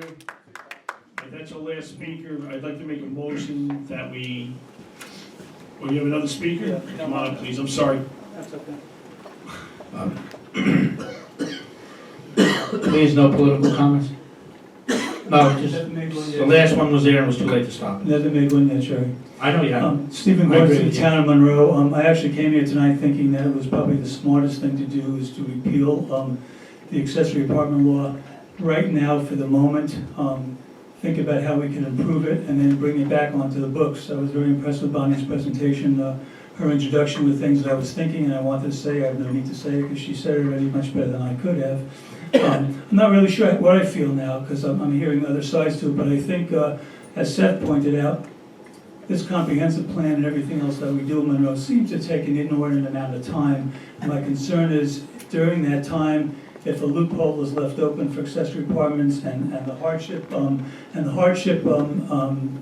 variances go through, there's a possibility that one community, two communities, three communities could in fact take advantage of that very legally and just say, we were grandfathered in, we had the right to do this. That's like really my main concern. We've been talking about population and growth and water and sewage, and it seems to be such a huge thing, that's a topic that's on all of our minds, that to allow this loophole to sort of still be simmering out there and not knowing when this comprehensive plan is actually going to take effect and when will it really have teeth, etc., still worries me. So I think at this point I would just advocate for even call it a temporary repeal of the law or a hold on. I know there's a building moratorium, but that just keep a temporary repeal of the law until such time as a comprehensive plan is actually ready to go into effect, and then present that law with all of Bonnie's, with all their work and all their improvements to that, and possibly from hearing from us, maybe there are more, I can think of more improvements to put in that cuts it down. And I actually I came up here really with one question to Bonnie and anybody else. Hypothetical, suppose I have the right to build a small accessory apartment in my house, a 1-bedroom, 2-bedroom. And my question would be, and I don't know if Mr. Nugent would answer this or Bonnie would answer this, can I move next door to the 2-bedroom and rent my house to a family? Does the law? So within the structure, can you occupy either unit? Yeah, in other words, can I just move? Well, so that's a problem. So that's a problem that we haven't discussed. I was thinking about that not before tonight, but tonight.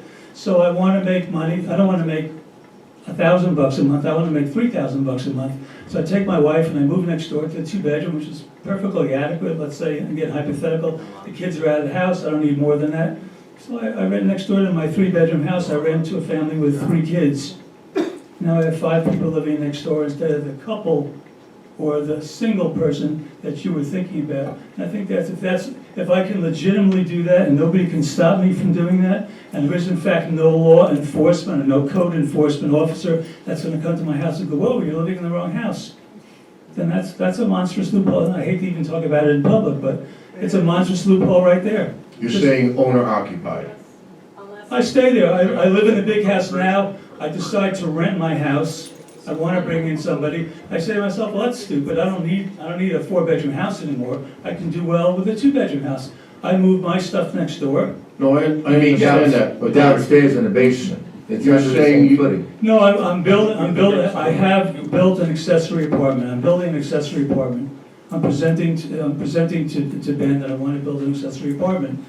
And he grants me it because I'm living within all the variances that she's giving, all the restrictions. And I just move next door and rent my big house. So what you're saying is you're requesting it be owner occupied so that you cannot move out? The original. Primary residence. That's Yeah. primary residence. That Because the I, accessory be the rental, not, Right. not the larger structure. and because you hadn't mentioned it, I was just thinking, well, what's to stop me from doing that? I mean, you can do it illegally anyway, but what's to stop me legally doing it? And nobody's saying I can't do it. So that's a pretty big loophole. You get 10 houses, 10 couples move next door, and 10 families move in.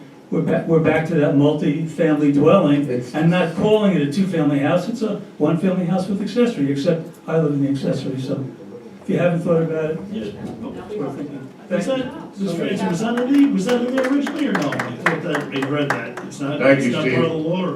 Thanks, Mr. Steve. Thanks. It was intended to be owner occupied. Originally, it was No, intended the to owner occupancy is definitely. Yeah. The unit, the whole dwelling unit has to be owner occupied. Right. The question is the language. Can you go to the mic? Can't hear you. Improved. Bonnie, can you go?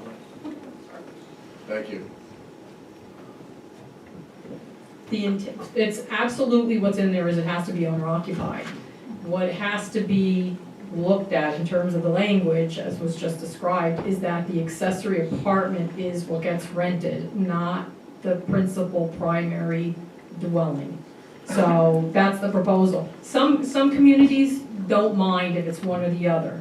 They say a senior, resident can live in the accessory apartment and they rent the rest of their house out. That's up to this town, but the intent, from our discussions was that it's the accessory apartment that gets rented out, not the overall principal part of the dwelling. Bonnie, I have a question. Yep. You have a house, you finish the basement, that's the accessory apartment. Now you're an empty nester. Mm-hmm. You don't need the upstairs. Right, 4 people used to live upstairs, right. now there's only 1, maybe 2. So you move downstairs, you rent it out to 4 people, what's the difference? You're still owner occupied because Right. you're under the same structure, under the Correct. same roof. And If you that's- move out of that building and rent them both, that's a different show. Yes. That's, So that's a policy question, right. because the occupancy is going to be different if you're allowing either of the structures, the accessory apartment or the principal. As long as you're under the same roof.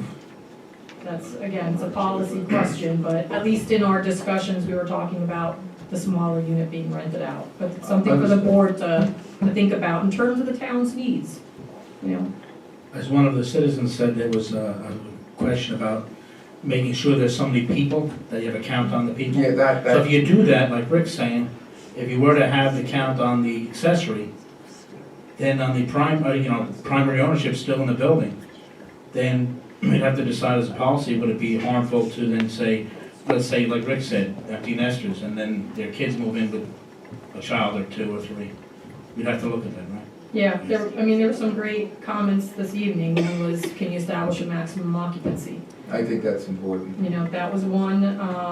There's a question about the moratorium law, and if it were lifted with the amended law, I guess a concern that these units could still be constructed. Well, if it's a new dwelling unit, it couldn't be used yet because it has to be in existence for 10 years. Well, So- see, the other problem is that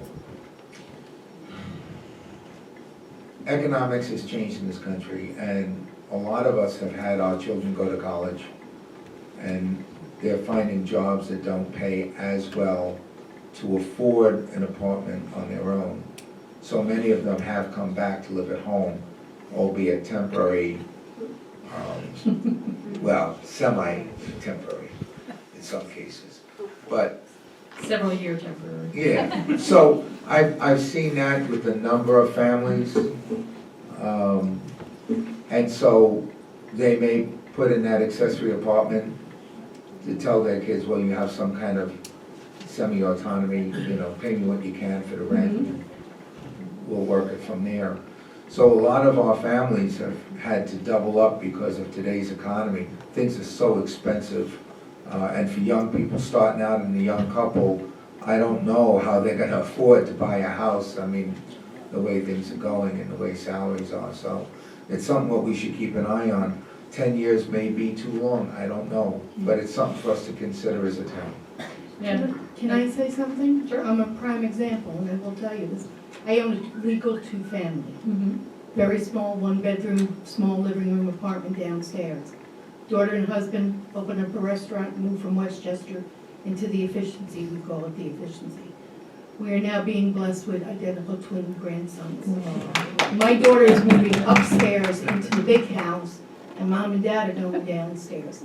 So I, living in this situation, want to stay here in Monroe, want to have that.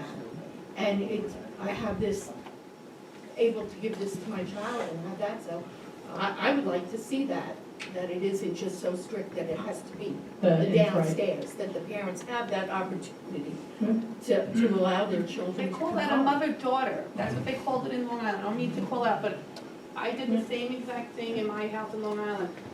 We couldn't afford a house, we blew up my mother-in-law's house, it was a ranch-style home, we took the upstairs and my mother-in-law took the downstairs.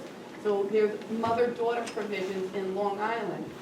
The thing is, you have to get the Well, the permission whole thing for I it. think too is owner occupied. And it has Well, to be that one seems to family. be the core, is that if it's not owner occupied, then there's all kinds No, of I other believe it concerns. should be owner occupied. I think we may want to think about a family exemption to kind of cover these. That's where the these- mother-daughter comes in. I know And someone there are talked about also perhaps something related to seniors, I picked up, yes. We're the enforcement component, because there are presently some of these mega units that have been approved, people have moved in, and the owners of those units, and you can take a look, and Mr. Seth is out there, and I'll give him the paperwork, and you can take a look and see that they're not living there. But there's no way to enforce it. Ben has said it, can't enforce it.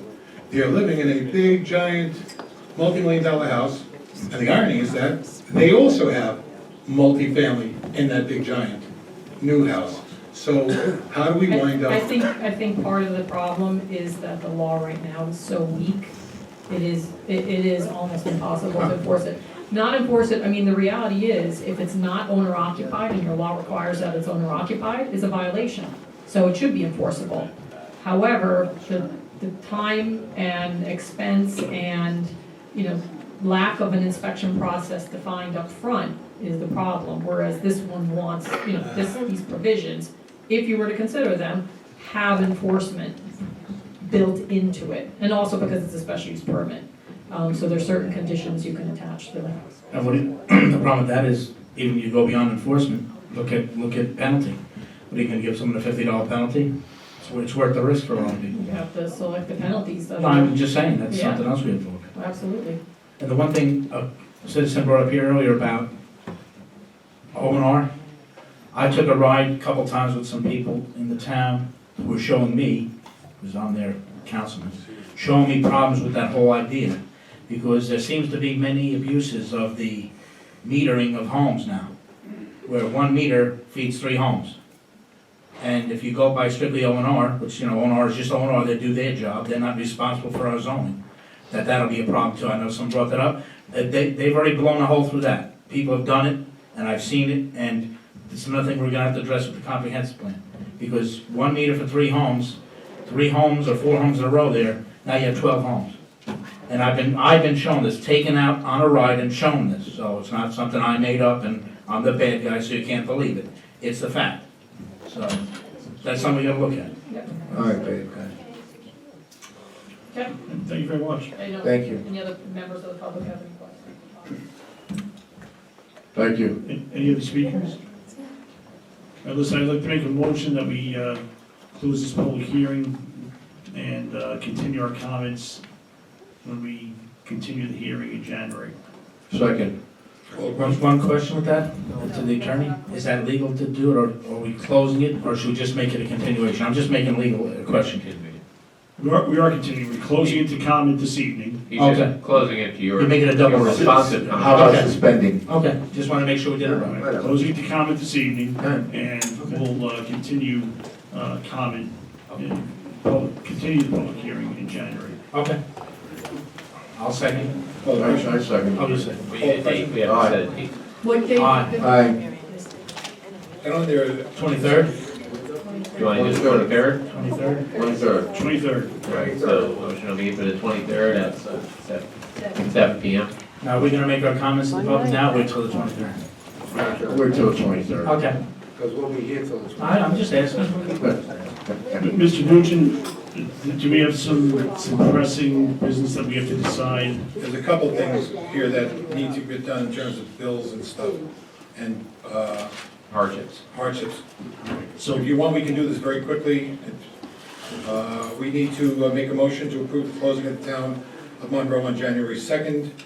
I'll make the motion. And that's because of the Marion, if you can quickly. New Year's Eve Year's falls Sunday. on Sundays, the holidays on Monday, and because of reorg, it's the I'll make that I made motion. it. that I made falls it. into the next year. So. I'll I need a second. I'll second. Call the question. Aye. Aye. We need a resolution to pay the bills. Do we need a resolution to set the town of Monroe reorganization meeting on January Need 9th? that also. We did that at 7:30. We made a resolution already? But we did it at the No, beginning we didn't. because we had 7 o'clock with the, But we didn't make a resolution We're after going to the make meeting. a resolution. okay. I'll make a motion to have the town of Monroe reorg meeting January 9th, 7 p.m. 2017 at the senior center. We have to make it at 7:30 because it's 7. 7:30, we 7:30. have something at 7. 7:30. How many I'll rounds? second it. Call the question. Aye. You need a resolution. I'll make a resolution, we pay the bills. I have, I have one that I need pulled and I would like to discuss. All right, but we can set that aside and pay the rest of the bills, is that okay with Do you? I remember that one? Yes, Okay. that's fine. Aye. Aye. We need approval for expenditure of water for Water District 12. Peter, can you explain that one quickly? In Water District 12, the B fund needs to lend $10,000 to Water District 12 to pay for the control panels that was purchased. How much, Peter? 10,000. Peter, I thought that control, is this like a second payment? I thought the control panel was like 24 Well, yeah, but change or it something? didn't have enough cash to cover the. So is this going to be like, to cover the rest of it? It covers it. And what's the anticipated, do they have this in hand? It was my understanding that we had this already, no? Or? It has arrived, it has not yet been installed. Okay. But yes.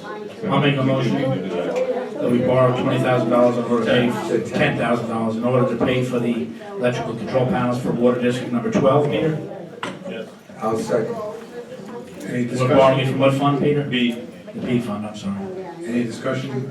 Call the question. Aye. Hey, folks, if you're, maybe just take your conversations out to the foyer, folks, the hallway.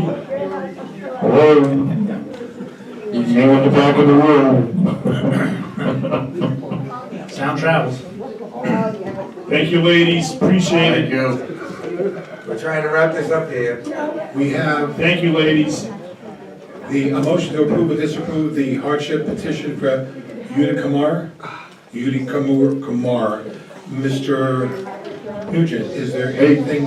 Girls, can you please take your comments outside, please? Thank you. Oh, hit the mute button. Thank you, ladies. Mrs. Claus, Mr. Claus. Next. Motion to approve or disapprove the hardship petition for Yuda Kumar. Mr. Nugent, is there anything that would prohibit us from doing that? No, we need to do that tonight, and typically we would provide you with attorney-client document to review in executive session, and then. Can we do that? Because we'll have one or two quick items. Yeah, well, Attorney-client. I'll make a motion to go into attorney-client. Do you want to set the public hearings on the other ones while we're out here? Mr. McGinn, yeah, if there's because these, Well, can we take care of the items left and then you can do? Yes. Yeah. This way we don't get confused. It's the IMA agreement with Woodbury and the town of Monroe for dial-a-bus that has to be extended. You need to give the supervisor, if so agreed, the ability to be able to sign the agreement. That is the agreement we've had in force for a number of years, and I believe that Mr. Nugent has reviewed it.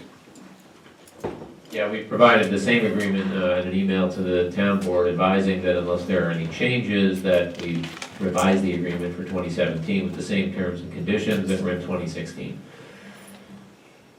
We need a motion for that? I'll make that motion. Seconded? I'll second it. The motion is for the Supervisor. supervisor to sign the IMA agreement between the town of Woodbury Okay. and Monroe for the dial-a-bus. That's the Thank Tuesday service. you, I just need the name. Right. Right? That's a Tuesday service which the town of Monroe dial-a-bus supplies the transportation on. That's the for curb Woodbury. service. Right. I seconded it. Call the question? Aye. We need an approval for a half an hour of overtime for a dial-a-bus employee, Mr. Vega. I'll make that motion. Second. Call the question? Aye. We need to set a public hearing for Chesapeake Holdings. Mr. Nugent, if you can provide a little bit of information on that one. Yeah, thank you. Very quickly, I spoke to the attorneys for both of these applicants that we're going to set public hearings on. They would have had to have been done by the end of December, and to avoid having to schedule another meeting, I reached out to counsel for each applicant. They both agreed and had no objections to setting these public hearings in January. Lands of Levo, which is the other applicant, was looking for January 9th, the night of the reorg, and Chesapeake was looking for January 23rd for their public hearing. Mr. Nugent, regarding the one for January 9th, do you think 6:45, this doesn't seem to be a very volatile kind of a subdivision request. Do you think 6:45 would be good, since we have 7 o'clock for one public hearing and then 7:30 for the reorg? I would suggest 7:15, honestly, because 556 Lakes, if they do what they're supposed to do, probably isn't gonna go forward if they get the engineering report, so that'll just be probably 7:15. continued. Okay. So I would say 7:15 should be sufficient for this one. We need a motion for the gentleman. I'll make that motion. Second. Call the question. Aye. Mary Ellen, that's for 7:15 for Chesapeake. That's Lands of Lands of Levo? Lands of Levo. Okay, and then for Chesapeake? Chesapeake would be January 23rd. Which one's on the 23rd? 7:15 on the 23rd for Chesapeake Holdings. Call the question? Aye. Aye. Have a motion? I need a motion on I'm that. sorry. I'll make a motion that we have the Chesapeake one, 123, 7:15 at the senior center. I'll second. Call the question? Aye. Aye. We need a motion to approve for the comptroller to pay the bills submitted on or before December 16, 2016. The reason for that is because we do not have a town board meeting until January, and this will give the time to be able to bring the bills up so that we can get them paid if we can. I had discussed No, this submitted. with Peter, just so you all know, I discussed this with Peter because we did not have a scheduled meeting. I spoke with Peter and Helen. Their thought, our thought, the three of us, was that if all bills, outstanding bills, was submitted to Helen by Friday, December 16th, she would have them available for review for the town board members over the weekend for them to review. And being that if there's any that need to be pulled, we'd be pulled, but if everybody consented to them, then she would run them Christmas week. This way we wouldn't lag behind on bills going into the new year. As long as we're able to review them that weekend, that's fine. Yep, you will. Okay. Yeah, I'm good with that, as long as there is an email sent to Mary Ellen stating that you approve, disapprove of, certain From all the ones board members. from all the board members. Okay. As long as what, Tony? As long as all the board members respond to Okay. Mary Ellen Okay, saying whether they disapprove, approve. okay. I have one other thing before you We go need on. to make. I gotta ask a question about one thing with that. If the members of the board, do you wanna have a meeting on December 19th? No, I'm just saying, it's well before the holiday. no. No, Anyone wanna have a meeting December 19th besides me? no. Okay. I make a motion, we have a meeting December 19th? I'll second the discussion. All right, I just think it might be prudent, even just to have a short meeting to handle some business, because we're gonna go 1 month and a few days, and then the next meeting we have is gonna be the reorg. Most of the reorg is reorg, and I just think we're setting ourselves up for, a problem if we don't take care of some monthly stuff ahead of time. And I'm not saying it's gotta be a long meeting, a short agenda with no public hearings. Think about it. I don't know. I think it makes sense. It's not like it's on the 23rd, 28th. It's well before the holiday for most of us. I don't know, depending on your holidays, but Any further discussion? just keep it to 1 hour. Maybe I'll make a limit that it's a 1 hour meeting. But that'll be part of the motion. I just have a problem going a whole month plus without a meeting. And Well, it kind of defeats the purpose of us pushing these other meetings off until January. Well, that's why we'll have a quick one. We won't have much business. We'll just take care of anything that comes An up. hour? Listen, 1 hour. listen, We have had- it's the holidays, All right. people have things to do. Jerry, I appreciate I'm just your drive, but that's been a Jerry, we week. used to have them every week at one time. Call the question. I know I have something No. going on that night anyways. No. Aye. Hey, Defeated. No. Okay, so I just brought it up. We need a That's nice. motion, we need a motion to extend for, Bridget. Peter, I need the help on this. Peter? You're gonna need Through the end of December, I'm hoping that we can discuss hiring a bookkeeper. That's what we need to go into executive for, but this motion has to be done. And this would be to, if you see to give her through the end of December, then that means we can get some, and we can hire a bookkeeper. That would give some time to get the two of them together, for her to give a little bit of training on some of the detailed issues that are involved with that position. Otherwise, and so that's it, in a nutshell. How much is it, Peter? Is what? The same rate for the Yeah, rest of the she month? gets $31.46 an hour. 20 hours a week or less? No more than 20, she's been working less than 20. And Okay. the money is more than covered by what was left in the salary line. Okay, so this will finish it, right? Yes. Okay. I'll make a motion. Peter, let me ask you, does that provide for training so that if you That's do what I said, hire a new yeah. bookkeeper, that she'll be able to help assist That she could also in the assist transition? with some of that. Okay, I'll make a motion that we extend the Part-time. part-time bookkeeper. Is that right, Peter? Yes. For the rest of the month of December at the rate of, the current rate that she's being paid, and no more than 20 hours a week to finish the year, and also to offer some, maybe possible training of any new bookkeeper if we hire one. I will second that for discussion. Okay. I don't understand how she was allowed to work this past Friday and Saturday as I passed the town hall and she was there. That I can explain. I spoke with Mr. Cologne, and I spoke with Mr. McQuaid, and they said if that's what you need to do, just, otherwise we I think I am guilty of saying yes. I did too. do notice. Only because just to get the work done. Okay, well, let me, I knew what we were let's go gonna do. down, as Councilman McGinn likes to say, go down memory lane. And originally, Bridget was hired to complete the issues surrounding the audit and get those done so that we can complete that process. Unfortunately, the letter that we received from O'Connor Davies last week entailed numerous aspects that were not completed by the controller's office. So here we are approving work to be done by her, and yet the issues that she was originally hired for have not even been close to completed. I understand, as I called and spoke to O'Connor Davies, because I was annoyed that it's taken so long, and their response to me was, we're sending out a letter, we have had appointments that have been canceled by the controller, we have been, not true? Not true, I did not cancel appointments. You didn't have an appointment last week that was canceled? Oh, and I canceled one meeting with Chris Kopp, one. Okay. Not meetings plural. Okay, so there was one meeting that was canceled. They feel that they have been sidestepped regarding getting this done. And I have to agree with them. The issues that were in the email are things that should have been done in September and January. And if you remember, Peter, you did promise us that they would be completed when we approved Bridget to help you out.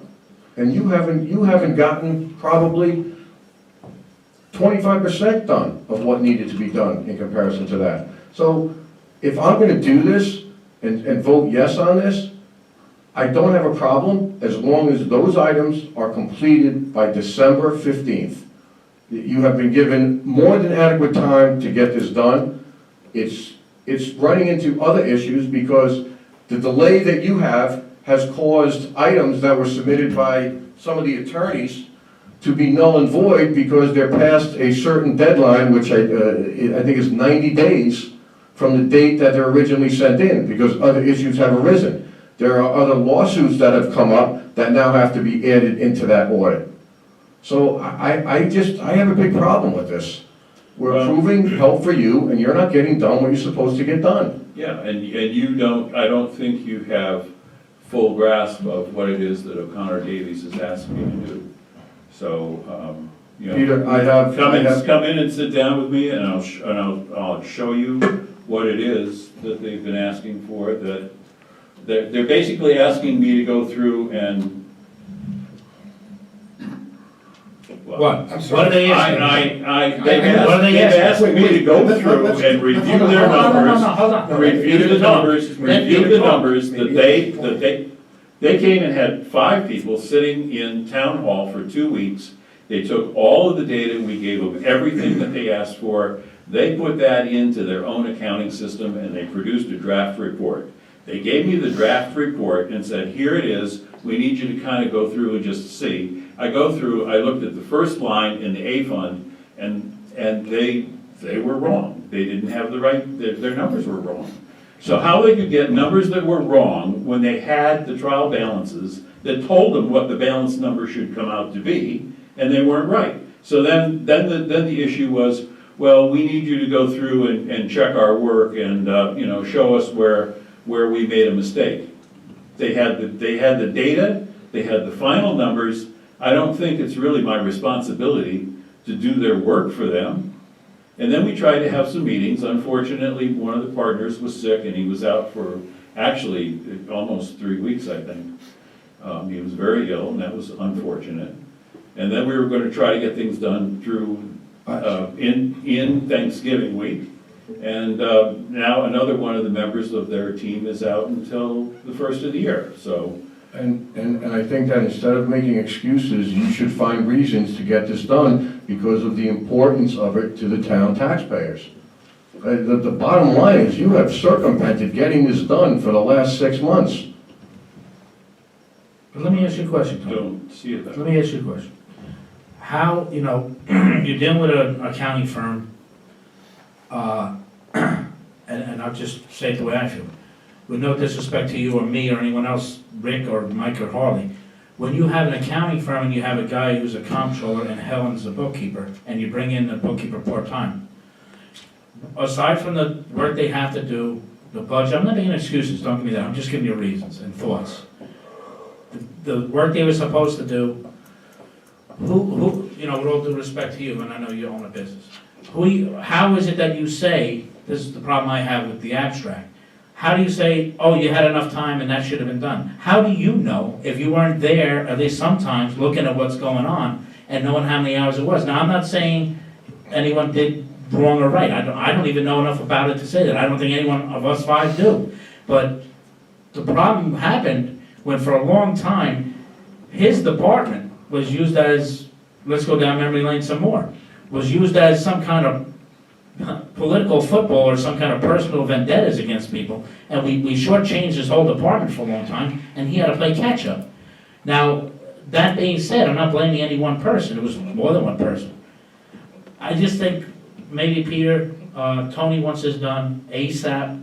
Can you get this stuff done and have Bridget concentrate strictly on what Tony's asking you to do, so that gets done, and then she can help train if we bring someone in, hopefully now, that, you know, Tony was right, he wants to get this done, and I did hear from Peter, I don't know Kopf or anyone personally except when they were here, and I did talk to him on the phone once in Peter's office, but just to say hi, how it's going.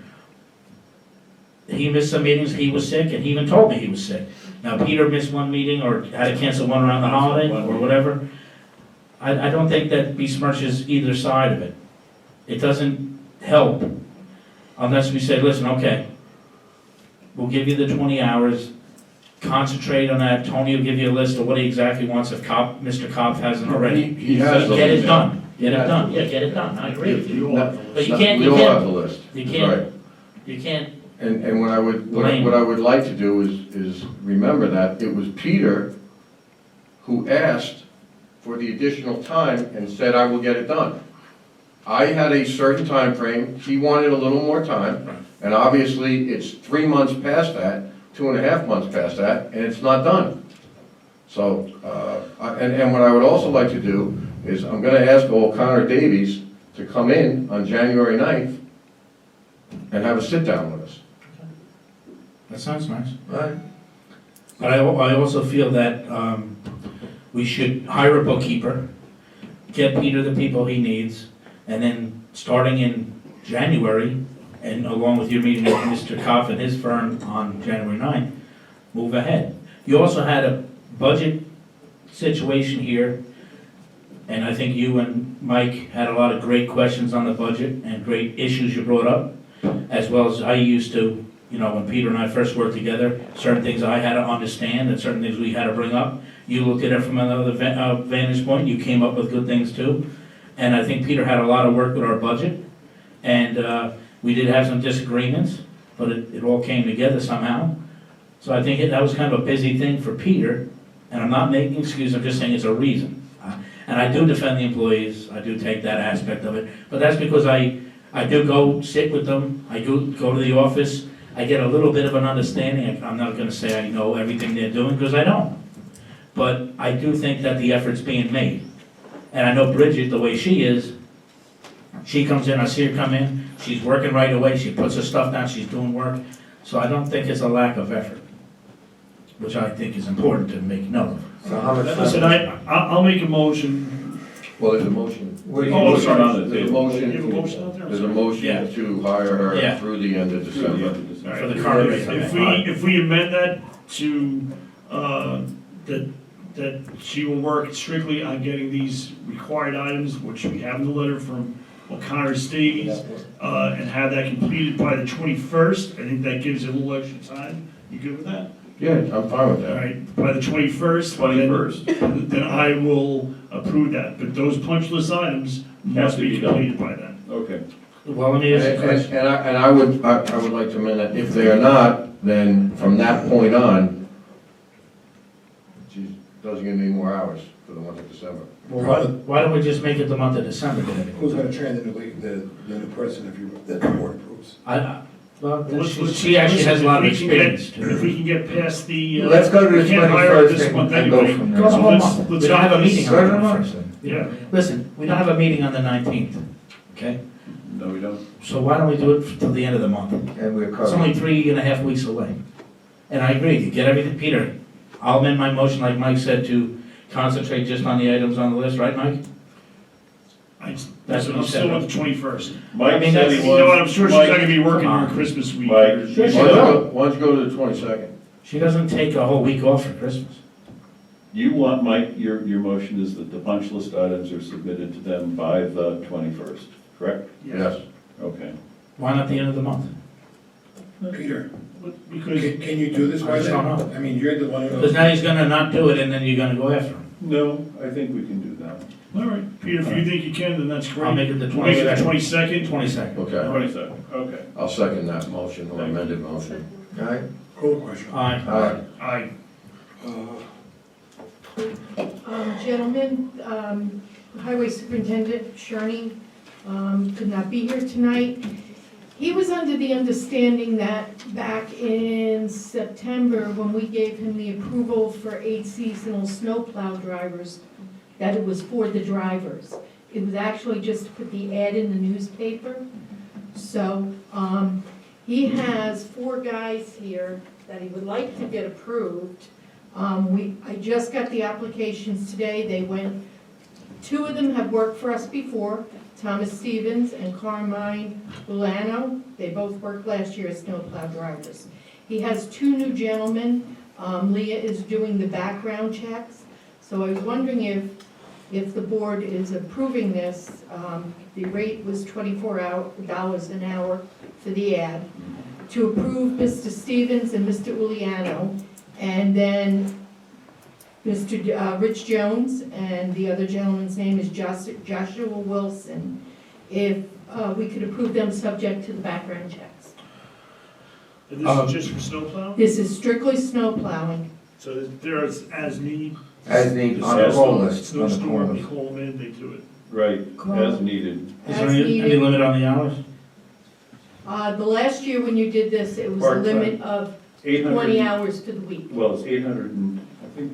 Per there's season? a- Well, each There is a person- part-time seasonal hour limit.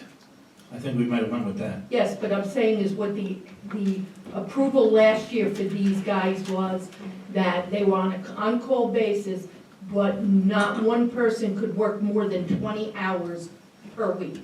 That's how it was last year, the approval. They're seasonal because they went to March They're part-time 31st. seasonal, Okay. but the, Part-time but March. the real All right. Yeah, Are okay. these like 1099s or are they regular hires? 1099s. Okay. The driving, the real driving force on that part-time seasonal is the total number of hours they cannot exceed. Right. And still be classed as part-time seasonal. Yeah, but they're, Okay. are you talking civil service or are you talking? Yeah, well, Well, that's, they're 1099. it's actually, well, it's federal, it's, to classify them as part-time seasonal in order, that's Orange County Civil Service rule. They can be part-time seasonal, but then they can only work a maximum number of hours in the season that's designated.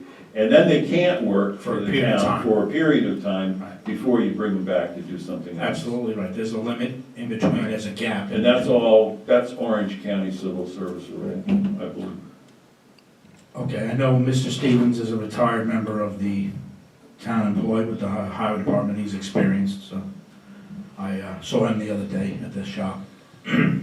I'll make a motion that we hire the four aforementioned names for part-time seasonal for the highway department, strictly for plowing at a rate of $24 per hour, not to exceed 20 hours per week, and once they've completed all their background checks and everything. Subject to the background. Subject to the background checks. Yeah, the two gentlemen would be subject to that. I'll second that. Question? Aye.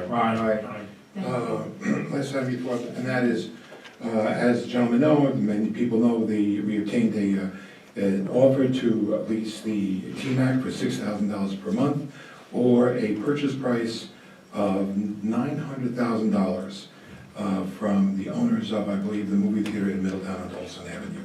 That's something you gentlemen have, it's $6,000. I think some of the terms and conditions is that we would be obligated to pay the taxes, Peter, first 3 months. And they would like 3 months worth of free rent. Right. And we would be responsible for the equipment. I'd like to make a motion that we hold those in abeyance until we receive all offers as stipulated in the agreement that we have signed under the RFP that was submitted and the contract that we have agreed to with Palmer Associates. So let's get all contracts in, or all offers in, and then we'll make a decision at that time. Mr. McGinn, this was, again, part of the discussion had been that the negotiation of real estate should be done out in the open and public. I am doing exactly what has been requested by, actually, you folks, to make sure that when these offers come in, the public knows what the terms and conditions are, and I am doing nothing more than doing what all of you had said you wanted originally with the movie theater. You said negotiation of real estate should be done open in the public, so that there's absolute, total, and complete transparency. Right, and when those other offers are in, they'll be made public as well. It's only suggesting to hold it in abeyance. Just saying, hold them in advance till we have all the offers in. Why would we look at anything until we know, especially, let's get some national companies in here, and, you know, that's what we're looking for. We're not, you know, some of the ones 1 or 2 theaters, or one theater is throwing an offer out there, the other guy's throwing a price for the building. We're not looking for that. We're looking for someone that's gonna lease, do a 5 and 5, something that the town's gonna hold on to that building, and something that we're gonna make money on. I think we've gone down this road before, and I'm not discounting their offers out of hand, but we've gone down this road before where a single buyer had it, he had 1 or 2 other theaters, they went bankrupt, he siphoned off money from here, and we wound up with the building. So you know what, let's get all the offers, let's review them, and we'll take it from there. That's my motion. Second. I'm good. Yeah, okay. Wait, is that motion to what, Mike, to wait till we get The all? motion is to hold Hold in the abeyance. current contracts in abeyance, Till when? and we can just send a simple, thank you for your offer, we are considering others at this time. Till when, Mike? I'm sorry. Till when? Till when? I think we have a 6-month contract with, a 6-month contract with Monroe. But when do you wanna hold off till? 6 months? I would wait until we get some substantial offers in. Okay. Once we have some in, and we have something to really kind of review and go with, then we'll do that. So hold off for a while then? Wanna hold till at least May? Yeah, well, listen, I'll say, until March. We'll say March at this point. And then we can always make it- That will give us like a halfway point. Okay. So, all right, I say we, hold these offers in abeyance, notify them that we are entertaining other offers, and that we will, respond accordingly. Okay. I'll second that. Sounds good to me. I have a question. Are we using to be able to negotiate, you had mentioned about you need to make money. I applaud that. However, are we using Mr. Egan's $800,000 a year plus loss as the baseline by which we have to make money, or are we using Mr.? We're using the offers that come in. Yeah, as the we're way- using the offers separate. We're assuming we're losing $800,000. Well, let's wait and see what we get in. Any offer has to be at least Let's not $800,000 plus all the other costs. Wait, Are you addressing the question? No, I'm asking a question because we don't have it in yet. We don't have anything in. When I say money, we're looking for the best possible offer that we're gonna get. This has nothing to do with what we've lost. What we And it have still doesn't mean already. that we'll What accept we're it. looking at is getting the best possible offer for our property. That's what we're looking for. Well, I would add one thing, and I don't know the well, number we get we're the looking best at. possible offer, and the offer are all well below the $800,000 a year that Mr. Egan alleges we're losing every year. Even though Listen, Mr. Tolles, these are two Again. separate issues. These are two separate issues. We're Well- talking about the marketing of the building for lease and, or sale, that's how that's how the contract read. We prefer a lease. We're looking for the best possible offer. That has nothing to do with the other end of this. And that offer will be considered by the board. Doesn't necessitate that we must take it. Correct? Listen, everything's gonna come to a board vote, that's how it works. That's it. It's not, you know, Sounds good to me. we will get contracts, and we will discuss those contracts, and we will decide what the best contract is to go with. And we're We're not gonna discuss those gonna- contracts out in the open, am I correct? Yep. We would have to by Okay. law. Okay, so we're gonna discuss and negotiate All right. how to. Just- Can just who's we gonna- enter into secret contracts? I don't believe we can. Mr. Nugent. Oh, no, it's negotiating in private, that's what most municipalities do. This is the one Well, municipality. there'll be conversations in private on some of these things, but you know what? When it comes to what's out there, we may putting that out there public. You have to. I It's think- no other option. I think ours will in the fact that we got criticized for not letting people know we were looking to buy the theater in the first place because we wanted to keep it private. That's where that's coming from. Listen, this is totally. I'm just telling you why. We put this out there, I know. put the RFP out, we have a person with national standing, Okay. that's got a proven track record. There's no behind the scenes with this. What's gonna be behind the scenes is talking to these different people, as me and Mr. Cologne have talked about, and once we have what we feel to be good offers, he'll keep everyone advised, so will I, and we'll move forward. Aye. Aye. No. Okay, Okay, you have something else? we have a couple items that have to go for attorney-client. One has to do with the hiring of a bookkeeper. Okay, I get one motion that I want to bring up quickly is, I'm going to put out for an RFP, all professional services that the town uses. I noticed that the prevailing theme is going out and saving money for the taxpayer. So I'd like to make a motion that we have an RFP for all our professional service contracts that we use. Engineering, legal, what's that one with the banking? That's already a policy, Mr. McQuaid. What's that? That's already the town's local purchasing policy. No, but I want to put it out for an RFP. Put what out? All our services, legal, engineering, and, Meaning you want to issue an RFP? Yes, yeah. similar to the one that was done on February 29, 2016. And I guess it would include legal counsel for the town of Monroe, what is it, engineering? Engineering. The town of Monroe, what else would there be? In other words, the town of Monroe is seeking requests for proposals for, in this case, it would be for legal counsel for the town of Monroe, for engineering for the town of Monroe, and whatever else it would be. What's the April deal with, the legal thing with April? The guy does the, Tax certiorari. tax certiorari, tax certiorari? Tax certiorari for the town of The Monroe. guy that does it is our attorney right here. No, I'm just talking about the name of it, That's tax certiorari. Just, let's go see if we can save money for the taxpayer. I'll make a second. Well, I think we have to look at is what the existing contracts are. I don't know what the contract is with the engineer. I think he's coming up this year. I think we had some 2-year We all have a contracts. 30-day month to month. Excuse me, I think we had 2-year contracts with BJS. There's some other 2-year contracts out there, so it would have to be contingent on what the existing contracts are. Okay, but I'm just asking that we put out for professional services, so we see what's out in the market right now. I think that should be done in the reorg meeting. No, but then it'd be, it's being asked now. All right. There's a motion, I say no. Nay. Yes, Aye. Aye. okay, there we go. If Mr. Nugent can draft that, that's a request. Clerk needs to know what we're putting the RFPs out on. Town of Monroe is seeking requests for proposals for legal counsel for the town of Monroe, engineer for the town of Monroe, And tax tertiary. certiorari for the town of Monroe. Insurance. What is it? Insurance. Insurance for the town of Monroe. What about cleaning services? Cleaning services for the town of Monroe. Yes, absolutely. Absolutely. Anything else? Okay. Okay. So we need to adjourn to executive and attorney-client to discuss one issue regarding hiring of a bookkeeper, I believe.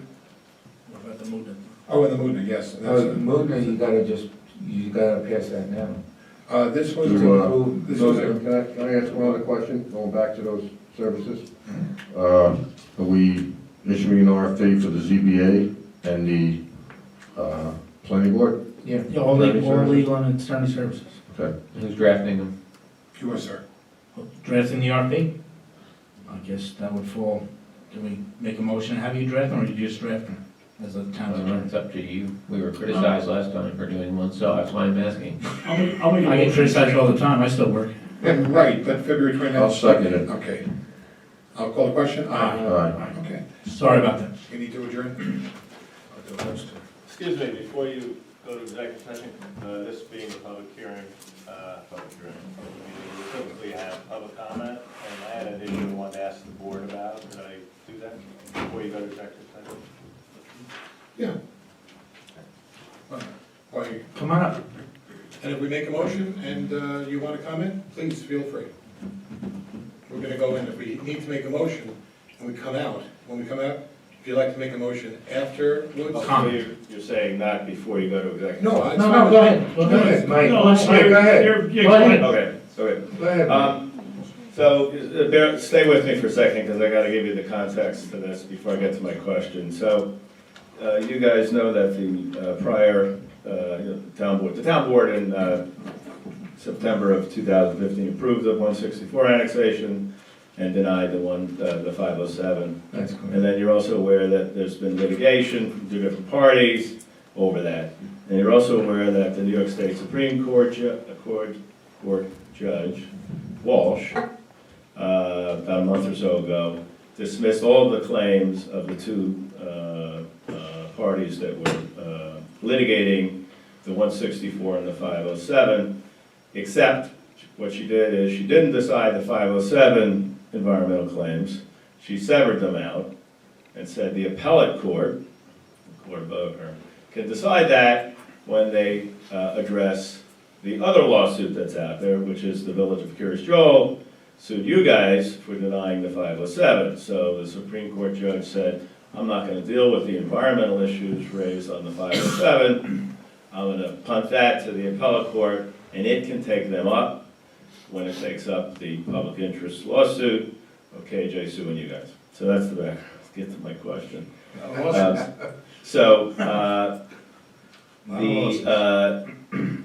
there was a motion made, a filing made by Stephen Barshoff, who represents the landowners of the 507, okay?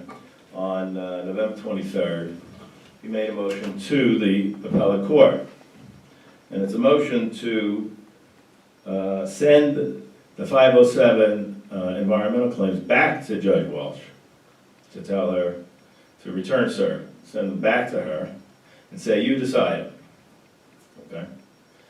Now, the Village of Curious Stroll joined that motion with the petitioners, with the landowners, and that makes sense.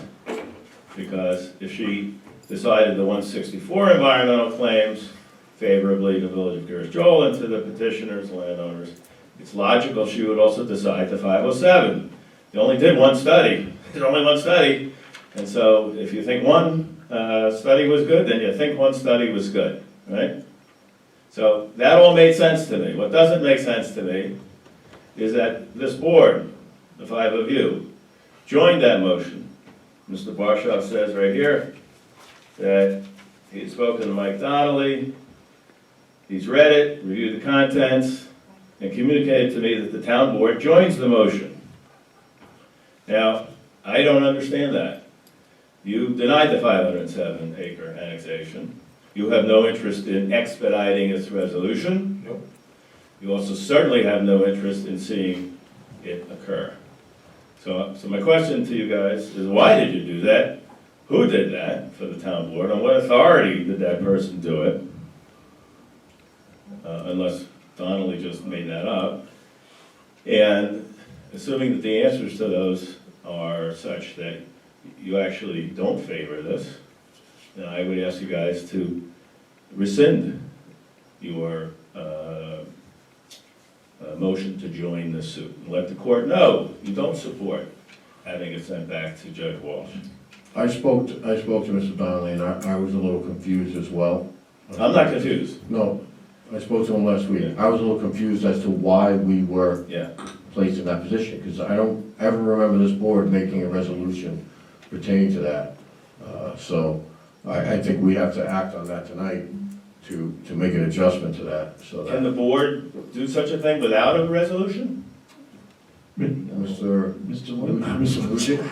Well, I'd rather not comment on this one, because the reason Mr. Donnelly's handling annexation is because we have other municipalities. So, but if you want to ask me a general question about resolutions, I might be able to answer that. Why don't we have a meeting with Mr. Donnelly, all five of us? Yeah, that'd be good. Well, I would say one thing, I'm stepping out on a limb here. Oh, wait a minute, we're meeting with Mr. Donnelly on Thursday. Thursday, he's going to, bear with me. Hold on. that's news to me. No, he's coming to meet with Audra Schwartz, myself, Ben Maldonado. It all pertains to files and the annexation, and I guess who becomes Files the on the owners of these 164. files now. So, So he had asked to meet with us to discuss files. Files on the annexation case? No, well, files that I'm assuming, the way he's talking, you know, with the annexation, if it goes through, then certain things now become the Village of Curious Joel and no longer the town of Monroe's. So it's file transfers.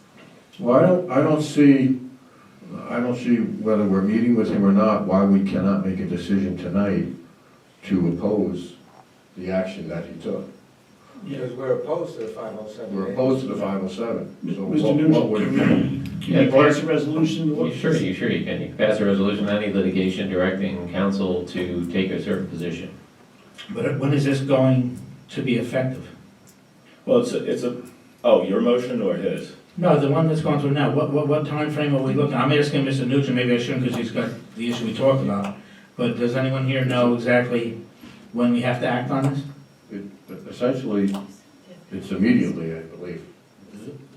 I'm reading, again, Jerry, if I could jump in there. He made a motion on November 23rd to the court, it's the day before Thanksgiving, right? Right.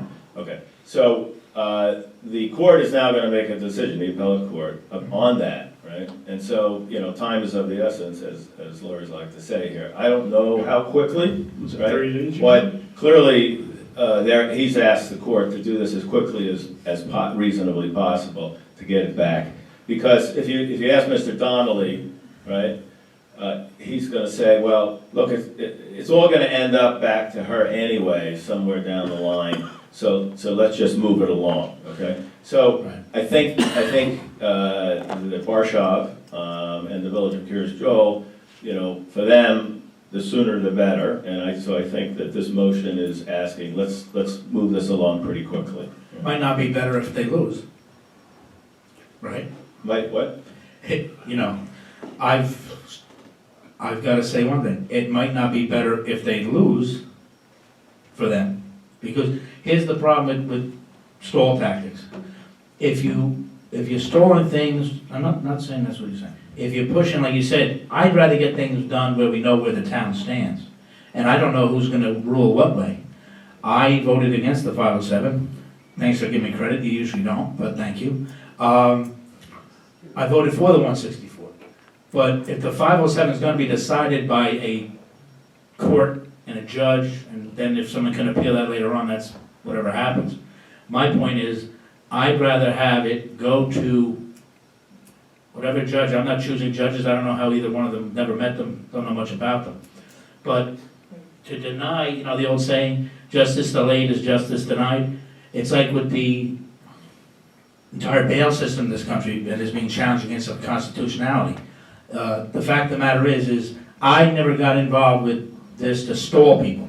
I'd rather have it done, I'd rather win, but I'd rather have a decision eventually. And to be saying, well, not get back to them because it takes longer, which you did allude to, I don't find that to be proper on my part as someone who's, whether we agree with KG or not, Mike, excuse me, whether we agree with KG or not, or we agree with the concept floated out there about a separation agreement or whatever might happen down the line, they are at least right now still like the town constituents as far as this town board is concerned. I know they have their own municipal authority.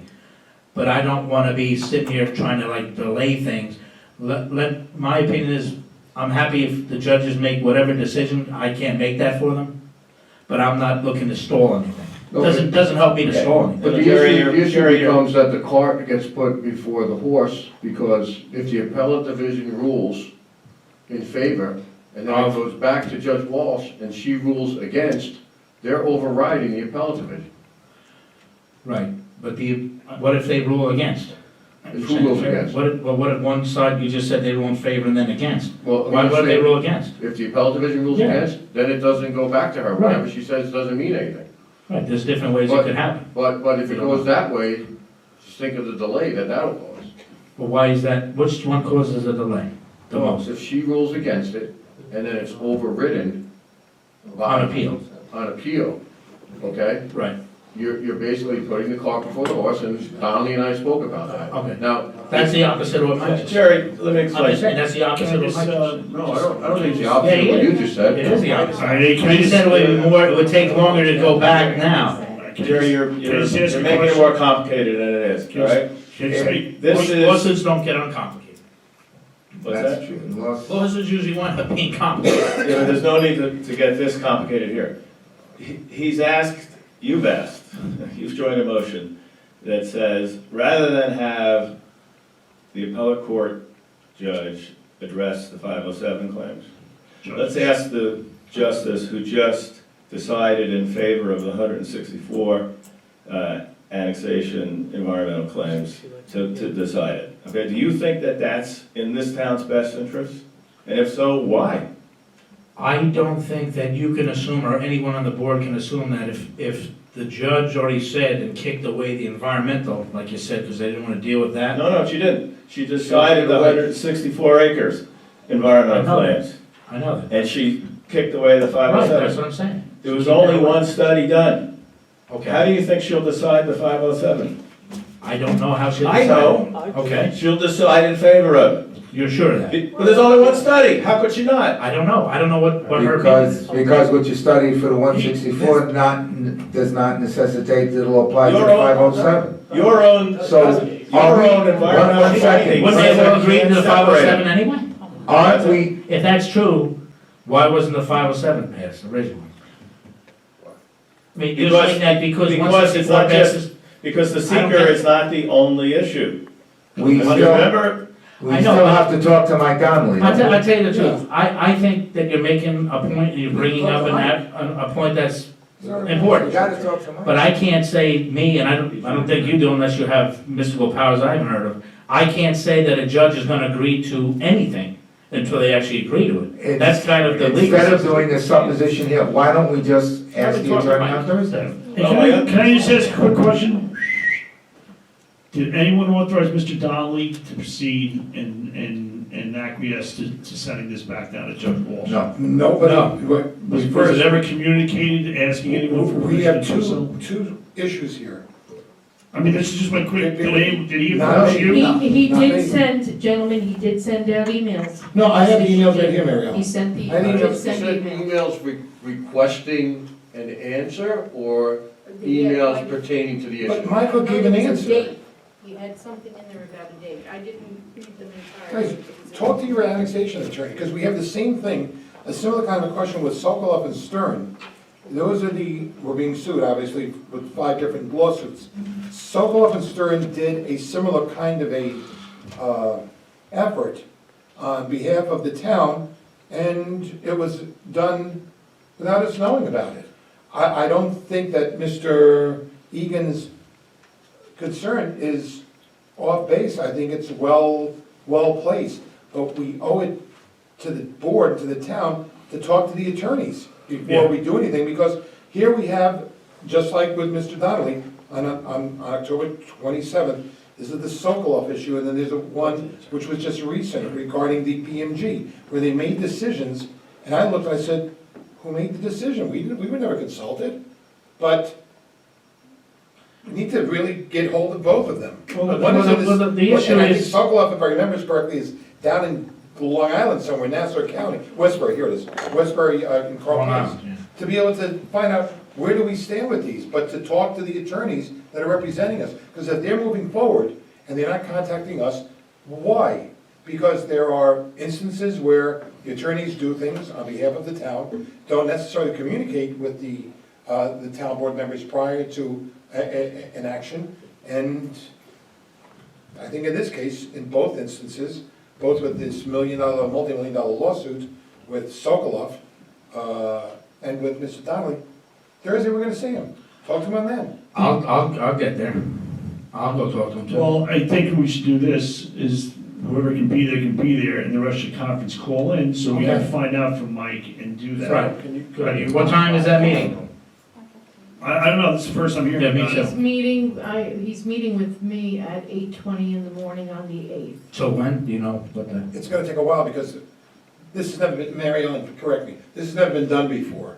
This kind of transfer No, of it's never been done files. before, and I have a lot of questions to him. Right. All right, so we'll do conference calls on that day. Is 9 o'clock, 9:30 okay? No, let's do it, can we do it at 8:20, so that Mike can get to work? Okay. Yeah, I mean, I have no problem. All right, Rick, call out, 8:20? the earlier the better, I think, for everybody. Does that work for you? I don't know if I can call out, it's gonna be tough.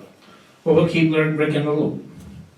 I'll call in. Well, listen, we've gotta make a decision on this, because I obviously. mean, it's important, do it this is at something 8:20, at that's least it gotta gets be- done. This is something we have to act on, Absolutely. and you know. Okay. and- 8:20. I'll be there. 8:20, I'll call. I'll be there in person asking pertinent Follow-up questions. one with Sokoloff, the same issue regarding BMG. Listen, I read about that in the paper, that was the first I heard it. Mr. McGinn, it was the first time I had So, noticed that Sokoloff was doing something which was similar procedurally to what Mr. Donnelly may be doing. And I was wondering why, but I let go. Because Mike is in Goshen, these folks are in Carl Place. Driving down there to get an answer is a lot more difficult for me. well, I'm sure we can conference call in with that. Well, And I'm sure any one of us can reach out to them individually, which I've been meaning to do, I just haven't had the chance. Mr. Nugent, I'm not sure, but I don't think I emailed you on the Sokoloff issue.